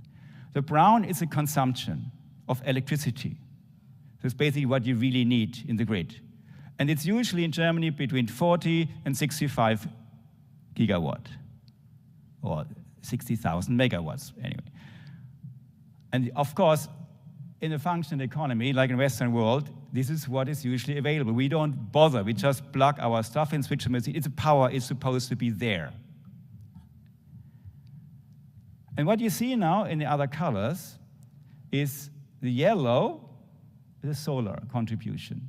You have the spikes, because the sun, as we know, peaks during noon, usually. And the blue is wind generation, which is beyond erratic. And now picture this. So you see the brown, the spikes to the top. For some reason, the blue and the yellow doesn't manage really to reach the top. And especially now you see these little things at night when there is no sun, and there are even enough days where there is no wind either. So where do you get the power from? Okay. And the interesting thing now is you go to the really to the top line, the 120 on the left, 120,000, meaning 120 gigawatt. This is actually the installed capacity. Installed capacity of power generation. It's, let's say, if you just read the boilerplates from the wind farms and the solar farms. And then, you know what the reply of our experts is to the issue that we don't have enough power at night and on the day when we don't have wind? Guess what? We just need more wind. We just need more wind power, more wind farms. Okay, so let's assume, let's be really a little bit generous with the future and say, let's just triple the whole thing. Let's just triple wind and, how much time do we have? Okay, oh, that's not much. Okay, so what's next? I go further. So this is actually how it looks like. We have 3 times the wind farms, 3 times the solar fields. Bottom line is, we still don't have enough power.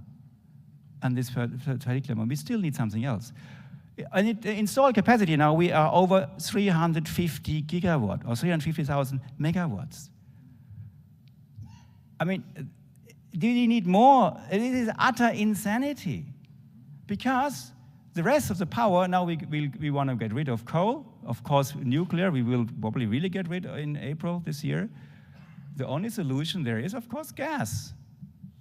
And I mean, thanks to our American friends who do this use vicious technology like fracking, there is enough gas on the market, so we can buy that. And just briefly go back, just to give you an idea, what you see here in scale And in the middle, in the center, is the Brandenburg Gate. Anybody who was in Berlin, you know what the Brandenburg Gate is, and that is not such a small thing. And these other, it's in real comparison, the size, the ratio of the wind turbines. What is around. On the left, you know, is a dome from Cologne. It's a massive building. So these are the things we want to have 20,000 more of them. Anybody who knows Germany, it's not really such a big country, so it's so much space. Anyway, but that's just to give you an idea what the future is supposed to look like. Don't want to go too much. And here, another thing, it's like we crowd out agriculture. When you're a farmer, you make now up to 10 times more money when you just lease your land to one of the solar farms. But the tricky thing is you have to really make sure how you sign it, the contract, because otherwise you're stuck with it for the next 20 years. Anyway, this is the rest you can imagine. You see how from the left we just moved installing solar and wind capacity more and more and more without actually having a significant thing. Let's just rush a bit further because otherwise I will take time from the others. Yeah, the storage. People say, okay, Wolfgang, it's not a problem. We just have to store the excess capacity, excess electricity.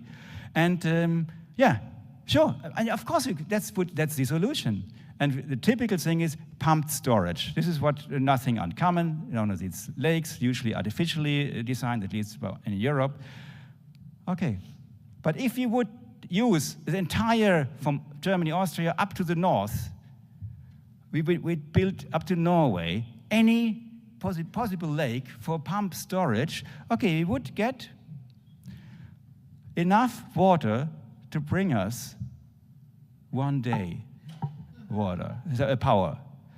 And okay, but then again, that we can use hydrogen and so on. But I want to jump this because people say, oh, hydrogen is really great. Yes, okay. I know even a guy who has a hydrogen car and said, do you know how hydrogen is produced? 95% of the hydrogen is coming from methane. So you take out the carbon, then you have your hydrogen. 95% basically of the rest is, anyway. And just go further. This is how we know how to go through the winter. We hope for a mild winter. We hope for lots of sunshine and wind. We import LNG, we import coal, we import oil, and even electricity from abroad. And of course, there is a famous load shedding where we just switch industries off, but we already do for the last few years, you know, sometimes without notice. You have an aluminium smelter, so the lights goes off. I'm not kidding. Okay, so thank you. Subscribe to our channel, where Maya is our presenter for our World Climate News. And hope to see you next time again.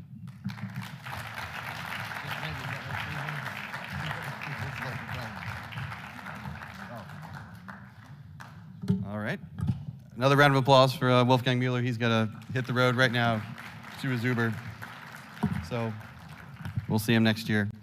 Anyway, our second presenter is Mr. Rob Bradley, and Mr. Bradley is the CEO and founder of the Institute for Energy Research, as well as a senior fellow at the American Institute for Economic Research and an energy and climate change fellow at the Institute of Economic Affairs in London. He has held honorary positions at the University of Houston and the University of Texas at Austin and works on energy policy with numerous free market organizations. An expert on the history and regulation of energy markets, he is the author of 8 books and numerous articles, and he blogs at masterresource.org. So please, another round of applause, Mr. Rob Bradley.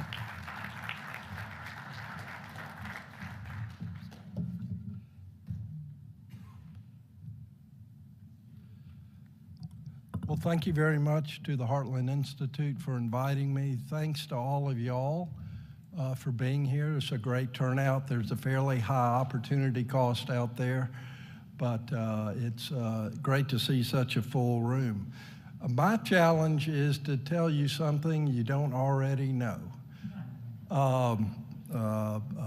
Sometimes I find out that I'm the master of the obvious, and I need to improve on that. But what I'd like to do is to look at the history of the electricity industry and its implications for today's policy debate. I think you'll find that the more you know about the history of the energy, the stronger our case is. And I'd like to begin with some fundamentals here.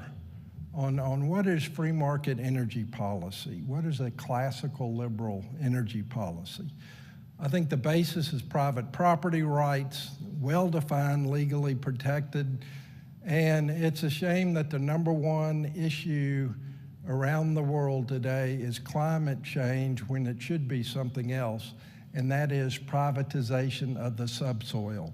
Mineral rights to either the landowners or the first finder of mineral deposits, including oil and gas, under the surface. This would democratize wealth, get wealth to private individuals rather than the state, and it would you would have the proper incentives to develop oil and gas that you don't have in countries like England.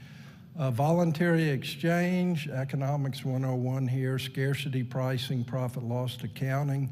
This applies in energy emergencies too. This applies in wartime planning. It also applies during hurricanes, in special events where there's laws against so-called price gouging, and I think economists have done a good job explaining that. The rule of law, absolutely essential.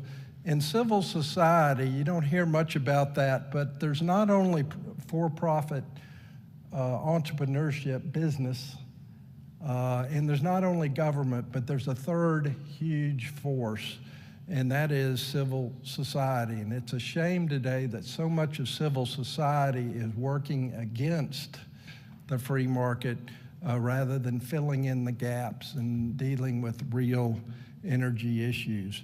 So the free market, it's competition, but it's also cooperation, and it's doing good things through civil society. And on the question of cooperation, I would say that U.S. antitrust law has done more to distort the oil, gas, and electricity industry in the U.S. history than any other single law. Now, that's a lecture in itself. What is the free market? Well, it's consumer sovereignty. Consumers get the best goods and services. Taxpayers kept out of it. Taxpayers neutral. Government is neutral. Let the best technologies win. And the other thing is it's really an entrepreneurial Disneyland, if you will. And I'm going to introduce you to two gentlemen back in the 1880s who, on their own initiative, maybe you would call this civil society, but they proved the concept of solar and, as you'll see in a second, wind. Charles Fritz, with his own money, this wasn't a for-profit venture. He sort of proved that solar is incredibly inefficient. The energy efficiency of these panels was below 1%. But he proved the concept. Going to wind, Charles Brush, one of the great names of the early U.S. electricity industry, who founded or who first discovered and applied arc lighting a few years ahead of Thomas Edison. On his own initiative, with his own money, he wired up his mansion with batteries, and it was served by a wind mill, you see here. So, once again, proving the concept. Now, we always hear about natural monopoly. Here we are in the 1880s, and these lines are not only electricity, there's probably more telephone, telegraph, but it's pretty busy out there. And the idea of natural monopoly, it's a theory without a real-world counterpart that I can find in the gas and electricity industry, where you say, oh gosh, competition's over, we have one firm, and that one firm is exploiting consumers with gas or electricity. And I would say, well, look at franchise protection. But before public utility regulation, there never was a clean example of this, or at least one that that I'm familiar with, and I don't have time to read everything. William Stanley Jevons in 1865 wrote a book that was the founding of mineral and energy economics. He has insights about the intermittency of wind and all the negatives of each renewable that still apply today. The concentration of windmills,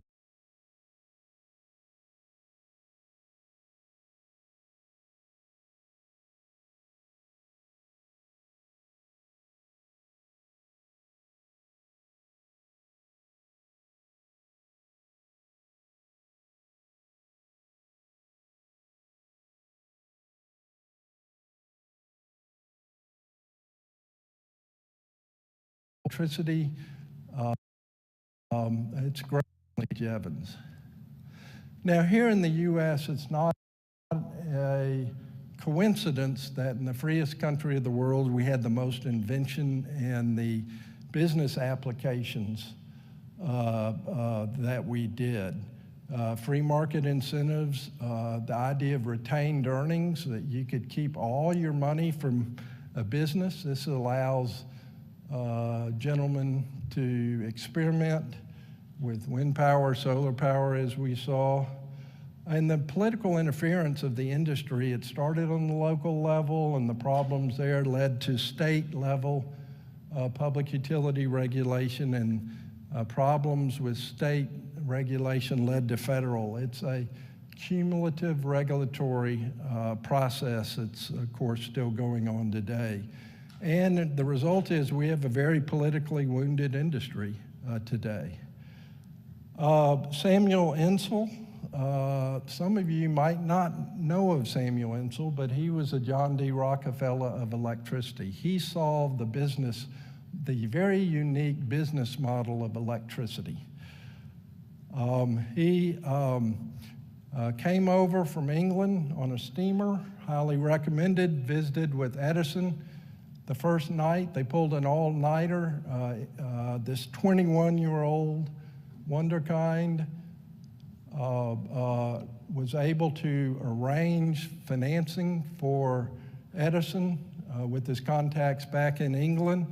And within a couple of months, Samuel Insull had power of attorney from Thomas Edison and built up, let me see if I can go back. How do I go back? Insull was the builder of the company that became General Electric. And this guy's in his 20s, just amazing. And Edison and Insull, they really understood the economies of scale, going from the very small dynamos that were in the basement of an office building, going to jumbo generators where you have electric lines that serve city blocks. And when Insull left Edison to move to Chicago to take over a very chaotic, embryonic industry, one of the first things he did was to buy out all the inefficient generators, the dynamos, and replace them with the big units. Tremendous economies of scale, 3 megawatts to 5 megawatts to 20 to 30. And Insull was always pushing the General Electric engineers to make them bigger. And they said, we can't do it, we can't do it. And Insull said, well, I'll take the risk and do it. And they'd turn on these big machines, and Insull would be right there. And it was scary, according to some people. Insull was buying all his coal from Peabody, 2 generations of the Peabody family. Jack Peabody, the son, on the bottom right, and his father. And back then, it was all coal or it was white coal being hydroelectricity. So for economies of scale, you need to sell the stuff. You not only generate it. And the advertising campaigns, the so-called gospel of consumption, which to me would be fine to return to today for electricity, except for electric vehicles, just because they're uneconomic and government subsidized. But all the things they were doing, including making husbands feel bad about not getting the latest appliances for their wife so the wife would live longer. The Electric City in Chicago, just amazing how Insull took a luxury and turned it into a necessity for the masses. And there was a lot going on here. And one of the riddles, one of the paradoxes of electricity was whenever you had higher peak demand, if you add a generator, then you serve that peak demand, but guess what? You lose money. And Insull was traveling in England, and he found out that they used a meter. The lights were on at night, and the businesses were closed. And you go, how do you do this? And there was a meter, the right meter, that could measure peak consumption and not only total consumption, from which you get average consumption. So depending on peak demand, there's two prices. You pay a demand charge, a fixed charge, and then you have a volumetric rate. And this was a huge breakthrough in economic calculation, in accounting, that solved the problem. And what is really important here is that this was a solution for reliability, for firmness. And today, going to the centrally planned wholesale market that we have around the country with independent system organizations and regional system organizations, they're trying to figure out how to price reliability. And that's a central planning problem.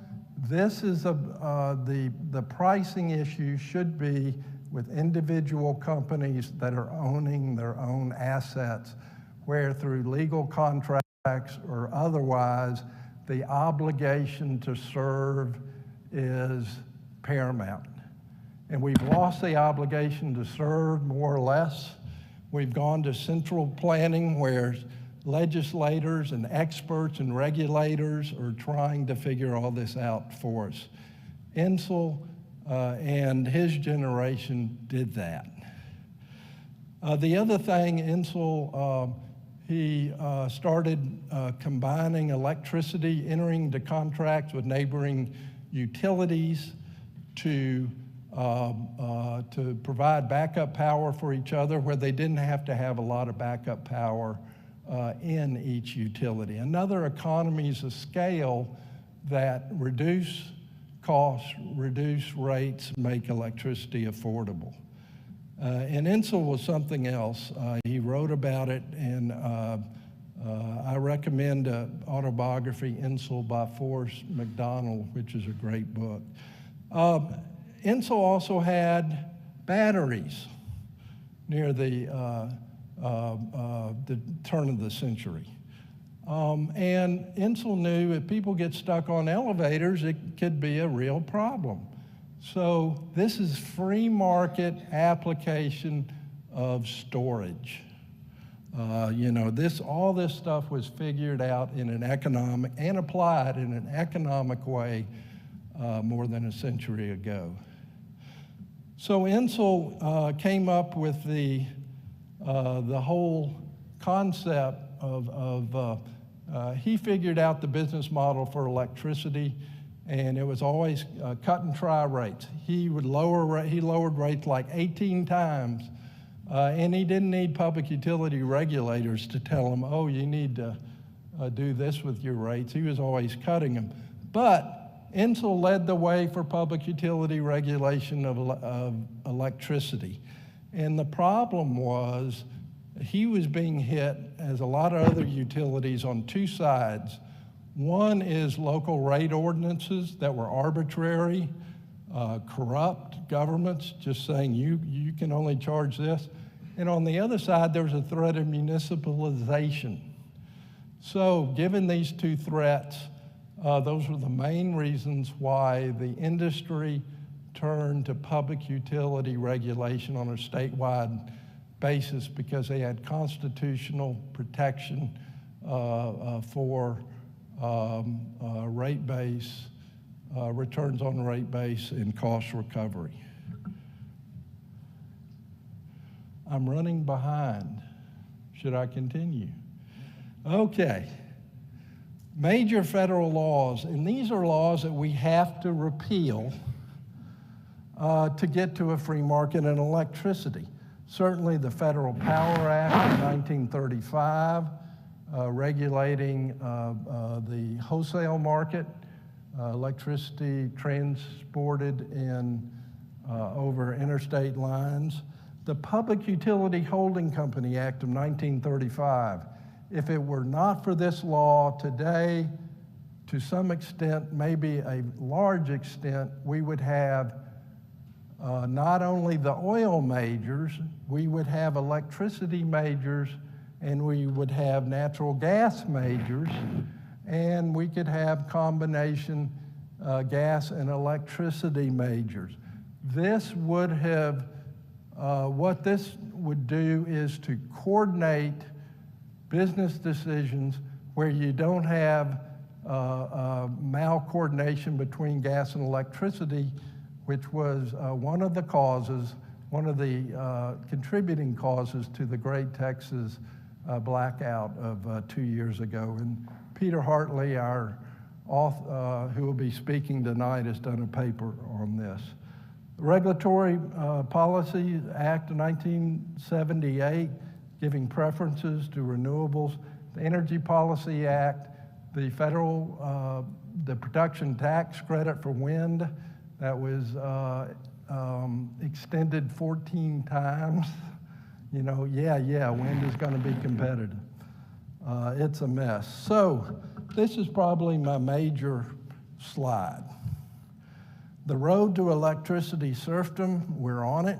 The idea of F.A. Hayek, he warned against the great utopia at the time. They had a concept of utopia. Today, we have this concept, the utopian climate. The process of intervention that increases year by year.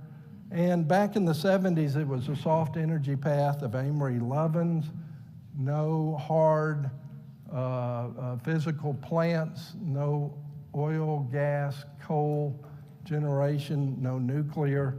And he said energy efficiency, it's a free, not only a free lunch, it's a lunch you're paid to eat. The whole idea of negawatts and conservation. Now we have gone to a centrally planned wholesale market with ISOs, RTOs, that have made it a lot easier for wind and solar to penetrate the grid. And guess what? Now that the grid is very unstable, we're turning to demand-side management, where the experts, the engineers, are coming up with all these models that will control demand. And if you have smart meters in your home, get them out of there, because the smart meter allows a utility to control your home, and they're offering you money to put these things in, but it's very much Pandora's box. And so all the problems on the supply side, now we're going to engineering on the demand side. Buyer beware. The Texas blackout, the interpretation of this has just been terrible. All the official studies looked at the physical outages of the time, including gas infrastructure, coal, some nuclear, and they say, oh, gee, this is unreliable capacity. Well, no. It was a decade of malincentives, taking away all the incentives for the baseload generation that caused this. Here's an exchange. I'm going to go over this very clearly, but Robert Borlick is an old-time electricity planner, and when I started battling him on LinkedIn, he was calling me all sorts of bad names. And at the bottom he says, unintended consequences of government intervention. Are you kidding me? What just happened is a direct consequence of insufficient government intervention. In other words, they should have had laws against prohibiting gas infrastructure from not being weatherized. Always more government interventions, not market incentives. But he later on came to realize that, you know, negative pricing by wind and all totally distorted the system. But why haven't the University of Houston, the University of Texas, even Rice University, the NARUC, FERC, why haven't all these studies looked at the real cause of the Texas crisis in terms of lower margins because of wind and solar forcing? It is politically incorrect to get to the real reasons, and this just shows you where academia is. So I'm going to conclude with that, and let's get to the main speaker. Thank you. Okay. All right, main speaker, the hammer spot here. Once again, hopefully you saw her yesterday. Our last speaker is my colleague at Heartland, Linnea Lueken.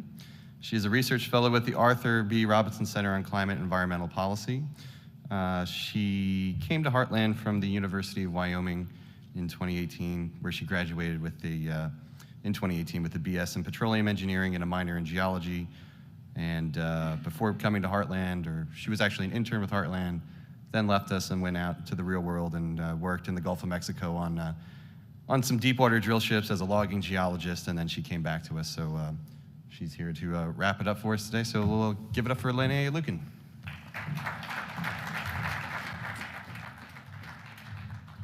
Hi, thank you. So today, I'm going to get into this kind of quick. So today I am talking about biofuels. And specifically, I'm going to be discussing ethanol, biodiesel, and pelletized biomass fuel used for electricity generation. I am not talking about a, vegetable oil-powered survival apocalypse truck. I am not talking about ethanol for human consumption, and I am not going after your Traeger grill. Biomass sometimes can refer to biofuels like ethanol and biodiesel, but to keep it simple today, biomass is going to refer to the pelletized solid wood or waste products fuel, and biofuels is going to refer to ethanol and biodiesel. So quick rundown on these. Ethanol is a simple alcohol that is made from corn, soybeans, other agricultural products. Biodiesel is usually made from some kind of a vegetable oil or palm oil, but in the United States, it's usually made from soybean oil. Both of these are blended into either gasoline or diesel in the United States and in other countries. The blends are different depending on where you live, but in the United States, you're usually not supposed to go above about 15% ethanol in gasoline. Other countries have 100% ethanol available at the pumps. That would be someplace like Brazil. And E85 is common in Europe and also in some performance motorsports. So why do we use these fuels in the first place? To begin, the US started looking for alternatives to gasoline after the 1973 oil embargo. They needed another source to try to prevent the chaos that occurred with that. But since the United States can be pretty much oil independent now, it's not such a good reason anymore. Ethanol and biodiesel have a better cetane and octane rating than straight gasoline or diesel, and this is going to be a measure of the compressibility of the fuel before ignition. The main reason that these are blended in reality is because they claim that it has some kind of a climate benefit or an environmental benefit, but as I'm going to show you, it's not quite so simple as that. Ethanol also stood as an alternative to a previous octane booster called methyl tert butyl ether, which was banned because of some groundwater concerns in several different states, and eventually it was banned pretty much everywhere. And then in 2005, Congress passed the Renewable Fuel Standard Program as part of the Energy Policy Act. And this, in the United States, as with many countries that have similar programs, requires the increasing use of biofuels as a percentage of your vehicle fuel and also as your electricity production. So you can see on the chart here, it's really pretty interesting to see how quickly things change in terms of the percentage of fuel ethanol in gasoline. Around 2002, that MBTE is banned, and you can see the acceleration there, and it really takes off around 2005.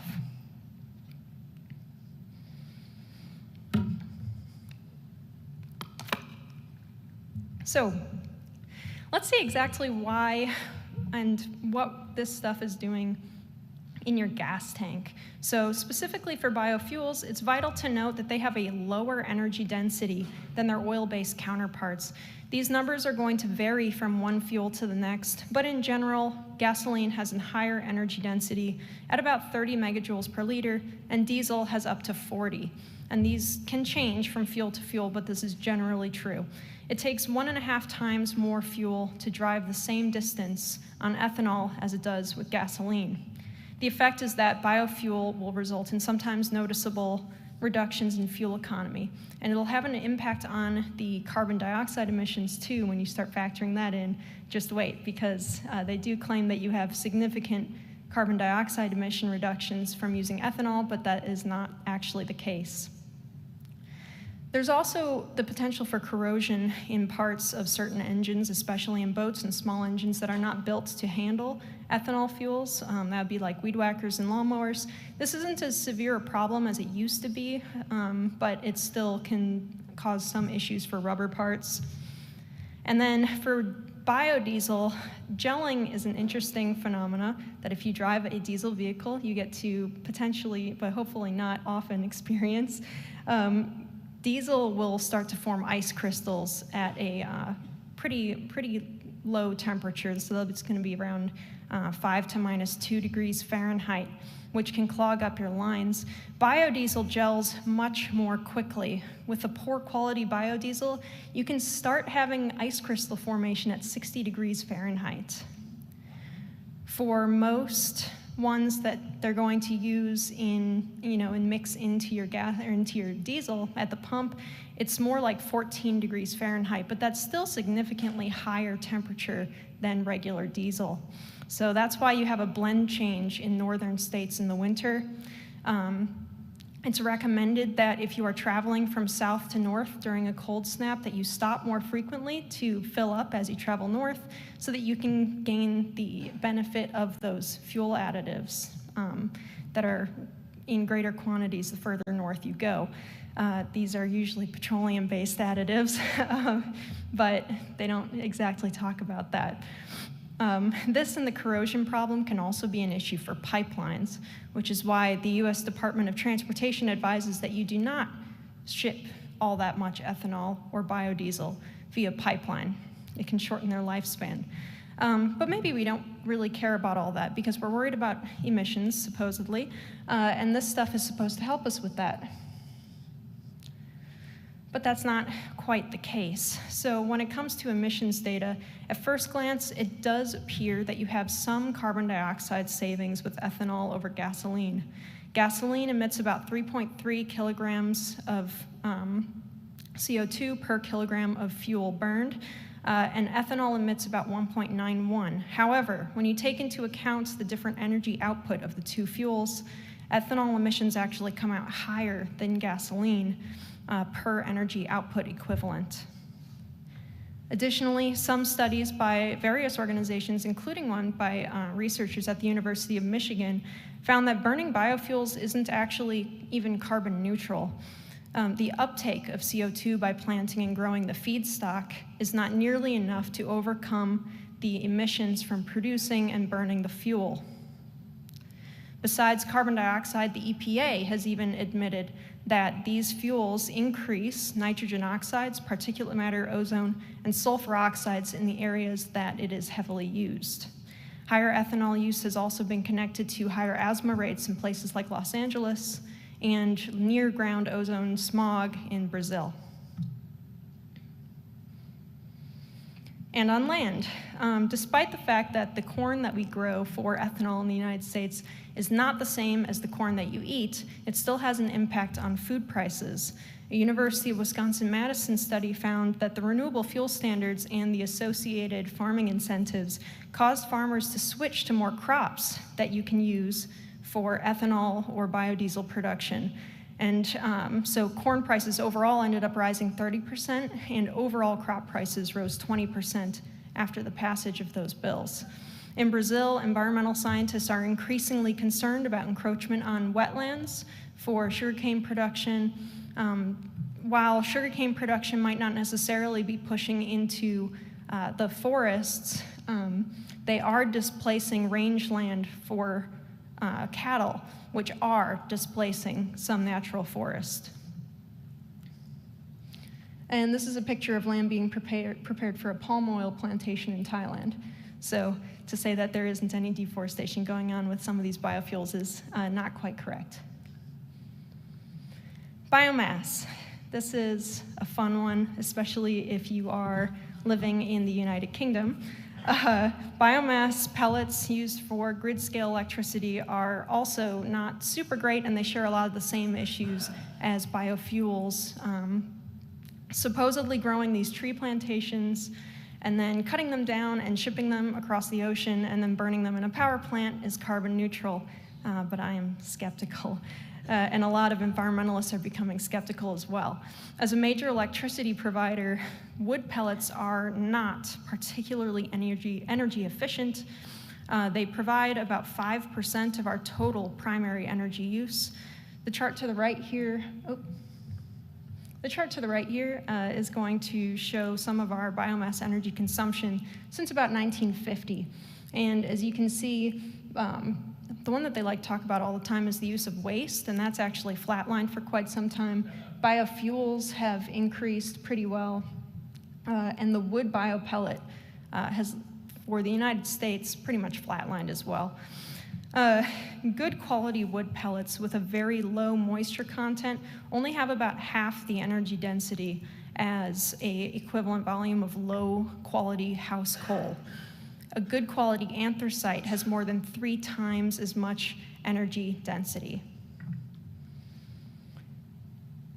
So with that low energy density, does it at least save us on some emissions? This is actually incredibly hotly debated right now. I think that so far the data is indicating that it is not the case that it saves on emissions. The EPA and the European Commission for a long time have not held biomass-fired power plants to the same standards that they hold something like a coal-fired power plant. So they don't track the carbon dioxide emissions because there is the assumption that it is net zero anyway. CO2 uptake in reality is going to depend on the type of tree that you plant, and also the underbrush that exists and how long those trees are left to grow. In the American South, where most biomass is grown, the tree species tend to be fast-growing pines. However, they're not always left all that long in the first place, so they're not able to reach their maximum carbon storage capacity anyway. One study actually by the Environmental Research Letters found that replacing coal with wood bioenergy would actually increase immediate emissions, and that governments are actually making a huge mistake with their accounting on this because they ignore the decades to centuries long increases before any meaningful sequestration can take place. If it's true, and I don't think it is, but if it is true that carbon dioxide emissions are causing rapid emergency levels of climate change, then this is time that we just don't have. So why would we promote biomass? They also found that the production facilities that produce the pellets themselves and also power plants associated with them similarly to ethanol and biodiesel, produce a large amount of criteria pollutants that are overlooked because of the assumption that it's a green fuel. And this is a big heap of biomass outside of the Drax power station in the UK. You're not really supposed to leave it out in the humidity, so I'm not sure what they're doing there. But this power plant has come under fire recently because the governments are beginning to become a little bit skeptical of the carbon dioxide emissions reporting from that station. Again, land use is a major issue here. Most of the feedstock in the United States comes from what the Energy Administration, or Energy Information Administration, refers to as other residuals. And this is just stuff like leftover bark, logging leftovers, wood chips, post-consumer waste, extra saw boards that you don't need, that kind of thing. Wood from trees with defects that can't be used for anything else. The second largest comes from sawmill residuals, so sawdust. And then the third, though, is what's classified as roundwood or pulpwood. These are trees that are grown specifically for the production of biomass. These displace natural forest, which, as I explained earlier, has actually been shown to be a better carbon sink than the plantation trees that they're replacing it with.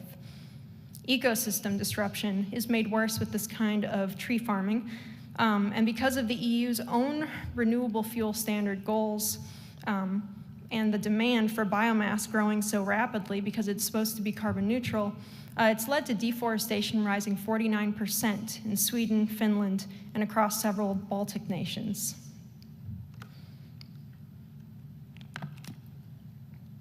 So I just spent a good amount of time being super mean to biomass and biofuels. So are they utterly worthless? I would argue no. As we have heard a couple times during this conference, it's important that we do a cost-benefit analysis. We look at what we value and how best to achieve that. Right off the bat, waste products like leftover sawmill residuals, scraps from timber harvesting, bad trees, municipal waste are, in my opinion, a pretty good thing to use for energy. For instance, Japan gets a large amount of their electricity from burning garbage, actually. It's reported that they burn about 50% of their plastic waste for electricity. Is this carbon neutral? Probably not, but it makes sense because it fixes another environmental problem that a place as small as Japan, that has as high of a consumption rate as Japan has, and that is waste piling up and potentially ending up in the oceans or in their natural reserves. So this solves that problem for them. And it makes sense to not be wasteful when you have a bunch of stuff sitting around that you could be using for electricity. We need the timber industry, regardless. We need paper goods, we need wood.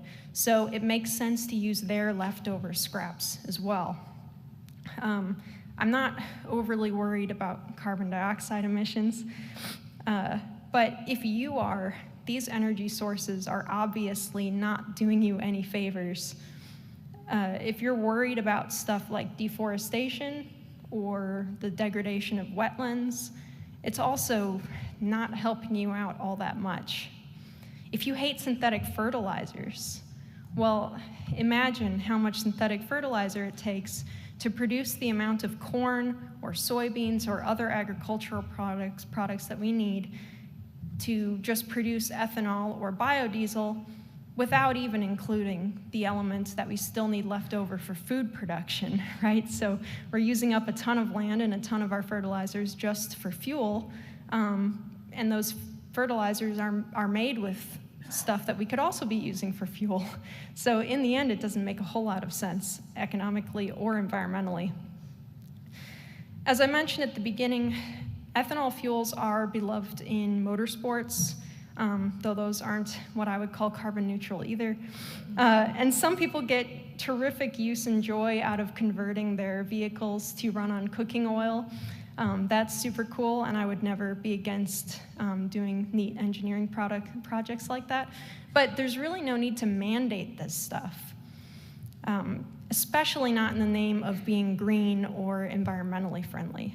So this presentation that I have been giving. Oh yeah, and these are a couple of articles that show that the biomass and biofuel is even slowly becoming a little bit unpopular on the green side.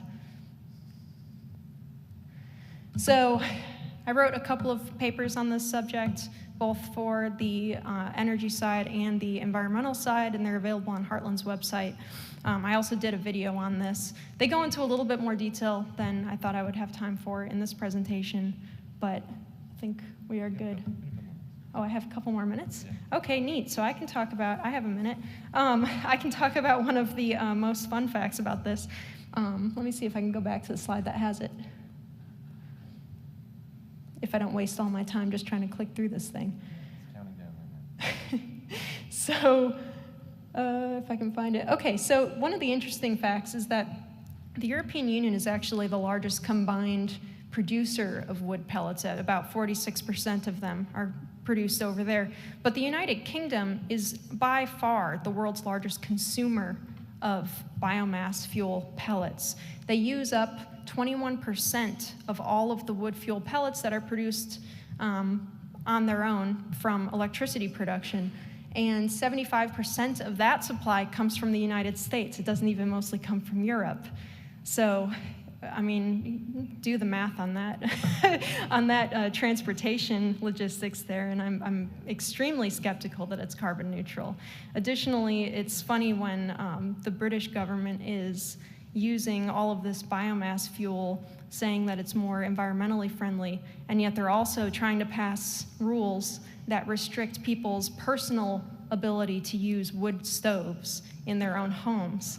So I found that ironic and kind of fun in a terrible dystopian sort of way. So, but that's what I've got today. So thank you. 40 seconds. All right, so we still have about 19 minutes for Q&A. So look for Cameron, the dapper individual back there with the glasses and the microphone, and it's probably easier to get his attention than mine because I'm sort of blinded by these lights that are right in my eyes and I can't see past like the first 5 rows here. So. Yeah, my name is Bob Kappelman. I'm an energy policy consultant. One of my clients has the largest biomass to energy plant in the United States. I'm glad you made the distinction between pellet fuel and biomass waste fuel. Biomass pellets, I haven't priced it, but it's sometimes as high as $16 per million BTU, whereas biomass waste, we call slash from pine forest harvesting, latest price was like $3.58. So big distinction. Also, if you're familiar with life cycle calculations for carbon neutral, I think you'll find that the slash is more than carbon neutral, whereas pellets are nowhere near carbon neutral. You might comment a little bit more on the difference. One factoid that's interesting, the National Energy Laboratory calculated about in 2005, 2010, 1 billion tons of carbon neutral biomass was available out there. So, and so I appreciate comments, on that, because the distinction is super important. Right. It seems like this is not on, maybe. You're good. It's on? Okay. So yeah, no, it makes sense. Just you don't need necessarily to do a whole lot of math to figure out that the kind of residual products type of biofuel or biomass fuel is a totally different animal than using a roundwood or pulpwood source to create a biomass pellet. Because, of course, especially if you're using these residuals from the timber industry, those pines are getting used in, creating homes or creating power poles or something. So that carbon isn't going anywhere, right? So that makes sense. I think the distinction is important. You're totally correct. All right. Anybody else?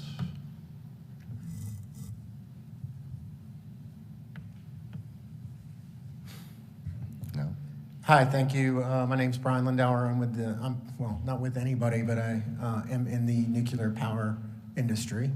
And my first comment is for Linnea to make sure that you know that I do use ethanol-free fuel in all of my critical engines. But actually, I had a question for the other gentleman whose name does not appear in the itinerary, so I can't unfortunately call you by name. But obviously, we have an issue with RTOs and ISOs and the governance. FERC trying to establish a market that in a completely non-market situation.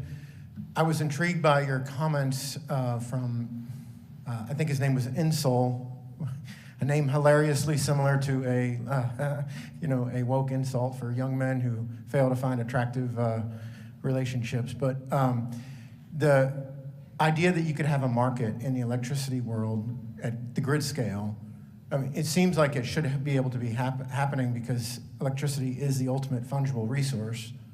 However, is it even hypothetically possible with the technologies that we have, setting aside regulations and the problems, is it a technically feasible thing to accomplish? I understand, electricity is different. You have to consume it the moment it is produced. You need control areas, and there's economies of scale and diseconomies of scale on control areas. But the free market approach, which is we have a lot of history on, and it didn't fail, companies establish their control areas.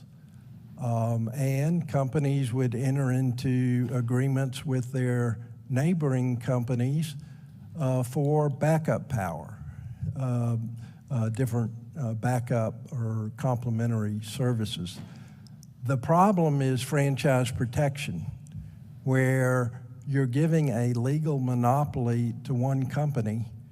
You don't need that. It's a special interest intervention. Now the problem is that we had prior intervention that I mentioned that necessitated companies to go to the public utility model. But the brief answer is, in the absence of ISOs, RTOs, private companies would have control areas, and without antitrust law, they can enter into agreements with their neighboring utilities.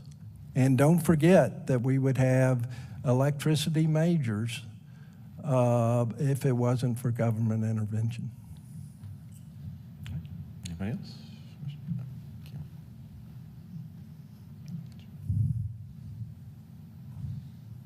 Yeah, if we can zigzag the questions, he's got to get his 10,000 steps in today, so sure. A question for Linnea, or comment and a question. Bill Lindquist is my name. I live in California. I'm a geologist. I'm a very keen birder, and I imagine a lot of people in this room also like birds. When you cut down native forests in the eastern US, you have a great variety of trees and shrubs, and they're usually teeming with birds. You replace that native forest with pine plantations. They're often as sterile as hell when it comes to wildlife, birds and mammals. Does the Audubon Society, have they come out against all this biomass dogma, or are they seduced by the green energy refrain?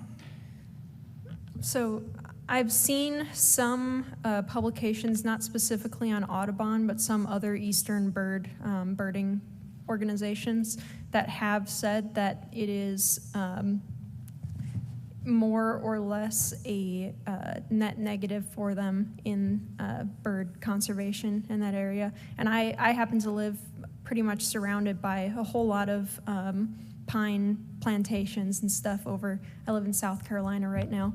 There's a whole lot of them in Georgia, and there's a whole lot across the Southeast.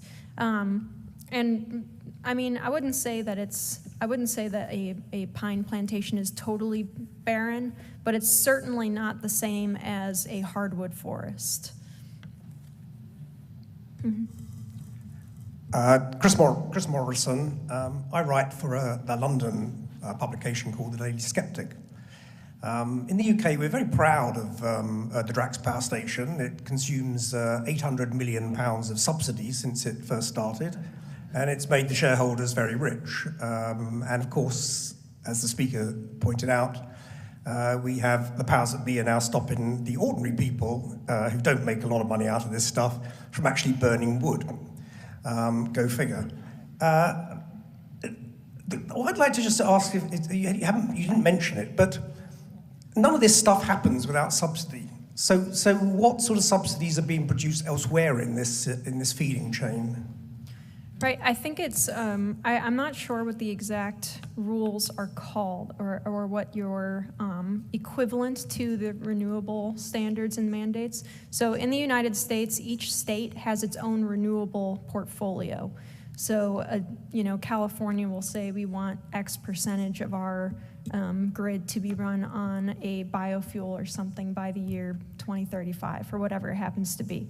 I think that the same is across the European Union, but I'm not aware of the exact mandates that you have over there.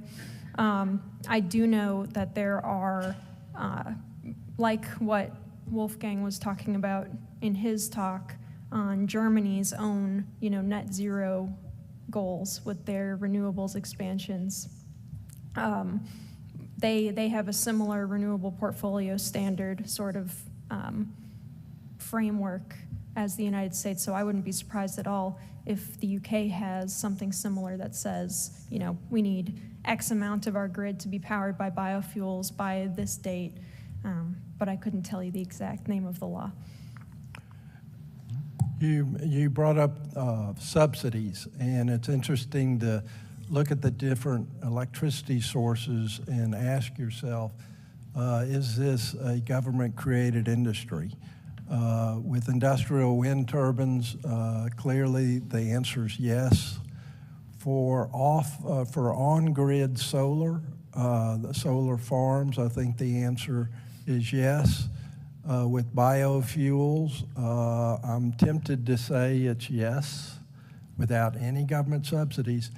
But there's another industry, government-created, government-enabled since the 1950s, and that's nuclear power.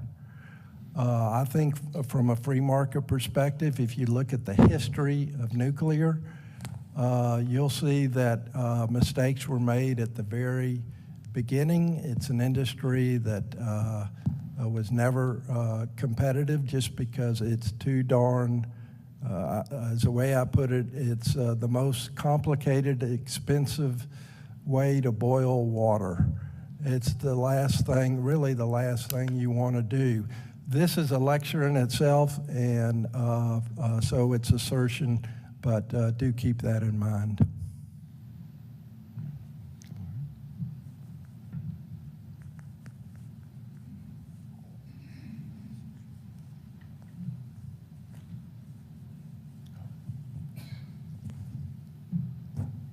Hi, I'm Kevin Kilo. I'm with Cowboy State Daily. It's a Wyoming publication. I've interviewed Mr. Bradley before. I was wondering, one of the things we have in Wyoming is they switched one of the refineries, if not two, over to biodiesel, all of which is shipped to California. And of course, that just diminished limited refining capacity. I was wondering if you had, any thoughts on what is happening with, limited refining capacity going to biodiesel and then leaving that unavailable for fossil fuel products. Right, and that's a huge problem too because we haven't built a new refinery since like the 1970s, I think. So to switch all of that over to something like, it's going to be a soybean-based biodiesel if it's in the United States, most likely.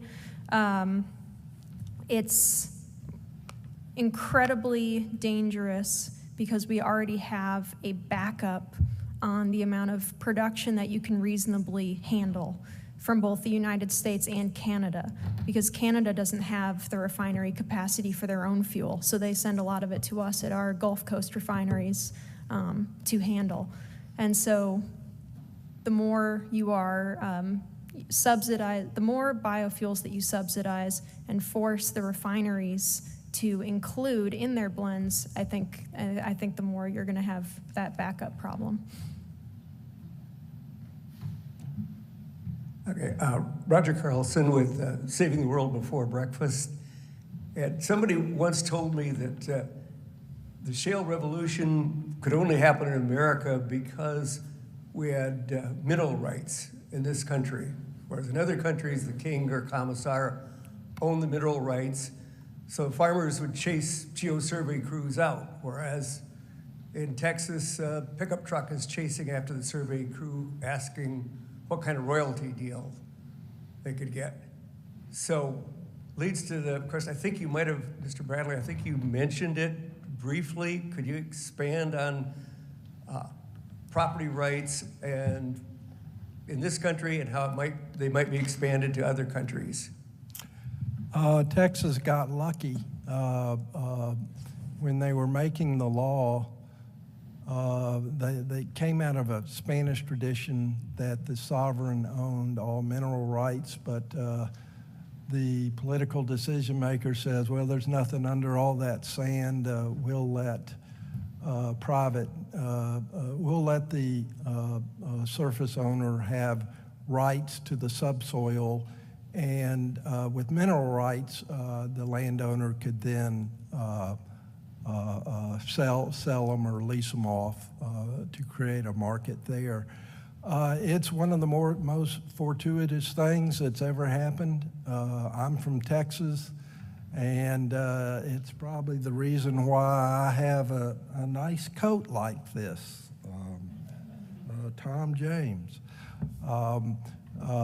But the private wealth was huge, but the private wealth translated into civil society and social wealth. And there's an adage, it sounds strange, but in practice it's correct, that in socialist countries, resources are owned by a very small elite, the political class, and in capitalist countries, the mineral resources accrue to the benefit of all.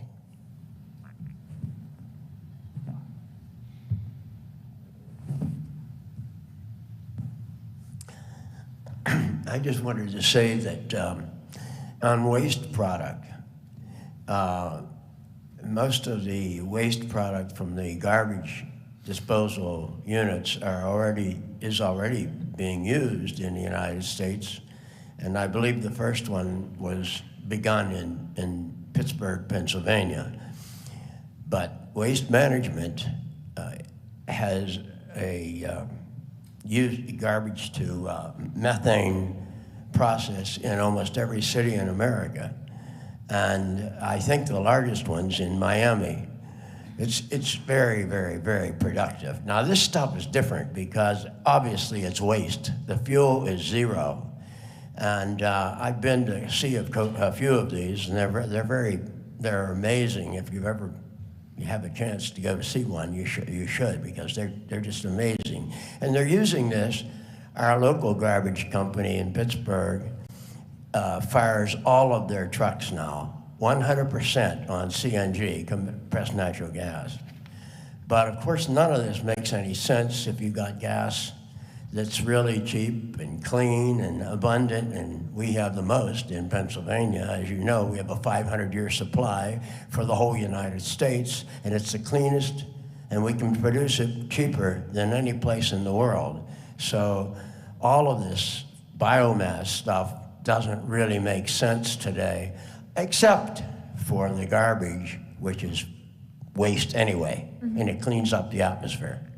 So I just wanted to say, in Europe, I think they are doing it in Europe some places, and it makes sense a lot there to use it. Anyway, just my comment. Thank you. All right, well, it's actually 4 o'clock, so we're gonna have to, oh, Brian, you got a question? You're on the board, so you get to ask questions.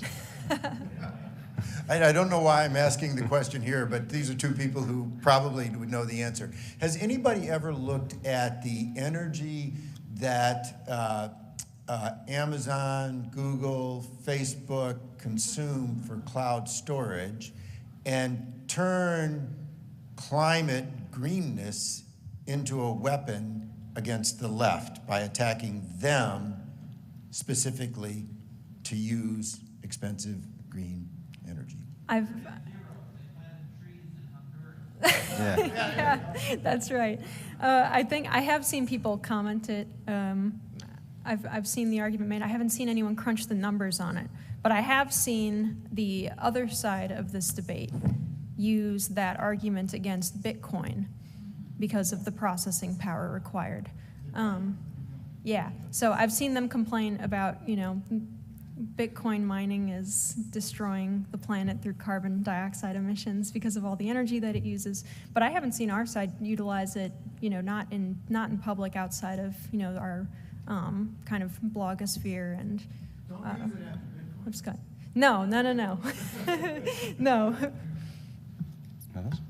All right, well, yeah, that's going to have to do it. It's 4 o'clock. We got to wrap up for the next panel. So thank you very much, everybody, for coming. Another round of applause for Rob Bradley and Linnea Lueken, and for Wolfgang Müller, too, who had to leave. And we'll see you guys in the next panel in a couple minutes. About Thanks a lot. biomass and biofuels.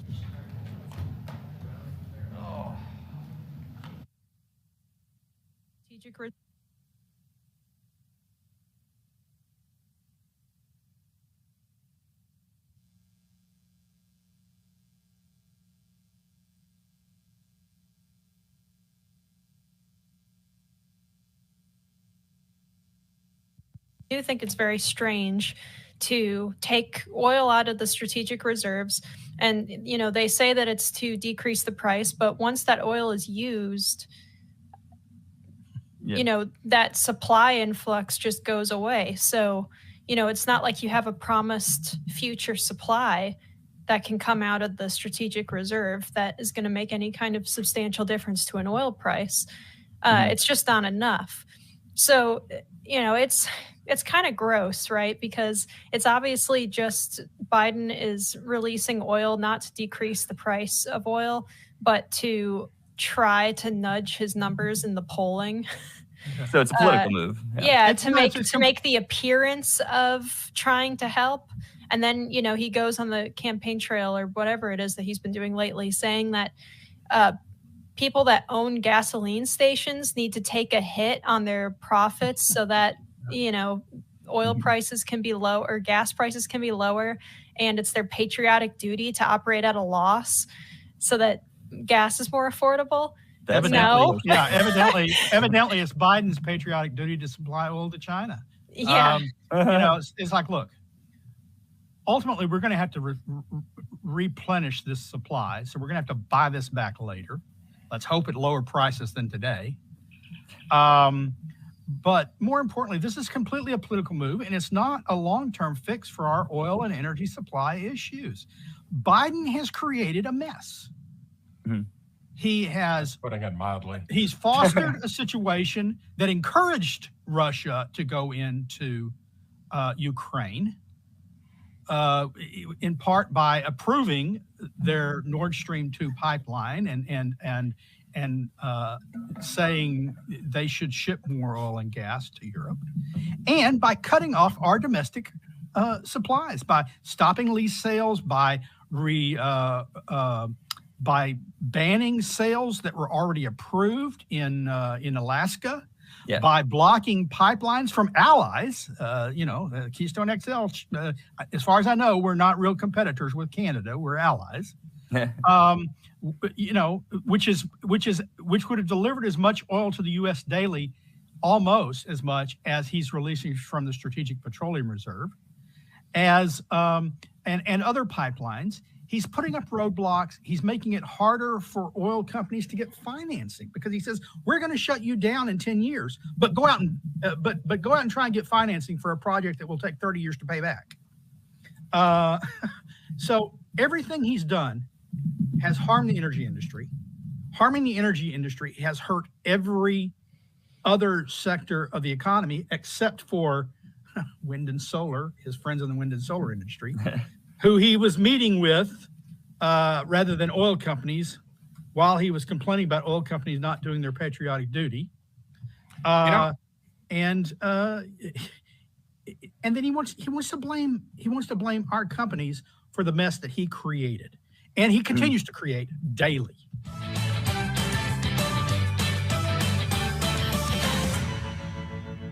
So, Justin, I got a related question for you because so the lady from the UN, Melissa Fleming, kind of used all this COVID talk to bring up the so-called infodemic, another term that they're trying to coin over there, where people are trying to search for information about COVID and they're being exposed to all this contradictory information. They're getting confused by all these differing viewpoints that are up there. Oh, what are we supposed to do?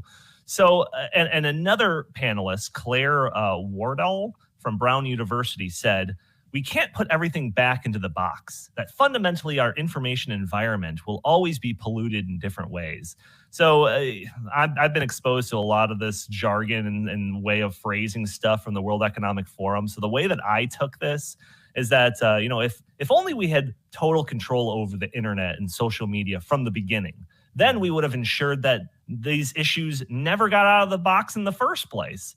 So then, and this is the part that I kind of want to bring to your attention, Justin, the moderator brings the CNN person into discussion saying, Rachel, you have a huge portfolio at CNN, but you're in a position where CNN is both an organization that's trying to make sense of the world and trying to establish the facts. It's also part of a political war on who owns the narrative. So, I mean, this just reminded me of... what was it, like Mika Brzezinski or something on MSNBC, where she was complaining about how Trump was trying to control like what people thought about news stories. And then she like accidentally said, that's our job. That's the media's job to do that. Right. So, Justin, what do you think about this idea of trying to own the narrative? Yeah. I mean, I think that there is no doubt whatsoever that within the World Economic Forum, orbit, and I guess you could say amongst the ruling class in Europe, Canada, and America, there is this very strong sense that has developed over the past, couple of decades. It's always been there to some degree, but over the past decades, we've seen it getting increasingly stronger. And in the past, really since Trump won the election, it's been especially true, where they had at least some semblance of, well, if we tell people what the right ideas are, they will believe us and then they'll do the right things, like within their framework. So right things means whatever they think people should do, okay? Uh-huh. But then Trump happened and it was like, oh, well, we told them that Trump was a monster and they picked the monster anyway. So now we have to control the narrative even more tightly because people are getting confused by the misinformation and the disinformation and the Russian, collusion and all the other sort of like boogeymen that they concocted in order to explain why Hillary Clinton lost the election, rather than just saying, she's a super unlikable person that nobody wanted and she refused to go to Wisconsin and places like that to campaign. I mean, that's the obvious, right? But they didn't want to do that. So instead, it was this elaborate problem that we have to fix by controlling what people see, because we can't trust, and this is something I've said this over and over and over again to so many people, I'll never forget it. As long as I live, I went to a cocktail type party with elitist type people. Oh my God! Koch brothers shoving money in your pocket. No. These were left wing. These were not fans of the Koch brothers. And I'll never forget it. We're talking about people being able to make their own decisions, their own choices in life, and that being the best path forward. And the answer that I got from one of these people at this event, very highly educated person, was most people are too stupid to know what to do. They don't know what to do. And so we have to give them the answers to these problems. And then they were referred to as, not making this up, as sheep who need to be led in the right direction. And so forever I have said this to many people, in elite people, whether they're on the left or even consider themselves to be on the right. The average person is a stupid sheep that needs to be led. Funny. Because when you were originally going to say it, I was like, oh, that's a very like paternalistic concept. It's like, I know what's best for my kids, so I'm going to take care of them. But it's like when they're referencing it as sheep, that's even worse. It's much worse. Okay. All right. Let's go ahead and play this clip. No setup. Can you tell us what this is and what effect climate change has on this phenomenon? Well, we can come back and talk about climate change at a later time. I want to focus on the here and now. We think the rapid intensification is probably almost done. There could be a little bit more intensification as it's still over the warm waters of the eastern Gulf of Mexico, but I don't think we're going to get any more rapid intensification. If you look here, you can actually see, pretty interesting for your viewers, you can actually see a second eye wall forming around the inner eye wall, and that's basically the second eye wall has overtaken the original eye wall, and that should arrest development. So listen, I'm just trying to get that. You said you want to talk about climate change, but what effect does climate change have on this phenomenon that is happening now? Because it seems these storms are intensifying. That's the question. I don't think you can link climate change to any one event. Okay. On the whole, on the cumulative, climate change may be making storms worse, but to link it to any one event, I would caution against that. Okay, well, listen, I grew up there, and these storms are intensifying. Something is causing them to intensify. Yeah, but Donnie, I'm just trying to get you to link this to climate change. That's what was going through Don Lemon's head. Go ahead. He's just dead wrong. And the key word was it seems. It feels, it seems, everything's emotion, they hype up these storms. But actually, if you look at the record over the past 100 years, the amount and intensity of storms in the United States that have hurricanes that have made landfall is drastically down. So that is an empirical fact that they just do not want to address. And here's what they do. Every time there's a storm, they get the hype machine pumping. They've got, all their reporters there on site trying to, just like make it seem like it's this devastating, event. And it is, obviously. But you know what? They are lying through their teeth when they're saying that this is happening more and with more intensity, at least related to hurricanes. It is a complete and utter falsehood. Yeah, this is going to be that guy is. I'm just going to say that guy's the head, the acting director of the National Hurricane Center at NOAA. I'm sure Don Lemon fully expected him to just go ahead and parrot the idea that, climate change is causing these things. I mean, I don't have cable anymore, but the Weather Channel became unwatchable because every storm was called, and they had big specials on climate change and all that stuff. Dude, just give me the weather. Show me the radar. That's fine. And for this guy to basically twice try to be looped into going along with the climate cult, he decided not to. And one of the reasons why, a big reason why, is because not even the United Nations climate reports say that global warming is making hurricanes more frequent and more strong. You can look it up for yourself because that is the truth. And kudos to this guy for actually saying the truth instead of just, parroting the narrative and keeping the cult going. Have you heard the claim that we're in the midst of a climate crisis? How about that there's a scientific consensus regarding climate science? For years, the corporate media, activist celebrities, and power-hungry politicians have attempted to silence any rebuttal to the climate catastrophe narrative by claiming 97% of all climate scientists believe climate change is primarily anthropogenic and catastrophic. Some 97% of scientists have concluded that climate change is real, it is caused by human activity, and it is already causing devastating problems in our country and around the world. This claim has never been true, but now it's quantifiably false. In tandem with the Fairleigh Dickinson University poll, we anonymously surveyed 400 meteorologists and climatologists to see if the 97% claim stands up to inspection. Here's what we found. To start, 97% of scientists don't think climate change is primarily anthropogenic, nor is it catastrophic. 59% of those surveyed said that climate change will cause significant harm, not 97%. The interesting aspect is that participants under the age of 30 indicated climate change would cause significant harm at a far higher rate than those aged 50 and over. Essentially, the more experience someone has in the fields related to the Earth's climate, the less they worry about a climate catastrophe. The politicization of America's public education system could very well be the source of this massive discrepancy. But this response highlights more than the fallacy that there's a scientific consensus. It obfuscates political reliance on science that clearly requires further discussion. Here are the facts. Global carbon dioxide concentrations have increased in the 21st century.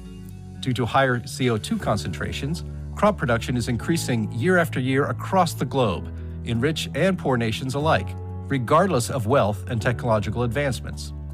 Extreme weather events are not becoming more frequent or severe, and, most importantly, climate-related deaths have decreased more than 13,000% since 1920.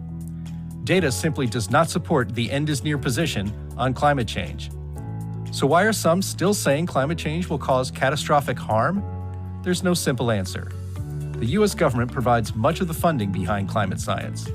Saying climate change is a problem the government must solve greatly increases a scientist's odds of being funded. And we are not disagreeing with the claim that there can be negative effects to a changing climate. Rarely is any issue truly black and white. The real debate comes down to weighing these effects against the benefits we're experiencing. So no, there is not a consensus. We don't need to censor people who want to debate policies aimed at curbing CO2 emissions.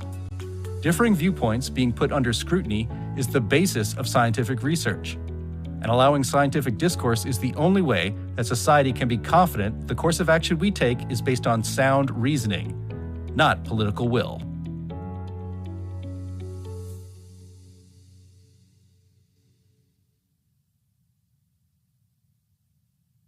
Again, Chris, you said like how we're all so divided. You know, I don't think it's any worse. It's obviously not worse than the Civil War. We have a lot of divisions in this country, but you know what kind of bothers me is that Trump is supposedly a divisive president. He was a lot more popular than Joe Biden is right now, and his America First agenda was about, well, it's as plain as it can be, America first. His policies were actually obviously demonstrably better for domestic policy and international policy than anything Biden has done. He's basically ruined everything. But we're supposed to be united around that president, but not this, this supposed tyrant Trump.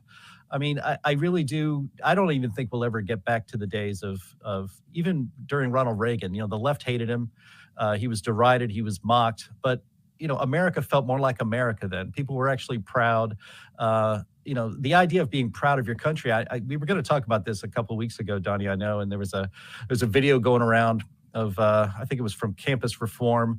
They go on to a college campus and they ask, kids in their late teens, early 20s, if they're patriotic, if they're proud of America. And they had a hard time finding young people saying that they're proud of America. And it's just sad. Because this is still the greatest country in the world. It's the greatest system of government ever devised by human beings, and we're watching it. We're watching it slip away. It is sad. Well, yeah. On that note, according to a recent poll, only 38% of Americans are proud to be Americans, and I agree with Jim that the extremely proud. Let's not be fake news. Extremely proud. Excuse me. But I generally agree with Jim that the sentiment across the nation is definitely not what it was when I was growing up in terms of like pride in America. And, just here's another anecdotal example of that. NPR this year did not recite the Declaration of Independence, which they've done every single other year going back as far long as I can remember. So that just goes to show, this whole CRT thing, this whole anti-founding fathers, anti-constitution, revolution, mindset has, it's definitely gotten hold, and it's increased in my 39 years here in America. I've seen it. But I do think it's very strange to take oil out of the strategic reserves, and they say that it's to decrease the price, but once that oil is used, that supply inflow goes away. All right. Thank you, everyone. We're going to get started. We have our two speakers here. This is, in case you don't know, panel 8B, Government Overreach or Tyranny. We're going to have Jeff Clark talking about how he reined in the EPA while he was with the Trump administration. And Jeff, and then we're going to have Myron Ebell talk about decentralized totalitarianism. I love that expression. Jeff is the former President Trump selected in EPA General, Assistant Attorney General of the Environment and Natural Resources Division of the U.S. Justice Department. He also was named the Acting Assistant Attorney General of the Department of the DOJ Civil Division. And he is going to talk first, and then we're going to have Myron Ebell. So come on up. Jeff, appreciate it. Thanks for joining us.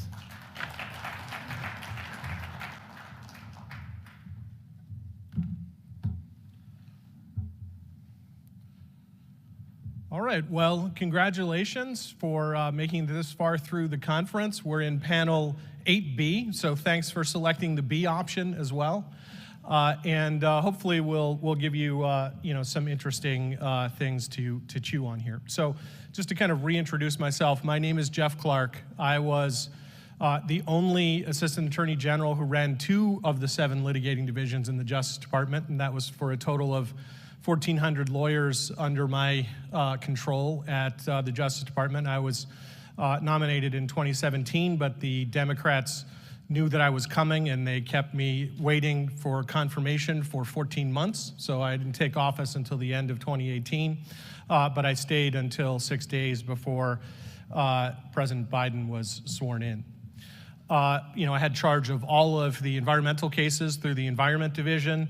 And then in the Civil Division, which is actually larger than the Environment Division, I had a defense of all federal programs other than ones in particularized areas like the environment, but I had that for another reason because I had the other division, or tax, or antitrust.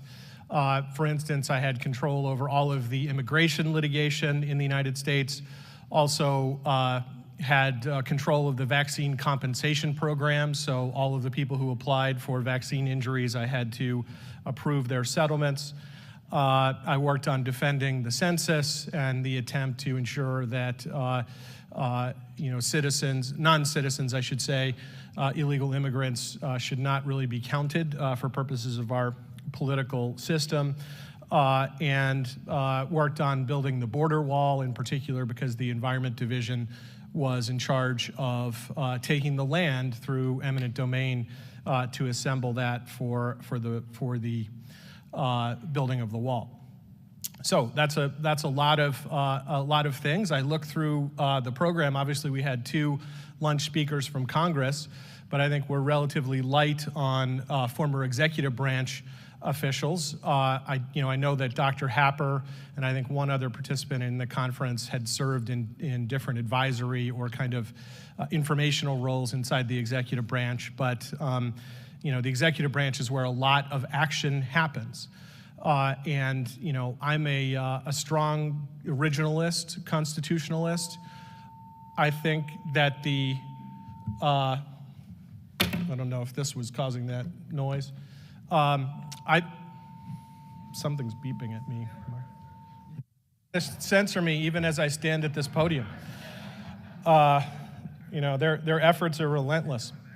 But as I was going to say about the Constitution, the framers clearly envisioned that the legislative branch would be the most important branch. It held the purse string, it passes all of the laws, and laws are deliberately made difficult to pass, though, so that liberty is protected.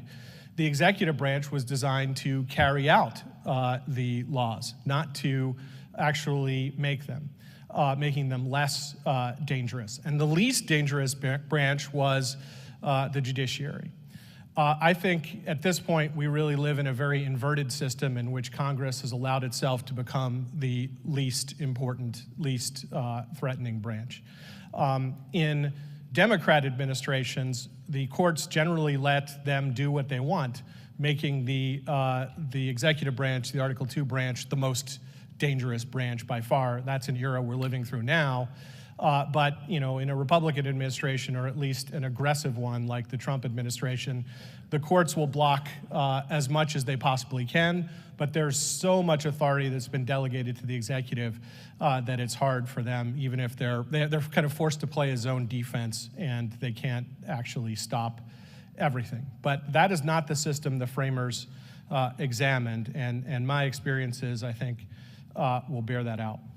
Before I talk to you about the title for my presentation, which is Meta, I'll explain that in a bit. I just wanted to give you a sense of how I've become a personal target of the Democrats and a personal target of what I see as rising tyranny in the country.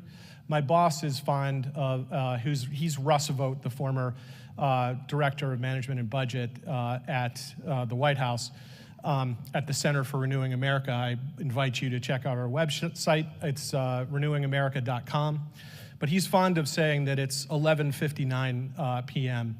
in the country at this point, and I fully agree with that, and I hope actually at the end of this talk you'll understand why that's true.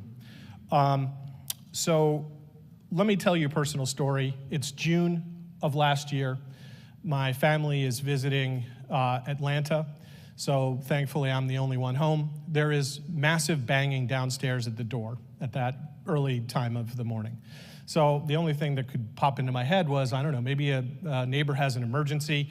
I grabbed the dress shirt I was wearing with my suit the prior day. I, dashed down without actually putting pants on because I thought, I could just peek around, see what the issue is, and then go get dressed or ready as I needed to. What did I see when I opened the door in late June? But 20 agents decked out in bulletproof vests, weapons, and several detectives from the Fairfax County Police Department. I would later figure out why they went along for the ride. So they said that they had a search warrant to search for and take all of my electronic devices in the house. And I'm electronics heavy, so it took them quite a while. But I said, they said, you must come outside. And I said, I'm not wearing pants. Can I go upstairs and get some pants on before I come outside? They said, no, absolutely not. So they pulled me out of my house. They stuck me in front of my own garage. And then I was body cammed by the Fairfax County Police people who obviously have body cams. But the agents who came to my house were from the Department of Justice's Office of Inspector General. I don't believe they have body cam authority. So I think that's why they tacked in and tied in with the Fairfax County Police. So, once it was determined that I was not a safety threat, and keep in mind that only, 5.5 months earlier, I'd been in charge of 1,400 lawyers at the Justice Department. I'd been a colleague of these people, and yet I'm being treated like this. So I'm allowed eventually to go upstairs, put on pants, and then they proceed to shuttle me from room to room of my own house and then search it. They brought in something I'd never heard about called an electronic sniffing dog. Apparently dogs can smell, they're trained to smell the glue.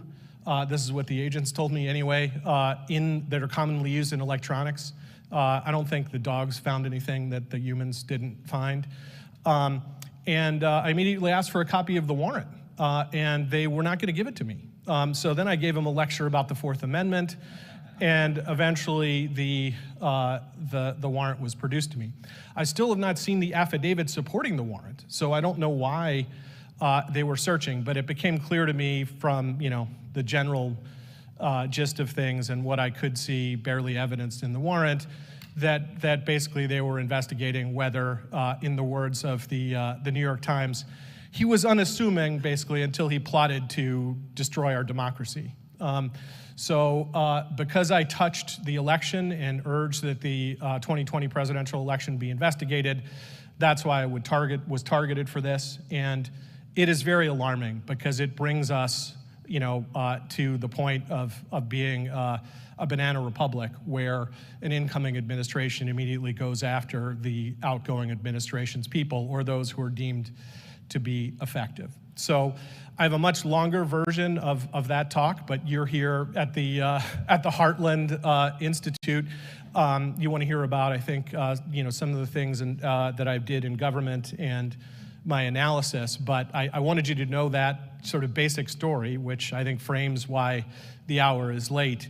And I'll give you with one human interest point about that before I go on, which is to say that when my daughter, my youngest daughter, who's 13, got back from being in Atlanta after she kind of assured herself that I was okay, and she came to me in a private moment and she said, "Dad, do you think the agents looked at my diary?" And it was just it's heartbreaking to imagine that. So I've been targeted by kind of a multi-pronged attack. The Inspector General, and this was what the warrant was, has an investigation. You know that there's a special counsel Jack Smith, who is looking at these issues, as well as the Trump Mar-a-Lago documents issues. The January 6th committee made me one of their primary targets. And then, the bar of DC is attempting to take my license away for reasons that are very difficult to determine, despite the fact that I have a spotless record.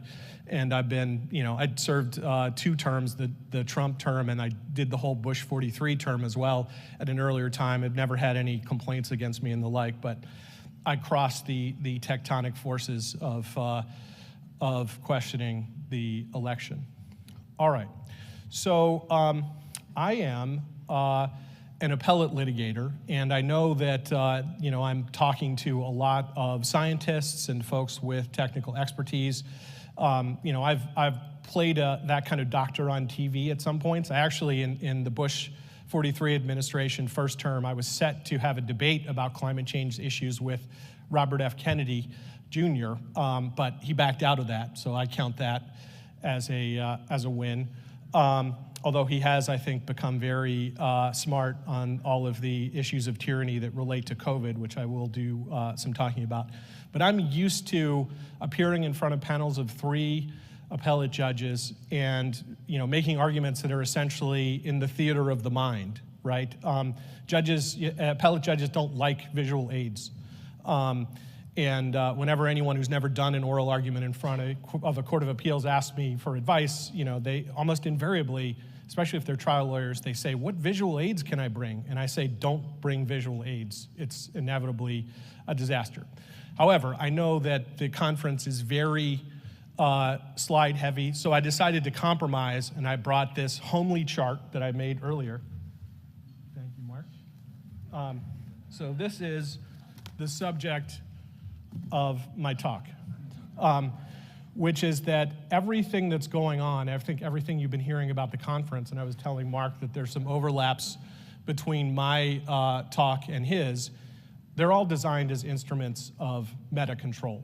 And that's what the climate issue is. It is an issue of controlling more than can be controlled by controlling some particular issue or sector alone. And I think the energy issue, which the climate hoax and scare episodes are all designed to do, is all about meta control. So I won't keep that up for the whole presentation, especially because it covers up the placard here. But what is meta in the sense I'm using it?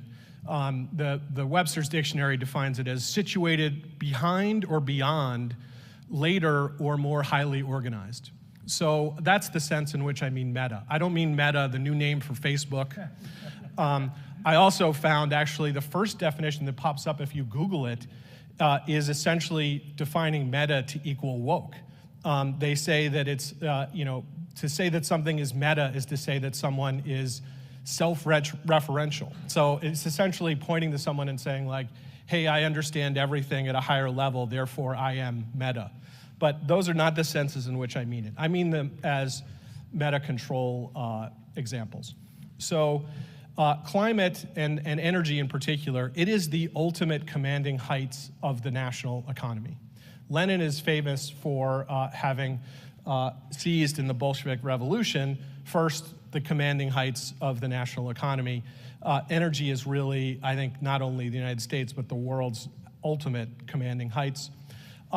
When the Obama administration issued their endangerment finding, I gave a presentation because they were also doing Obamacare as well. Through the Federalist Society, I gave a talk about the endangerment finding at the National Press Club, and then I had a counterpart who gave a talk about the dangers of Obamacare.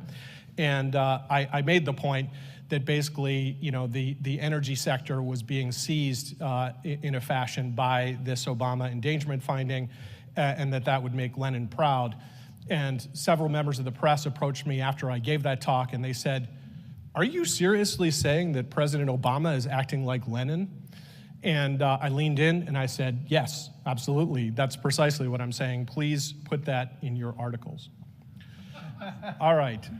So now I'm just going to go a little bit into why it's such a meta control issue, right? So One way it's a meta-control issue is that in the early 1970s, the NEPA statute was passed, the National Environmental Policy Act.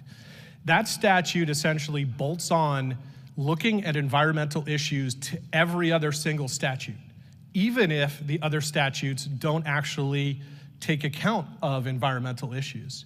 So it then becomes the world's biggest excuse to shut down infrastructure projects, to hold up rulemakings, to just tie the federal government in knots at the whim of environmental groups. And one of the major things that they eventually created under this statute was this concept of cumulative impacts, because of course, right, if you have one power plant, its emissions are not going to have any impact on temperature, right? We saw all the calculations about how the aggregate of it really has no significant impact on temperature, even if you go out to 2100. So certainly if you look at one source, it's not going to do it. So in order to make climate change a significant environmental issue that triggers NEPA, they have to be able to aggregate together through cumulative impact analysis a whole bunch of emissions, and that's precisely what they've done, and that's precisely why in the first NEPA reform regulations in 50 years, which I spearheaded and then defended in the courts, for President Trump, we cut off and ended cumulative impact analysis so that we could eliminate this, silly analysis of carbon dioxide-related emissions issues. So there are a lot of other things I could say about the climate issue being meta, but here's my example, which I've written about in an article for the Liberty blog called "Remaking Man by Choice and Decree." There's a professor of philosophy, and of course, if it's a leftist professor of philosophy who wants to talk about climate change issues and has ideas and solutions, that's okay. It's only Alex Epstein, who is a philosopher. He gets called on the carpet by Barbara Boxer because, well, he's not on that side. But there's this philosopher at NYU, his name is Matthew Lau, and he actually called for genetically engineering human beings to be pygmies because then their energy footprint would be lower. So if you look up my Remaking Man by Energy and Decree article, you'll see how I have a good time with that. Yesterday in this room, I heard someone actually asking about the issue of whether they'd ever seen any climate data being cooked. I was surprised actually that the panel members didn't immediately hop on that and say, yes, there's evidence of that.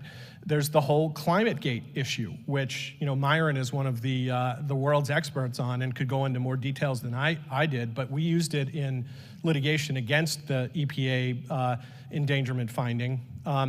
And the University of East Anglia, right, they had one of the important data sets for the world about temperature. And there's a famous computer file that came out. It's called the Harry README file. And I remember just off the top of my head that in the Harry README file, Harry, the author, who was a sophisticated computer guy, was saying, it's just botch after botch after botch in this data set. And indeed, they're saying that they have data for temperature stations for particular time periods that hadn't even, the station was established after the point in time where they say they had data from the station being taken. So they are absolutely cooking the data, and I'm sure, I also remember that Pat Michaels had a whole example where he called for a data set they were supposed to have, and they drug their feet for a long time, and they finally said, oh, we don't have it, it was destroyed because it was on floppy disk. So there are many examples like that. So the last issue I want to mention about environmental issues, which climate change definitely plays into, before I talk about other examples, is that the environmental groups, because they help draft the major statutes like the Clean Air Act, the Clean Water Act, et cetera, they created this concept called citizen suits, which creates something that is constitutional anathema called a private attorney general. So, the Sierra Club sues as a private attorney general, and if they win, they get their attorney's fees, and then they plow them back into filing more lawsuits against the federal government to stop development projects and otherwise, halt the actions of the federal government. All right, so my second example is this whole ESG concept, which I know there have been several panels that have talked about already. So this is control of the banks and lending, access to capital more broadly, changes to how corporate management is done, affecting all lines of business, right? We also know through the World Economic Forum, et cetera, that they're working on doing things like ending cash, and that this is ultimately aiming to something like the Chinese social credit score. And then, you know, what more meta control do you need to have than to control capital, to control how management of private corporations, ostensibly private corporations, go forward? And of course, if you can really control people at the level of, you know, denying them spending with a social credit score, you really have ultimate meta control. You have the government actually supporting this through initiatives from the SEC, from the Office of the Comptroller of the Currency. This is designed to essentially make ESG a matter of law. I worked in particular on the SEC approving some private exchange rulemakings that did things like require a diversity of board members and so on. That rulemaking is a real hoot to read in terms of how they try to figure out how many intersectional trans women do you need to have on your board versus, someone who's black. I mean, it gets into an absurd, ridiculous calculus. My third example of meta is COVID, the medical tyranny. The use of the Supreme Court case, from the early 20th century called Jacobson, with the very problematic Oliver Wendell Holmes, who went around declaring that, I forget how many generations it was, 5 generations of imbeciles is enough, and on that basis, thought it was constitutional to have forced sterilization. Of course, he's on board with forced vaccination programs, and then trying to use, that was obviously the main legal plank used to do the lockdowns. Next, I should also say, let me pause here and tell you one story that will help vindicate something that Mark was saying. So I'll tell you a story about being on the inside of the Justice Department during this COVID hysteria. So I was placed, because I guess I was a double assistant attorney general, on the COVID task force, and this was a remarkable body for the Justice Department. I went to a meeting with Attorney General Barr. We discussed when we could reopen the department. It came my turn to speak. I said, all of this is ridiculous. The department should be ordered reopened immediately. All of the career people should be summoned back to actually do work instead of working remotely where we have no idea whether they're actually working or not. And I was promptly removed from the COVID task force. All right, so I mentioned that I headed up the vaccine compensation program for a time, and believe me, I've seen the competing evidence we have for the government to defend the claims, and I've seen the claims presented by the plaintiffs. There are far more vaccine injuries than you can imagine, and many of the stories are heartbreaking because they involve people who become injured and damaged as infants, and their entire lives are wrecked, and then they need a recovery for the rest of their lives. Here's the next area, which is Klaus Schwab's tactic of fear, right? It just seems like there's a rolling set of emergencies at all times. There's the climate emergency, there is the COVID emergency. Now he tells us, get ready, the cyber attack emergency will be, the one that blows all the barn doors off. And of course, because of how computerized our modern society is, if you can control that under some kind of emergency set of powers, it's another meta control device. We have food control being lined up. We have, Mr. Gates buying all of the farmland. We have China buying up farmland, including farmland next to military installations. That's a really good idea. That really calls to mind the history of communism. We had Stalin in the 1930s creating an artificial famine in the Ukraine, of all places. Ukraine always seems to come back around these days. The kulaks were deliberately starved, and it was as a social control device. It let Stalin consolidate his power. He had both show trials for his political either opponents or sometimes cooperators just to create fear, and he had the murder of the kulaks. We have the meta issue of the media being taken over by concentration. We have, clear billionaires on the left who are doing things like buying time. That's the Benioff. We have Bezos buying the Washington Post. Democracy dies in darkness. We have, these constant TV programs from MSNBC and CNN. They control the dominant narratives and stories, and that obviously, conditions the thought of the people and how they vote in elections. That's another very important meta choke point to control. We had the fact that the Biden administration wanted to go even farther than that before that blew up in their face. They wanted to establish Nina Jankowicz as the misinformation, disinformation controller of all times. She would have to decide, what speech is accurate or not quite accurate enough that it needs to be supplemented, et cetera.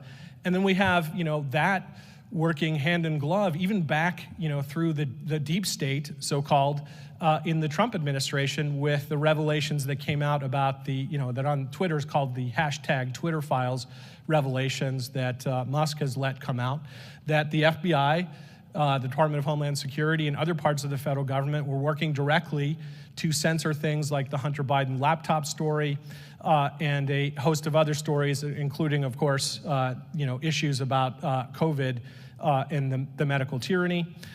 We have Mark Zuckerberg, the head of Meta, not the Meta I'm talking about, but Meta, the Facebook company, saying that he was contacted by the FBI and they said, we think this Hunter Biden laptop's going to be Russian disinformation. That narrative has been totally destroyed, but it didn't stop them, even though there's a lot of evidence that significantly impacted and might have even just by itself, if there was nothing else, have swung the 2020 election. So that's, controlling misinformation, disinformation, which I think they have plans for, they just have shelved them for the time being, is another obviously great meta control device. We have the fact that the educational institutions have been taken over, and you heard Senator Johnson speak at lunch about how the left took over the universities beginning in the 1960s. I'll deviate there to tell you one quick story about a law professor I had who actually, interestingly enough, was fond of having debates with me because he was a Marxist and I was a constitutional conservative, but at least he enjoyed the interchange. There are a lot of academics these days who don't. But he was famously asked by the press at one point, Professor Tushnet, why do you, hold this critical legal theory, critical legal studies? Why are you one of the founders of that? Why do you teach Marxism essentially to your law students? You can't possibly hope to make them Marxists. I'm not sure that the press person was very prescient about that. I think a lot of them have turned into full-on Marxists. But his answer was also enlightening, which is, well, I don't, this is back in the 90s. I don't really expect to make them Marxists, but I do expect to create a lot more Democrat voters. That was one of my foundational law professors. So, they control thought formation from the primary schools, secondary schools, and colleges at this point. They have critical race theory. They create a kind of thought tapestry by controlling those institutions of learning. We have the institution of Hollywood, which is another, meta control device. You can't watch a mainstream Hollywood, movie at this point and not basically get a heavy dose of woke politics. I have a joke with my kids. It really comes from my dad. I watched a lot of movies with him, and he would basically predict the plots, based on little data points that would come out along the way. So I've taken to calling myself, it's become an in joke in the family, I'm Plot Master. Then I have Plot Master Jr., who's actually in the audience with me. And, but I've taught them to the point where they can actually start seeing the political propaganda that's built into all of the movies. The criminal law is also being weaponized as an issue of meta control. My own personal story I'll give you as evidence for that I started with. Obviously, the parents at school board meetings who were targeted by, there's 7 litigating divisions of the Justice Department, right? I ran 2. One of them is called the National Security Division. It was established in the wake of 9/11 in conjunction with the Patriot Act, right? To go after terrorists and other major threats to national security. Well, this administration, the current one, they weaponized the National Security Division and their counterparts at the FBI to go after parents who don't like critical race theory being taught, who, there's a parent famously in Loudoun County who was upset that his daughter was raped in a restroom by a purported transgender boy who was then transferred to another school where he raped a different girl. The Attorney General of Virginia is looking at that now. I think federalism is an important way to push back on this centralized power. I used to sit in meetings, especially with the Deputy Attorney General throughout my time from 2018 to 21, and I would constantly hear about the National Security Divisions working on domestic violent extremists. And I sometimes I would ask, and I would hear about all the domestic violent extremists that exist on the right, and I was like, I don't know what you're talking about. I don't know what country you're living in. Like, this is a manufactured issue. I would be kind of frowned on for raising those comments. But I think that's what we saw in things like the Governor Whitmer kidnapping plot, where there are some bumbling folks from lower socioeconomic rungs of society who are kind of roped into a plot that really seems to have been designed by the FBI. Some of them got off, but others of them, especially with the judge really ramming things through for the government, did manage to get convicted. We have all of the fake January 6th insurrection narratives. We have, the suppression of the footage that I hope will soon come out through Tucker Carlson and then more broadly. We have just FBI, CIA, and other intelligence community proliferation, right? One of the things I studied in college was I double majored in economics and then Russian and Soviet history. I remember sitting in the Russian Revolution class around 1986 with Professor Pipes, who was the source of President Reagan's line of the evil empire.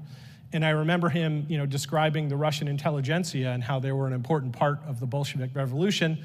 One of the students asked, what is the intelligentsia? And he said, well, the only thing I can think of to analogize it for you here in America is it's, people, in the upper reaches of Manhattan who regularly read the New York Review of Books. But they became important supporters of the revolution, and I never thought we'd see anything like the Cheka or the KGB, but we're really seeing the development of a weaponized intelligence community state. You heard Representative Boebert today talk about the formation of the weaponization subcommittee, which my organization has been really pressing for. That's a part of the Judiciary Committee. It's going to look at that. It's going to hold hearings into how all those things have been weaponized. Just this week, I wrote a piece about executive order from President Biden 14,091, which is a diversity, equity, and inclusion executive order. That executive order is going to establish across the entire federal government equality of outcome. They're not even hiding it at this point, right? We're not talking about classic, equality of opportunity, equal protection of the law. We're talking about equality of outcome. It's going to be run by Susan Rice, who is, the most ultimate leftist partisan that you can imagine. And it essentially takes a page from the NEPA statute. The NEPA statute bolts environmental regulation onto all of the other statutes. At least it's a statute, though. Congress passed it. This executive order is not passed by Congress, but it bolts diversity, equity, and inclusion analysis into every single federal government program, every single one. And international treaties are another meta control mechanism, right? We're hearing about this WHO pandemic treaty. We know about the Paris Accords. You should also look up a Supreme Court case that Holmes also wrote called Missouri v. Holland, which basically, if you read it broadly anyway, allows treaties to overcome the limitations in the domestic constitution. There's a chance for that to be reversed. About a decade ago in a case that reached the Supreme Court called Bond v. United States, that involved a chemical treaty, but that was blunted by Chief Justice Roberts, who basically decided that the statute didn't reach the criminal conduct at issue. Justice Scalia bitterly dissented and said this was our chance to get rid of Missouri v. Holland, and we've blown it. And of course, here I'm gonna say it. The ultimate meta issue is controlling our elections. The Center for Tech and Civic Life, which is this leftist group that I think the prior year before the 2020 election got like $1 million or maybe $2 million. Suddenly they got $400 million from Mark Zuckerberg, which have come to be known as either Zuckbucks or Zuckerbucks. Molly Hemingway writes about it in her book called Rigged. And they used it to penetrate into the battleground states, especially urban areas, blue areas. And it was like a privately funded get out the vote effort and taking over the election apparatuses of the localities. It was particularly effective, but particularly violative of state law in Wisconsin as one example. The ultimate goal of I think it's been removed from the web after I started talking about it, that its founder, Tiana Epps Johnson, the Center for Tech and Civic Life promotes, is she wants to have voting by text. And I would submit to you that at the point at which our republic has voting by text, which would be an entirely black box system where some computer folks told you who won and who lost national elections, there is no republic. I mean, the republic's already teetering on the brink, but if we have voting by text, it's all over. So it is 11:59 in America. You do need to wake up.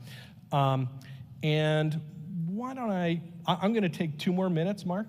Then give me the hook before I turn it over to Myron.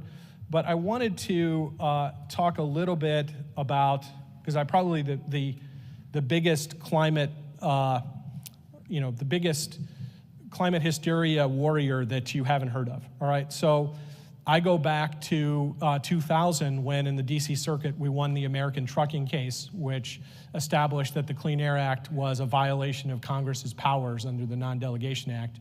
The Supreme Court wound up reversing that. Then in the Bush administration, I argued the Massachusetts versus EPA case, which is the first case to decide that CO2 can be regulated under the Clean Air Act. I won, I returned to private practice. Then the Supreme Court took that case, and the Supreme Court proceeded to rule 5-4 and allow that regulation. That's really the source of all evil that ultimately blossomed in the endangerment finding. I inserted a standing argument into that case, and this shows you what a problem we have with the deep state. A whole slew of career lawyers threatened to resign if I put that standing argument in. I was asked by Dick Cheney to argue this big coal mining case where coal mining was shut down in the entire state of West Virginia. I was told I could not lose that case, and I didn't. I won.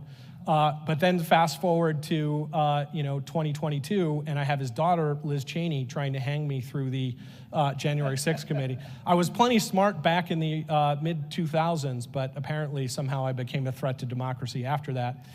I challenged the endangerment finding that ultimately led to the UARG case. I could tell you a longer story about that. There was a panel yesterday about and it was Ben talking about all of the Department of Energy efficiency regulations.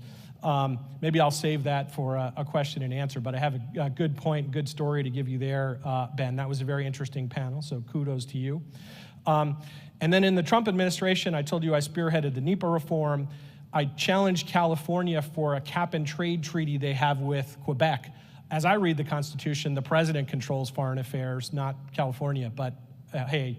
And I also defeated the Climate Kids case, which was an attempt I argued that case personally, out in Oregon, out at the courthouse that Antifa attacked every night in the Summer of Rage in 2020. But I argued the case and won that before then. That was attempted takeover by one judge in Oregon of about 7 cabinet agencies. The environmentalists wanted them to be ordered to complete a plan that one judge would then review and decide on, how we would go about reducing emissions, across the whole federal government. So I'll stop there, turn it over to Myron. I'll just say, look, what is meta control? Meta control is essentially communism. It's essentially Marxism. And I think there are all kinds of things we can work on as solutions. I know you heard a lot of people who are optimistic. I'm maybe less optimistic, although I do think we need to fight. And I think one of the things we need to do is we need to pray for a spiritual revival. And I think that begins with you and your own personal heart. And you need to pray for God's protection for the nation because it is under attack on every conceivable meta front. So thanks.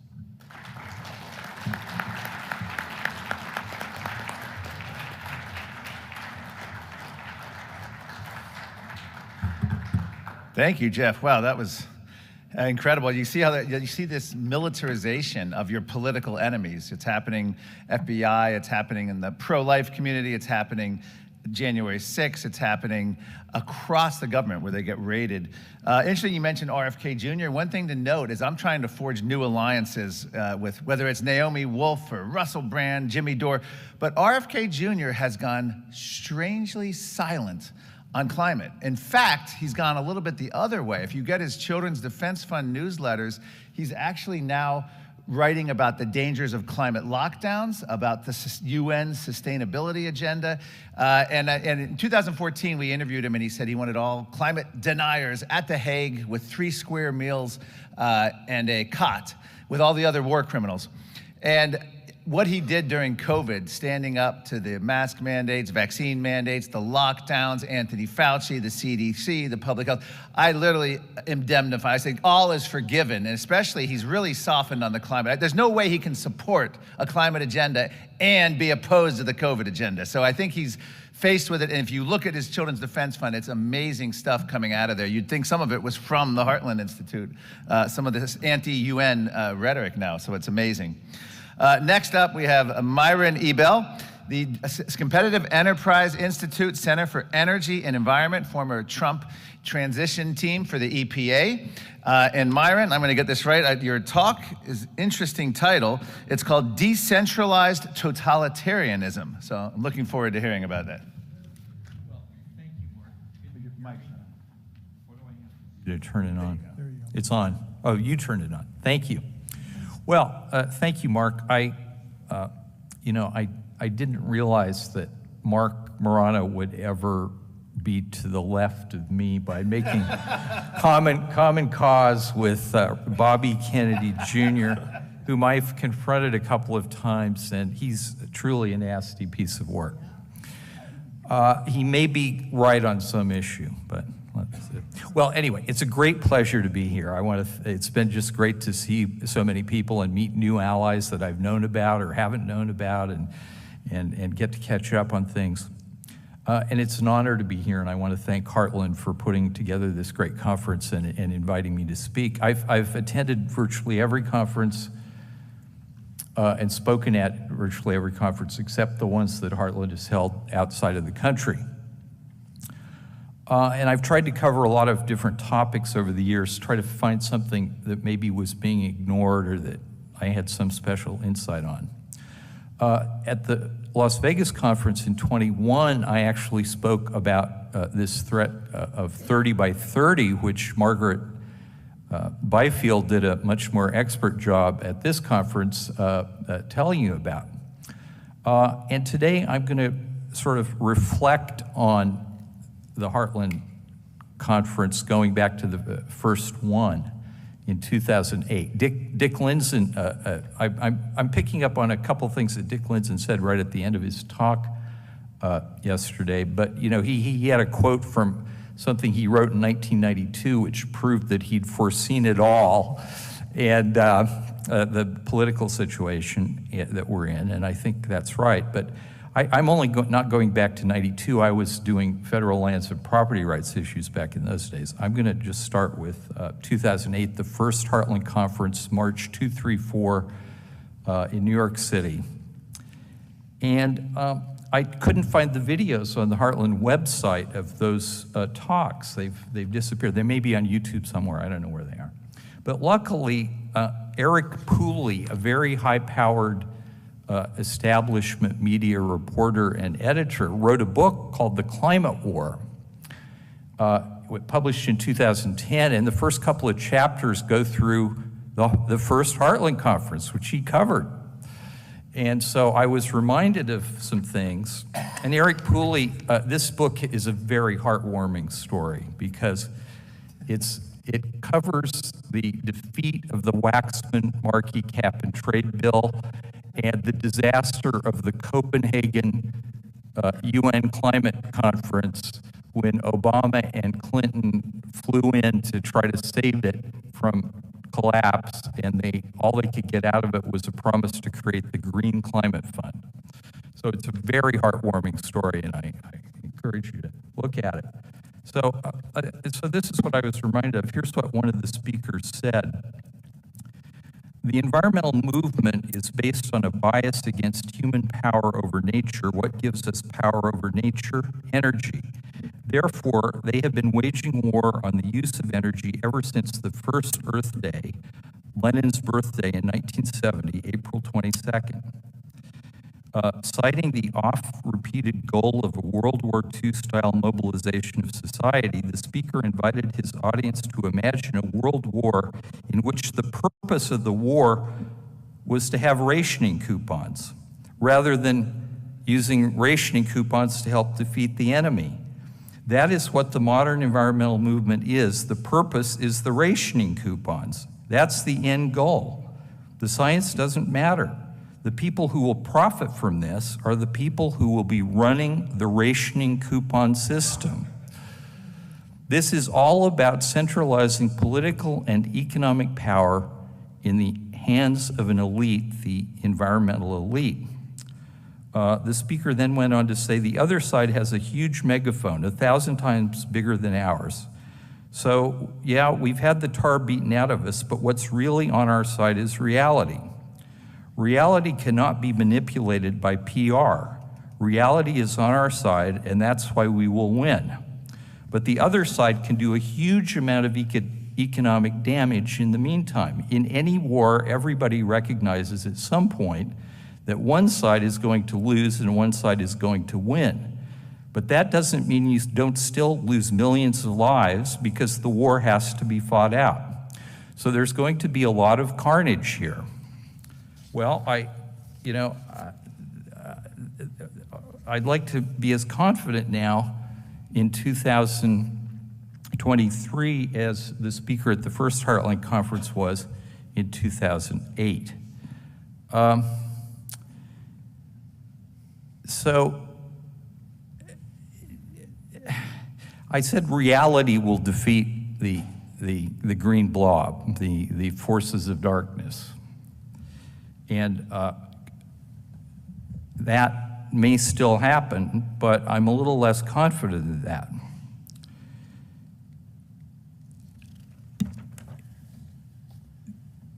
To condense a long story of what's happened, the consequences of the last 25 to 30 years of anti-energy policies ran into reality head-on, full speed, when Russia invaded Ukraine. And Europe was completely unprepared because of the policies, the anti-energy policies that they had pursued. And so we should see an incredible and equal reaction. And we have not seen that. So Germany and Britain and the other countries are scrambling to assemble enough energy to keep the lights on, reopening coal-fired power plants, not closing a nuclear plant, doing all these things. But they're not giving up on the agenda. They're not giving up on the agenda. So the revelation has not led to the reaction that I thought was going to happen. Let me just give one example of this. Despite the under the radar efforts to keep the lights on, a former Prime Minister, Boris Johnson, flew to the UN climate conference in Egypt in November. And he said, well, yeah, it's true, we've got this crisis now due to Russia's invasion of Ukraine. And all the policies that we pursued are not working out because of that. But don't give up on net zero. No, we can't give up on net zero, he said. And especially you developing countries like Egypt, don't give up on net zero. So how have they been able to maintain this fantasy? despite what's actually now happening in reality. And the speaker in 2008 said, well, you know, all this will run up against reality and will defeat the forces of darkness. What I want to say is, and I'm going to get to, I'm going to describe with other words what Jeff has already talked about. And if we had talked about what we were going to talk about before we got here, then maybe I might have... Overlap is good. Yeah, or maybe overlap is good. So what I've come to think of is that, and many people have said this before, the global warming is, or environmentalism is a religion, global warming is an apocalyptic movement or a millenarian movement. But I think we need to sort of understand what a millenarian movement is without just calling it that, because what it involves, the movement from, and this the first millenarian thinker or apocalyptic thinker is in the book of Daniel, the Old Testament, but it was of course adopted in the New Testament in the book of Revelation, or apocalypsis, the revealing in Greek. And by the way, it would have been much better if, as Erasmus and Luther both contended, if Revelation had never been accepted as a canonical book in the New Testament. But that's water under the bridge now. A millenarian movement is the creation of the belief that the end time has come, and an activist or a positive millenarian movement is one that thinks that the people involved, the saints who are ready to inhabit the kingdom of heaven that will be created on earth, that they can actually precipitate it against the forces of darkness. That is, they can overthrow reality. What has happened, I believe, is that the forces of darkness, who think of themselves as the saints of the new kingdom, but they're actually the forces of darkness because they want to turn out the lights. What they have done is they have successfully created an alternate reality. And Jeff called it meta-control, and I'm going to call it decentralized totalitarianism. The Bolsheviks, who overthrew the old order in Russia and created the Soviet Union, maintained themselves for 70-some years because they immediately took control of everything: the politics, the economy, the culture, the media, the public square. They took over everything. And then when people started to complain about it, as particularly the true believers, the old Bolsheviks who believed in the kingdom to come, the new Soviet man, the new society that would be created with the abolition of private property. When people started to complain about it, the terror was used to keep them down. Now, the situation that the forces of darkness are working in they're not able to seize control. I mean, we have institutions still that they haven't been able to overrun and take over. But what they have done is step by step have established totalitarian control over one aspect of our lives after another, or one aspect of society after another. So the first simple thing was to take over the science. And we could go through, I've got all 15 different steps, but let me just say the 97% consensus, right? So if you're not on board the consensus, you're crazy, or you're evil, or you're paid off by somebody or something. Then they took over what are the impacts of climate change. First, it was just the basic science, right? Greenhouse effect. What is the greenhouse effect? How does it operate? How much warming will there be? And so on. Then they took over the impact. So it used to be, when this debate first started, that we had, every time they threw up a potential impact, it was then swatted down by the facts. Polar bears, malaria, ice caps, glaciers, storms, big storms, little storms, weird weather, droughts, floods. Every single one of these, and Mark Morano's just done a great job of this, and I mention that because Jeff claimed that I was a great expert on ClimateGate, but Mark is, in this conference, he is the expert on ClimateGate, I believe. But every one of these claimed impacts was swatted down. So what has happened now? The intellectual establishment, the universities, the national institutions, the academy and so on, and the media have voluntarily worked together to suppress any of the facts that would upset this alternate reality. This is totalitarianism, but it's not centrally controlled. It's voluntarily taken on, and they are going to enforce it in a decentralized way. Every institution of society is going to take up its part without having Stalin and the Politburo directing it all. So I think that's the situation that we're in. And I would like to say,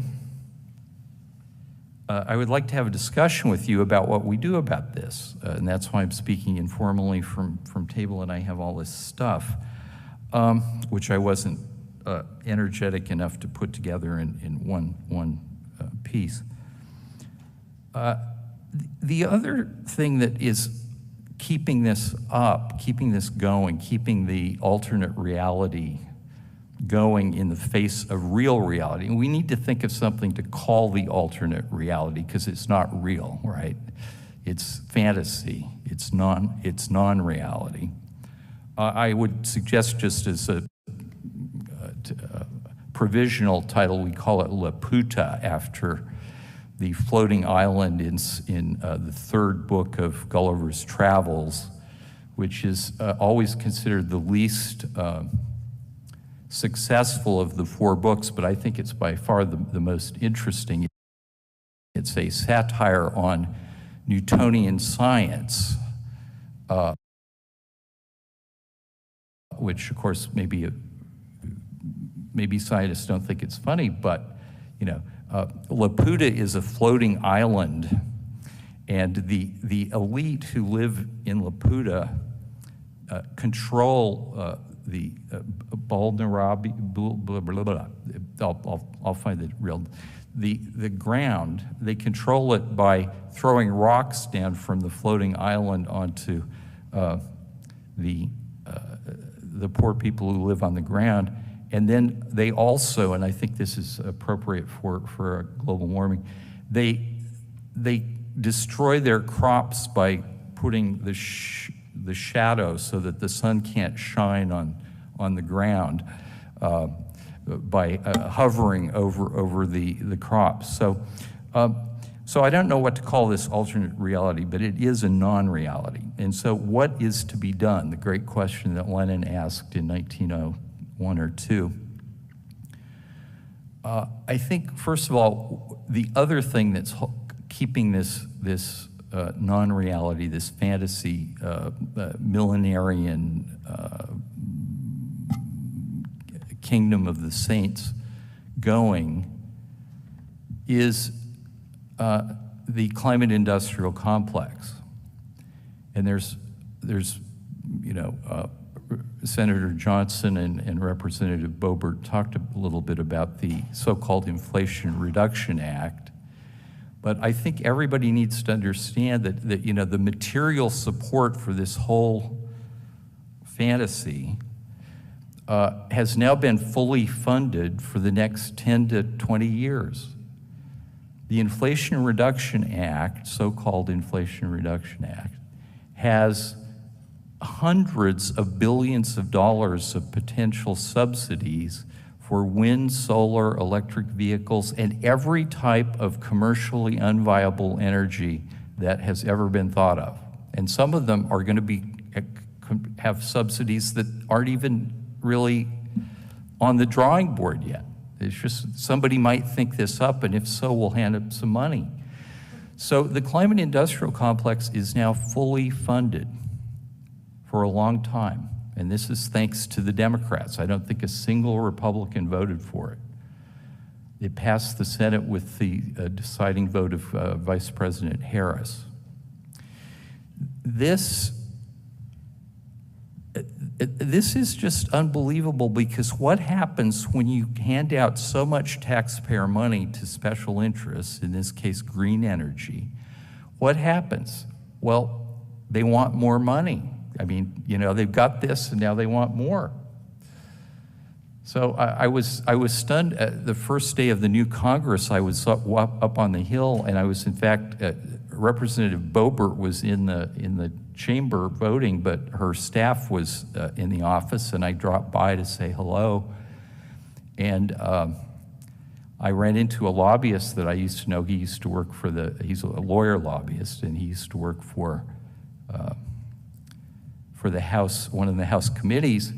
And one of the things he said that right away was, you just can't believe how much money is sloshing around on K Street. Well, why? You've just gotten hundreds of billions of dollars of subsidies. No, they want more, right? You know, there's no way to ever sate this beast. So one of the things I would just throw out that we have to do, because the more spacey stuff I've talked about, I'm not quite sure what we need to do, is we need to really support a rescission package as part of the debt ceiling deal that will take back the money that has been authorized but not obligated for all of this green crap. And this could be a huge fight. And the second thing is, I think we need to point out that faced with blackouts and higher gasoline prices and shortages, these are only going to increase. I think we need to point out that the people behind these policies, these anti-energy policies, are I don't want to call them evil, and I don't want to call them insane, although some of us may think both of those things. But they are deeply misguided if they don't understand, as Jeff said, that energy is the master resource. And as Rob Bradley has his blog, The Master Resource, which I encourage everyone to read, and that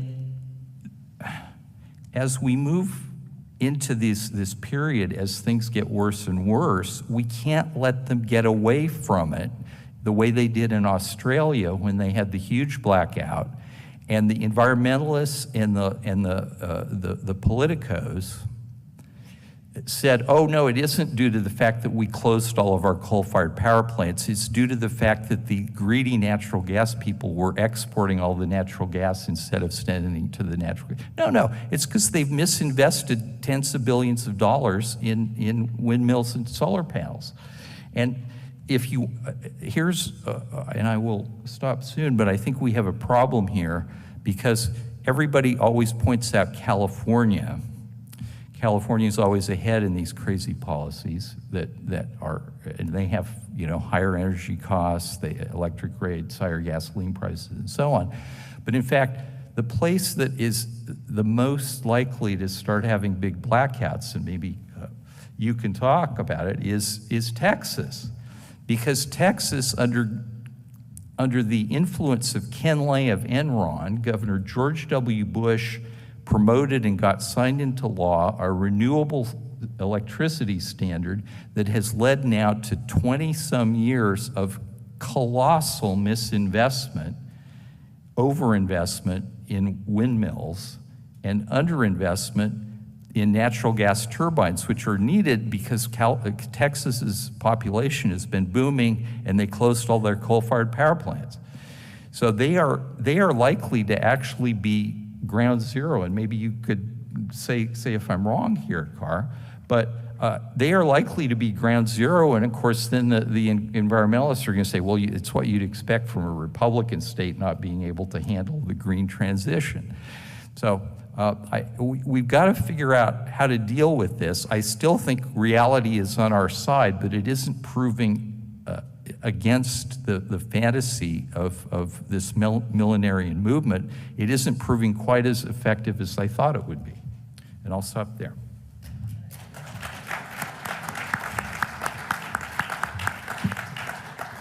All right, we got a lot of time for Q&A. I'll start with the first question, I guess more directed toward Myron.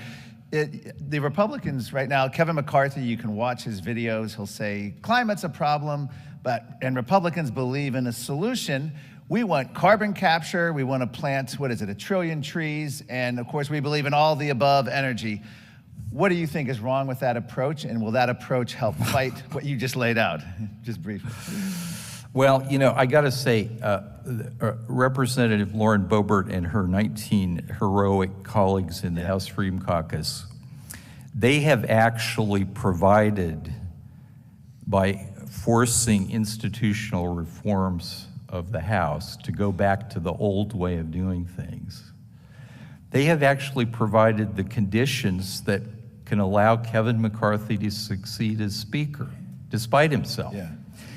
And what you just said is a good example of the despite himself. The fact is, look, the great thing about this country is, in fighting this, is the Republican Party is the only major political party in the world that hasn't bought into the climate agenda, to the green, to the forces of darkness, hasn't given in to the forces of darkness. In Britain, at Westminster, they've created a net zero scrutiny committee. They won't even call it an anti-net zero committee. It's just we want to look at it. Well, they've got 300 and some members in the Conservative Party in Westminster and 200 and some Labor. They've only got 40 members of the net zero scrutiny committee, last I heard. And that's like 12-15% of the Tory members. So in this country, it's just the opposite. The Republican Party is solid, and then we have people nibbling around the edges saying, well, we have to talk the talk because that's what young people are interested in, and that's what suburban voters are. Well, this is all Frank Luntz, right? Kevin McCarthy lives in Frank Luntz's palatial condo and pays nominal rent, and Frank Luntz gives him the talking points for subverting the Republican Party into believing this kind of stuff. Look, how can you possibly say to somebody who thinks that global warming is really a problem that, well, of course I agree with you, I just don't want to do anything serious about it. I just want, superficial stuff. No, these people want real suffering. They want real rationing. They want the rationing coupons, and they know who's going to benefit from running the system of having the rationing coupons.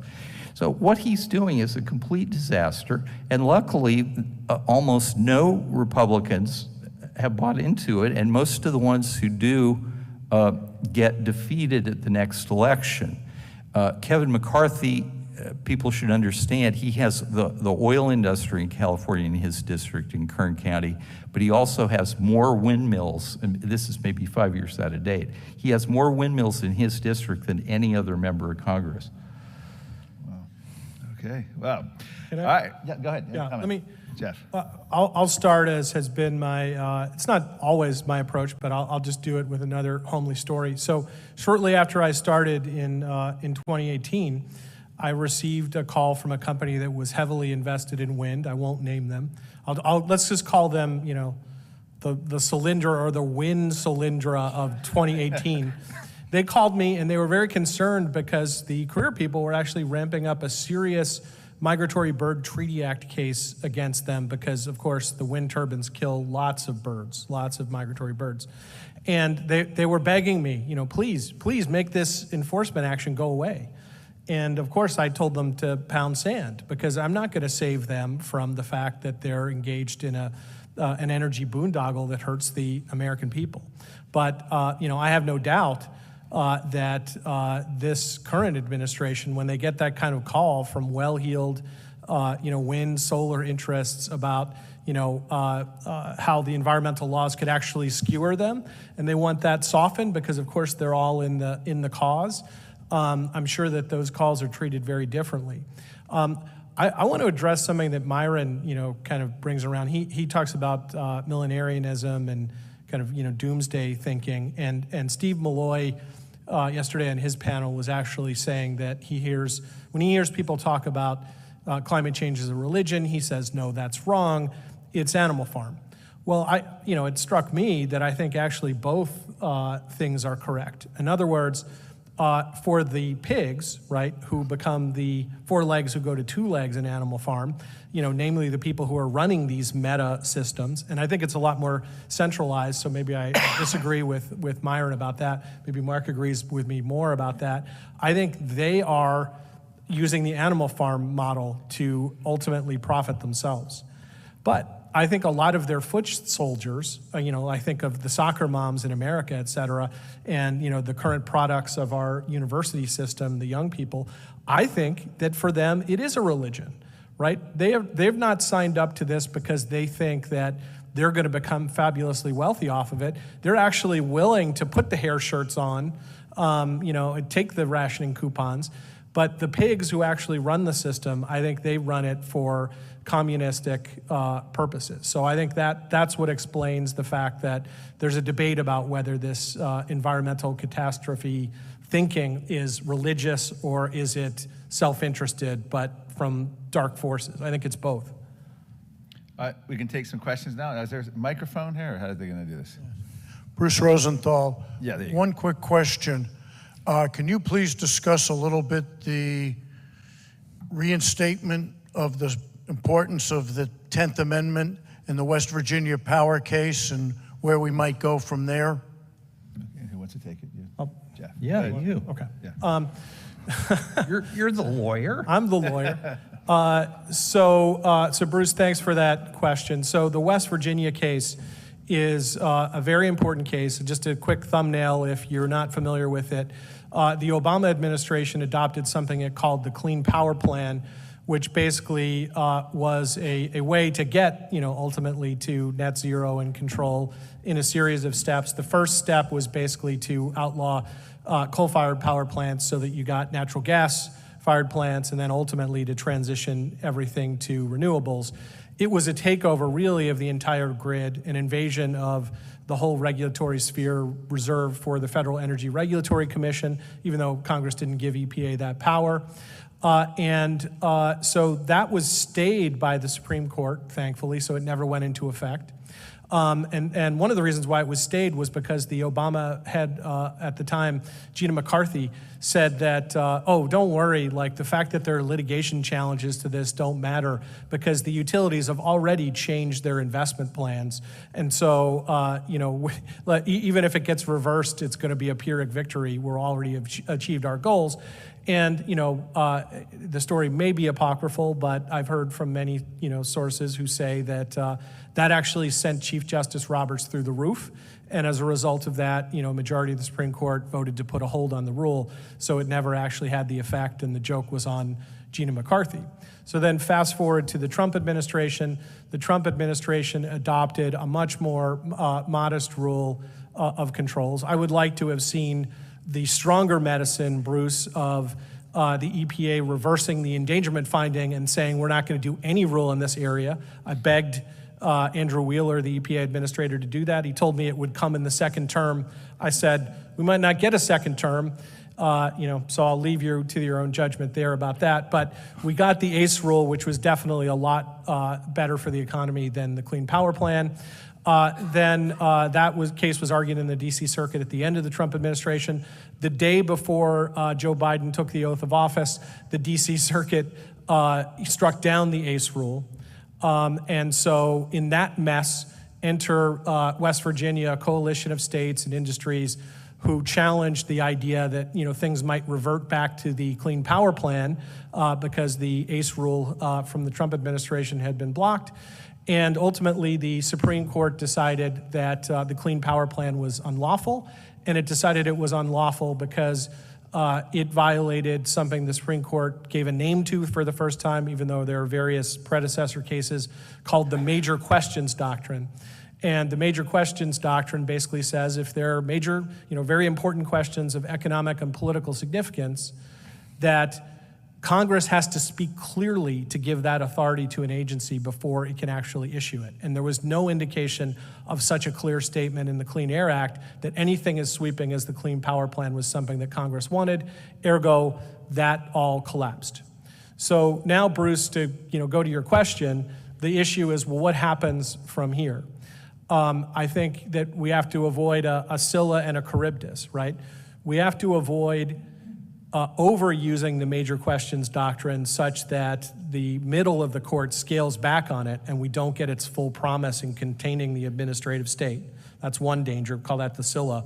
The Charybdis is not using it at all for fear of the fact that it might be scaled back. So we have to make judicious use of it. We have to look for situations where agencies are really claiming unprecedented powers, that it's clear that they really should return to the democratic process of a newly invigorated Congress. And that's a very, case-by-case thing that involves kind of sophisticated lawyering and thinking through and then processing how's that going to play to the 9 justices on the court. Next question. Rob Bradley. Comment, during World War II, we had coupon rationing with gasoline and other necessities. And it was east of the Mississippi. And with gasoline rationing, it was very problematic, if you can imagine. And they had A, B, C, D. Guess who was A? All government officials and school teachers, public school teachers. So that gives you just a feel for what could be coming ahead. Now, it's going to be, I have a comment. Is that okay? Is it okay if I'll answer your comment with this observation, which is that in the Soviet Union, they had something called the nomenclatura, which is essentially the fact that some people are more equal, some animals are more equal than others from Animal Farm, right? So all of these systems create winners and losers. Most of us normal people are losers, but the elites, they'll become the new U.S. nomenclatura.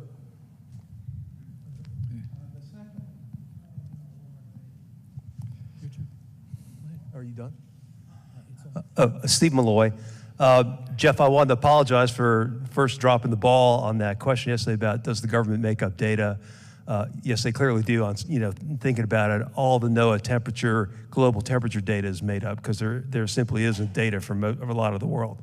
So that's made up. It wasn't ClimateGate though. Was something slightly different. But no, the government does make up data. But my question to you is, what can we do to get courts to look at science again? In the 1980s, companies would challenge EPA on NAAQS, for example, and the courts would actually do a bit of a review of the science. But that doesn't happen anymore. And I'm concerned that, we've got litigation right now with EPA on particulate matter, could very well make it to the Supreme Court, and they just don't really care to look at the details of the science. And so EPA can do whatever it wants, can lie, cheat, steal on the science, and it's unreviewable. So, what can we do? So Steve, I think we need an amendment to the Administrative Procedure Act. So first, let me answer with a little bit of history. So in the DC Circuit, they had a wide-ranging debate between 2 judges. So the judges gave the name to the debate, the Bazelon-Leventhal debate. So Judge Bazelon essentially won, and his view is, look, we're just generalist judges. We can't process these complicated things that the modern, scientific technocracy kind of presents to us. So, we just have to defer to what the executive branch tells us. I'd heard someone refer to that as Chevron. That's not actually Chevron. Chevron's about deferring to how statutes are construed by agencies. This is a kind of uber form of factual deference, that if an agency has technical or scientific expertise, we just turn off our brains and defer to them. Judge Leventhal said no. Judge Leventhal said, what cases come to us, and if a dispute turns on some kind of complicated issue of fact, well, this is what we get paid for. We have to roll our sleeves up, we have to figure it out, and we have to delve into the details to do that. That's just the nature of our job. And there was a sense in which that could still win cases in the 1970s. One of my mentors at the large law firm that I worked at before I was canceled as a result of the 2020 election and the New York Times, et cetera, and the January 6th committee, told me, in the 70s and the 80s, he would regularly win cases based on factual issues. He won a big case called corrosion-proof fittings in the Fifth Circuit about asbestos issues. So it's just that the judges really have adopted the Bazelon view of the world. And so the only way to get them to abandon that, because they're driving that out of the arbitrary and capricious standard, those 3 words in the Administrative Procedure Act, is to amend the Administrative Procedure Act and to make the judges address the factual questions. And they do address complicated factual questions. Take patent cases, right? There are very complicated arguments about that, and the judges realize that they actually have to get in, roll up their sleeves, and figure it out. I think that's the solution. Okay, we have about less than 5 minutes, so let's keep them quick and short answers. We get as many as we can in. Hi, Adam Wildavsky, New York City. Climate ought to be a scientific and economic issue, but in this country it seems to split very clearly on left and right lines. Do you have a theory as to why that is? Myron, you want to take that? Well, I have several theories, and I'm not sure if any of them are any good, so I'll throw one out. Look, I think we first have to figure out why every country in the world, there's a consensus that climate is a crisis that has to be addressed by massive government interference in people's lives and the energy economy, the productive economy, and why in this country it isn't. And I don't know the answer to that, but I would just throw out that this, and Ron Johnson and Lauren Boebert brought this out very clearly, and I think Ron Johnson said, in fact, that the left is concerned with power. He didn't finish that, but I think Lauren did. The right in this country is concerned primarily with freedom.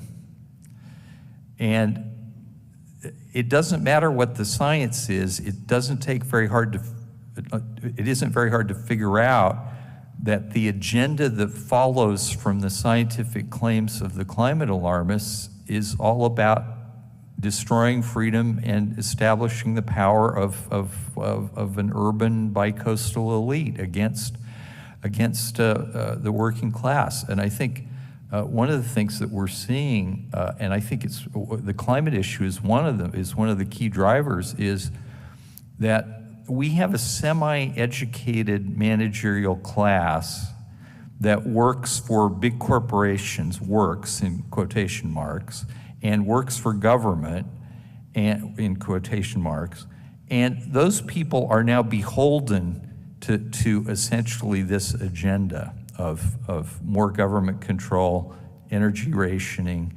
They can't really question it. And we found out during the shutdown, who the essential people were. They weren't the people like me who went home and sat in front of a computer screen and worked. It was, the truck drivers, the grocery store clerks, remember that meat packing plant where everybody caught COVID? And they first said, well, we'll have to close down the plant. And then they say, oh, no, actually, it doesn't matter whether you have COVID or not. You have to go back to work because, we can't lose the production from that meatpacking plant. And so I'm trying to get back, Adam, to your question, but, it is now, in fact, the case that in like 3 elections, the Republican Party has switched from the party of wealthy people and suburban voters to the working class party. Frank Buckley got this first right after the 2016 election. He's a law professor, but he was a speechwriter for Trump, and he wrote the Republican Workers' Party. And so in this country, I think the people who are really concerned with freedom get immediately, it doesn't matter what the science is, it's the agenda is anti-freedom because all the proposals for dealing with the scientific problem, whether it is one or not, are all about more government. Whereas in most European countries, that freedom is not a huge value. It's not a really so I don't know. That's one theory I have, but you probably have better ones. All right, we probably have time for one more question, so we can make it to give you a little break before the carbon tax debate and dinner coming up. So go ahead, one more. Bill Lindquist from California. The last question might be a completely stupid one, but it's to you, Jeff. Is there any way of setting up a special court? Let's call it the climate court or the science court, manned and women by judges with some scientific background that could more properly conduct legal proceedings of the type that we have in mind. So I've thought a lot about this, and there were questions about that raised as part of the Trump transition. Myron might have addressed them. I'm skeptical of that because one of the branches of economics that I'm particularly fond of is public choice economics. I think that court would become captured very quickly because it would require people to have credentials, and they'd probably have some of the same credentials that puts people on the IPCC. And then we're going to wind up with an even worse situation. I actually like having generalist judges who are appointed by different presidents, right? Who can, I think the problem is they've turned their brains off, and they've been taught this in law school. I think the APA does need to be reviewed. The last observation is, one of the things I've thought about for cases that don't get centralized in places like the DC Circuit, and there are entire categories of regulatory cases that go to the DC Circuit and almost only to the DC Circuit, especially all the major Clean Air Act cases. But if you're talking about cases that start in the trial courts, if we had something like the ability that Lord Mansfield had, and he's the English jurist who was the first to strike a blow against slavery. Some people attribute him with ending that in England. He would impanel expert juries, right? So if he had a dispute in a particular trade, he would find the fellow tradesmen, and they would understand the course of conduct and so on. For the modern age, right, where science and technical issues are much more complicated, you could do something like that. I'd like to see Congress experiment with that, but in a decentralized way with district courts or specialized courts in each of the states, a lot harder to capture. I think if we made one specialized court in Washington, D.C., it would get captured, unfortunately. All right, and thank you. We're a little bit over time. I'm Mark Morano, Climate Depot. Thank you as your moderator. Thanks to Jeff Clark and Myron Ebell. If you have any other questions, they'll be here. Thank you very much.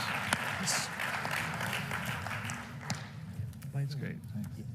Are you aware that Fred Singer, for a long time, and he was a great man, but he had...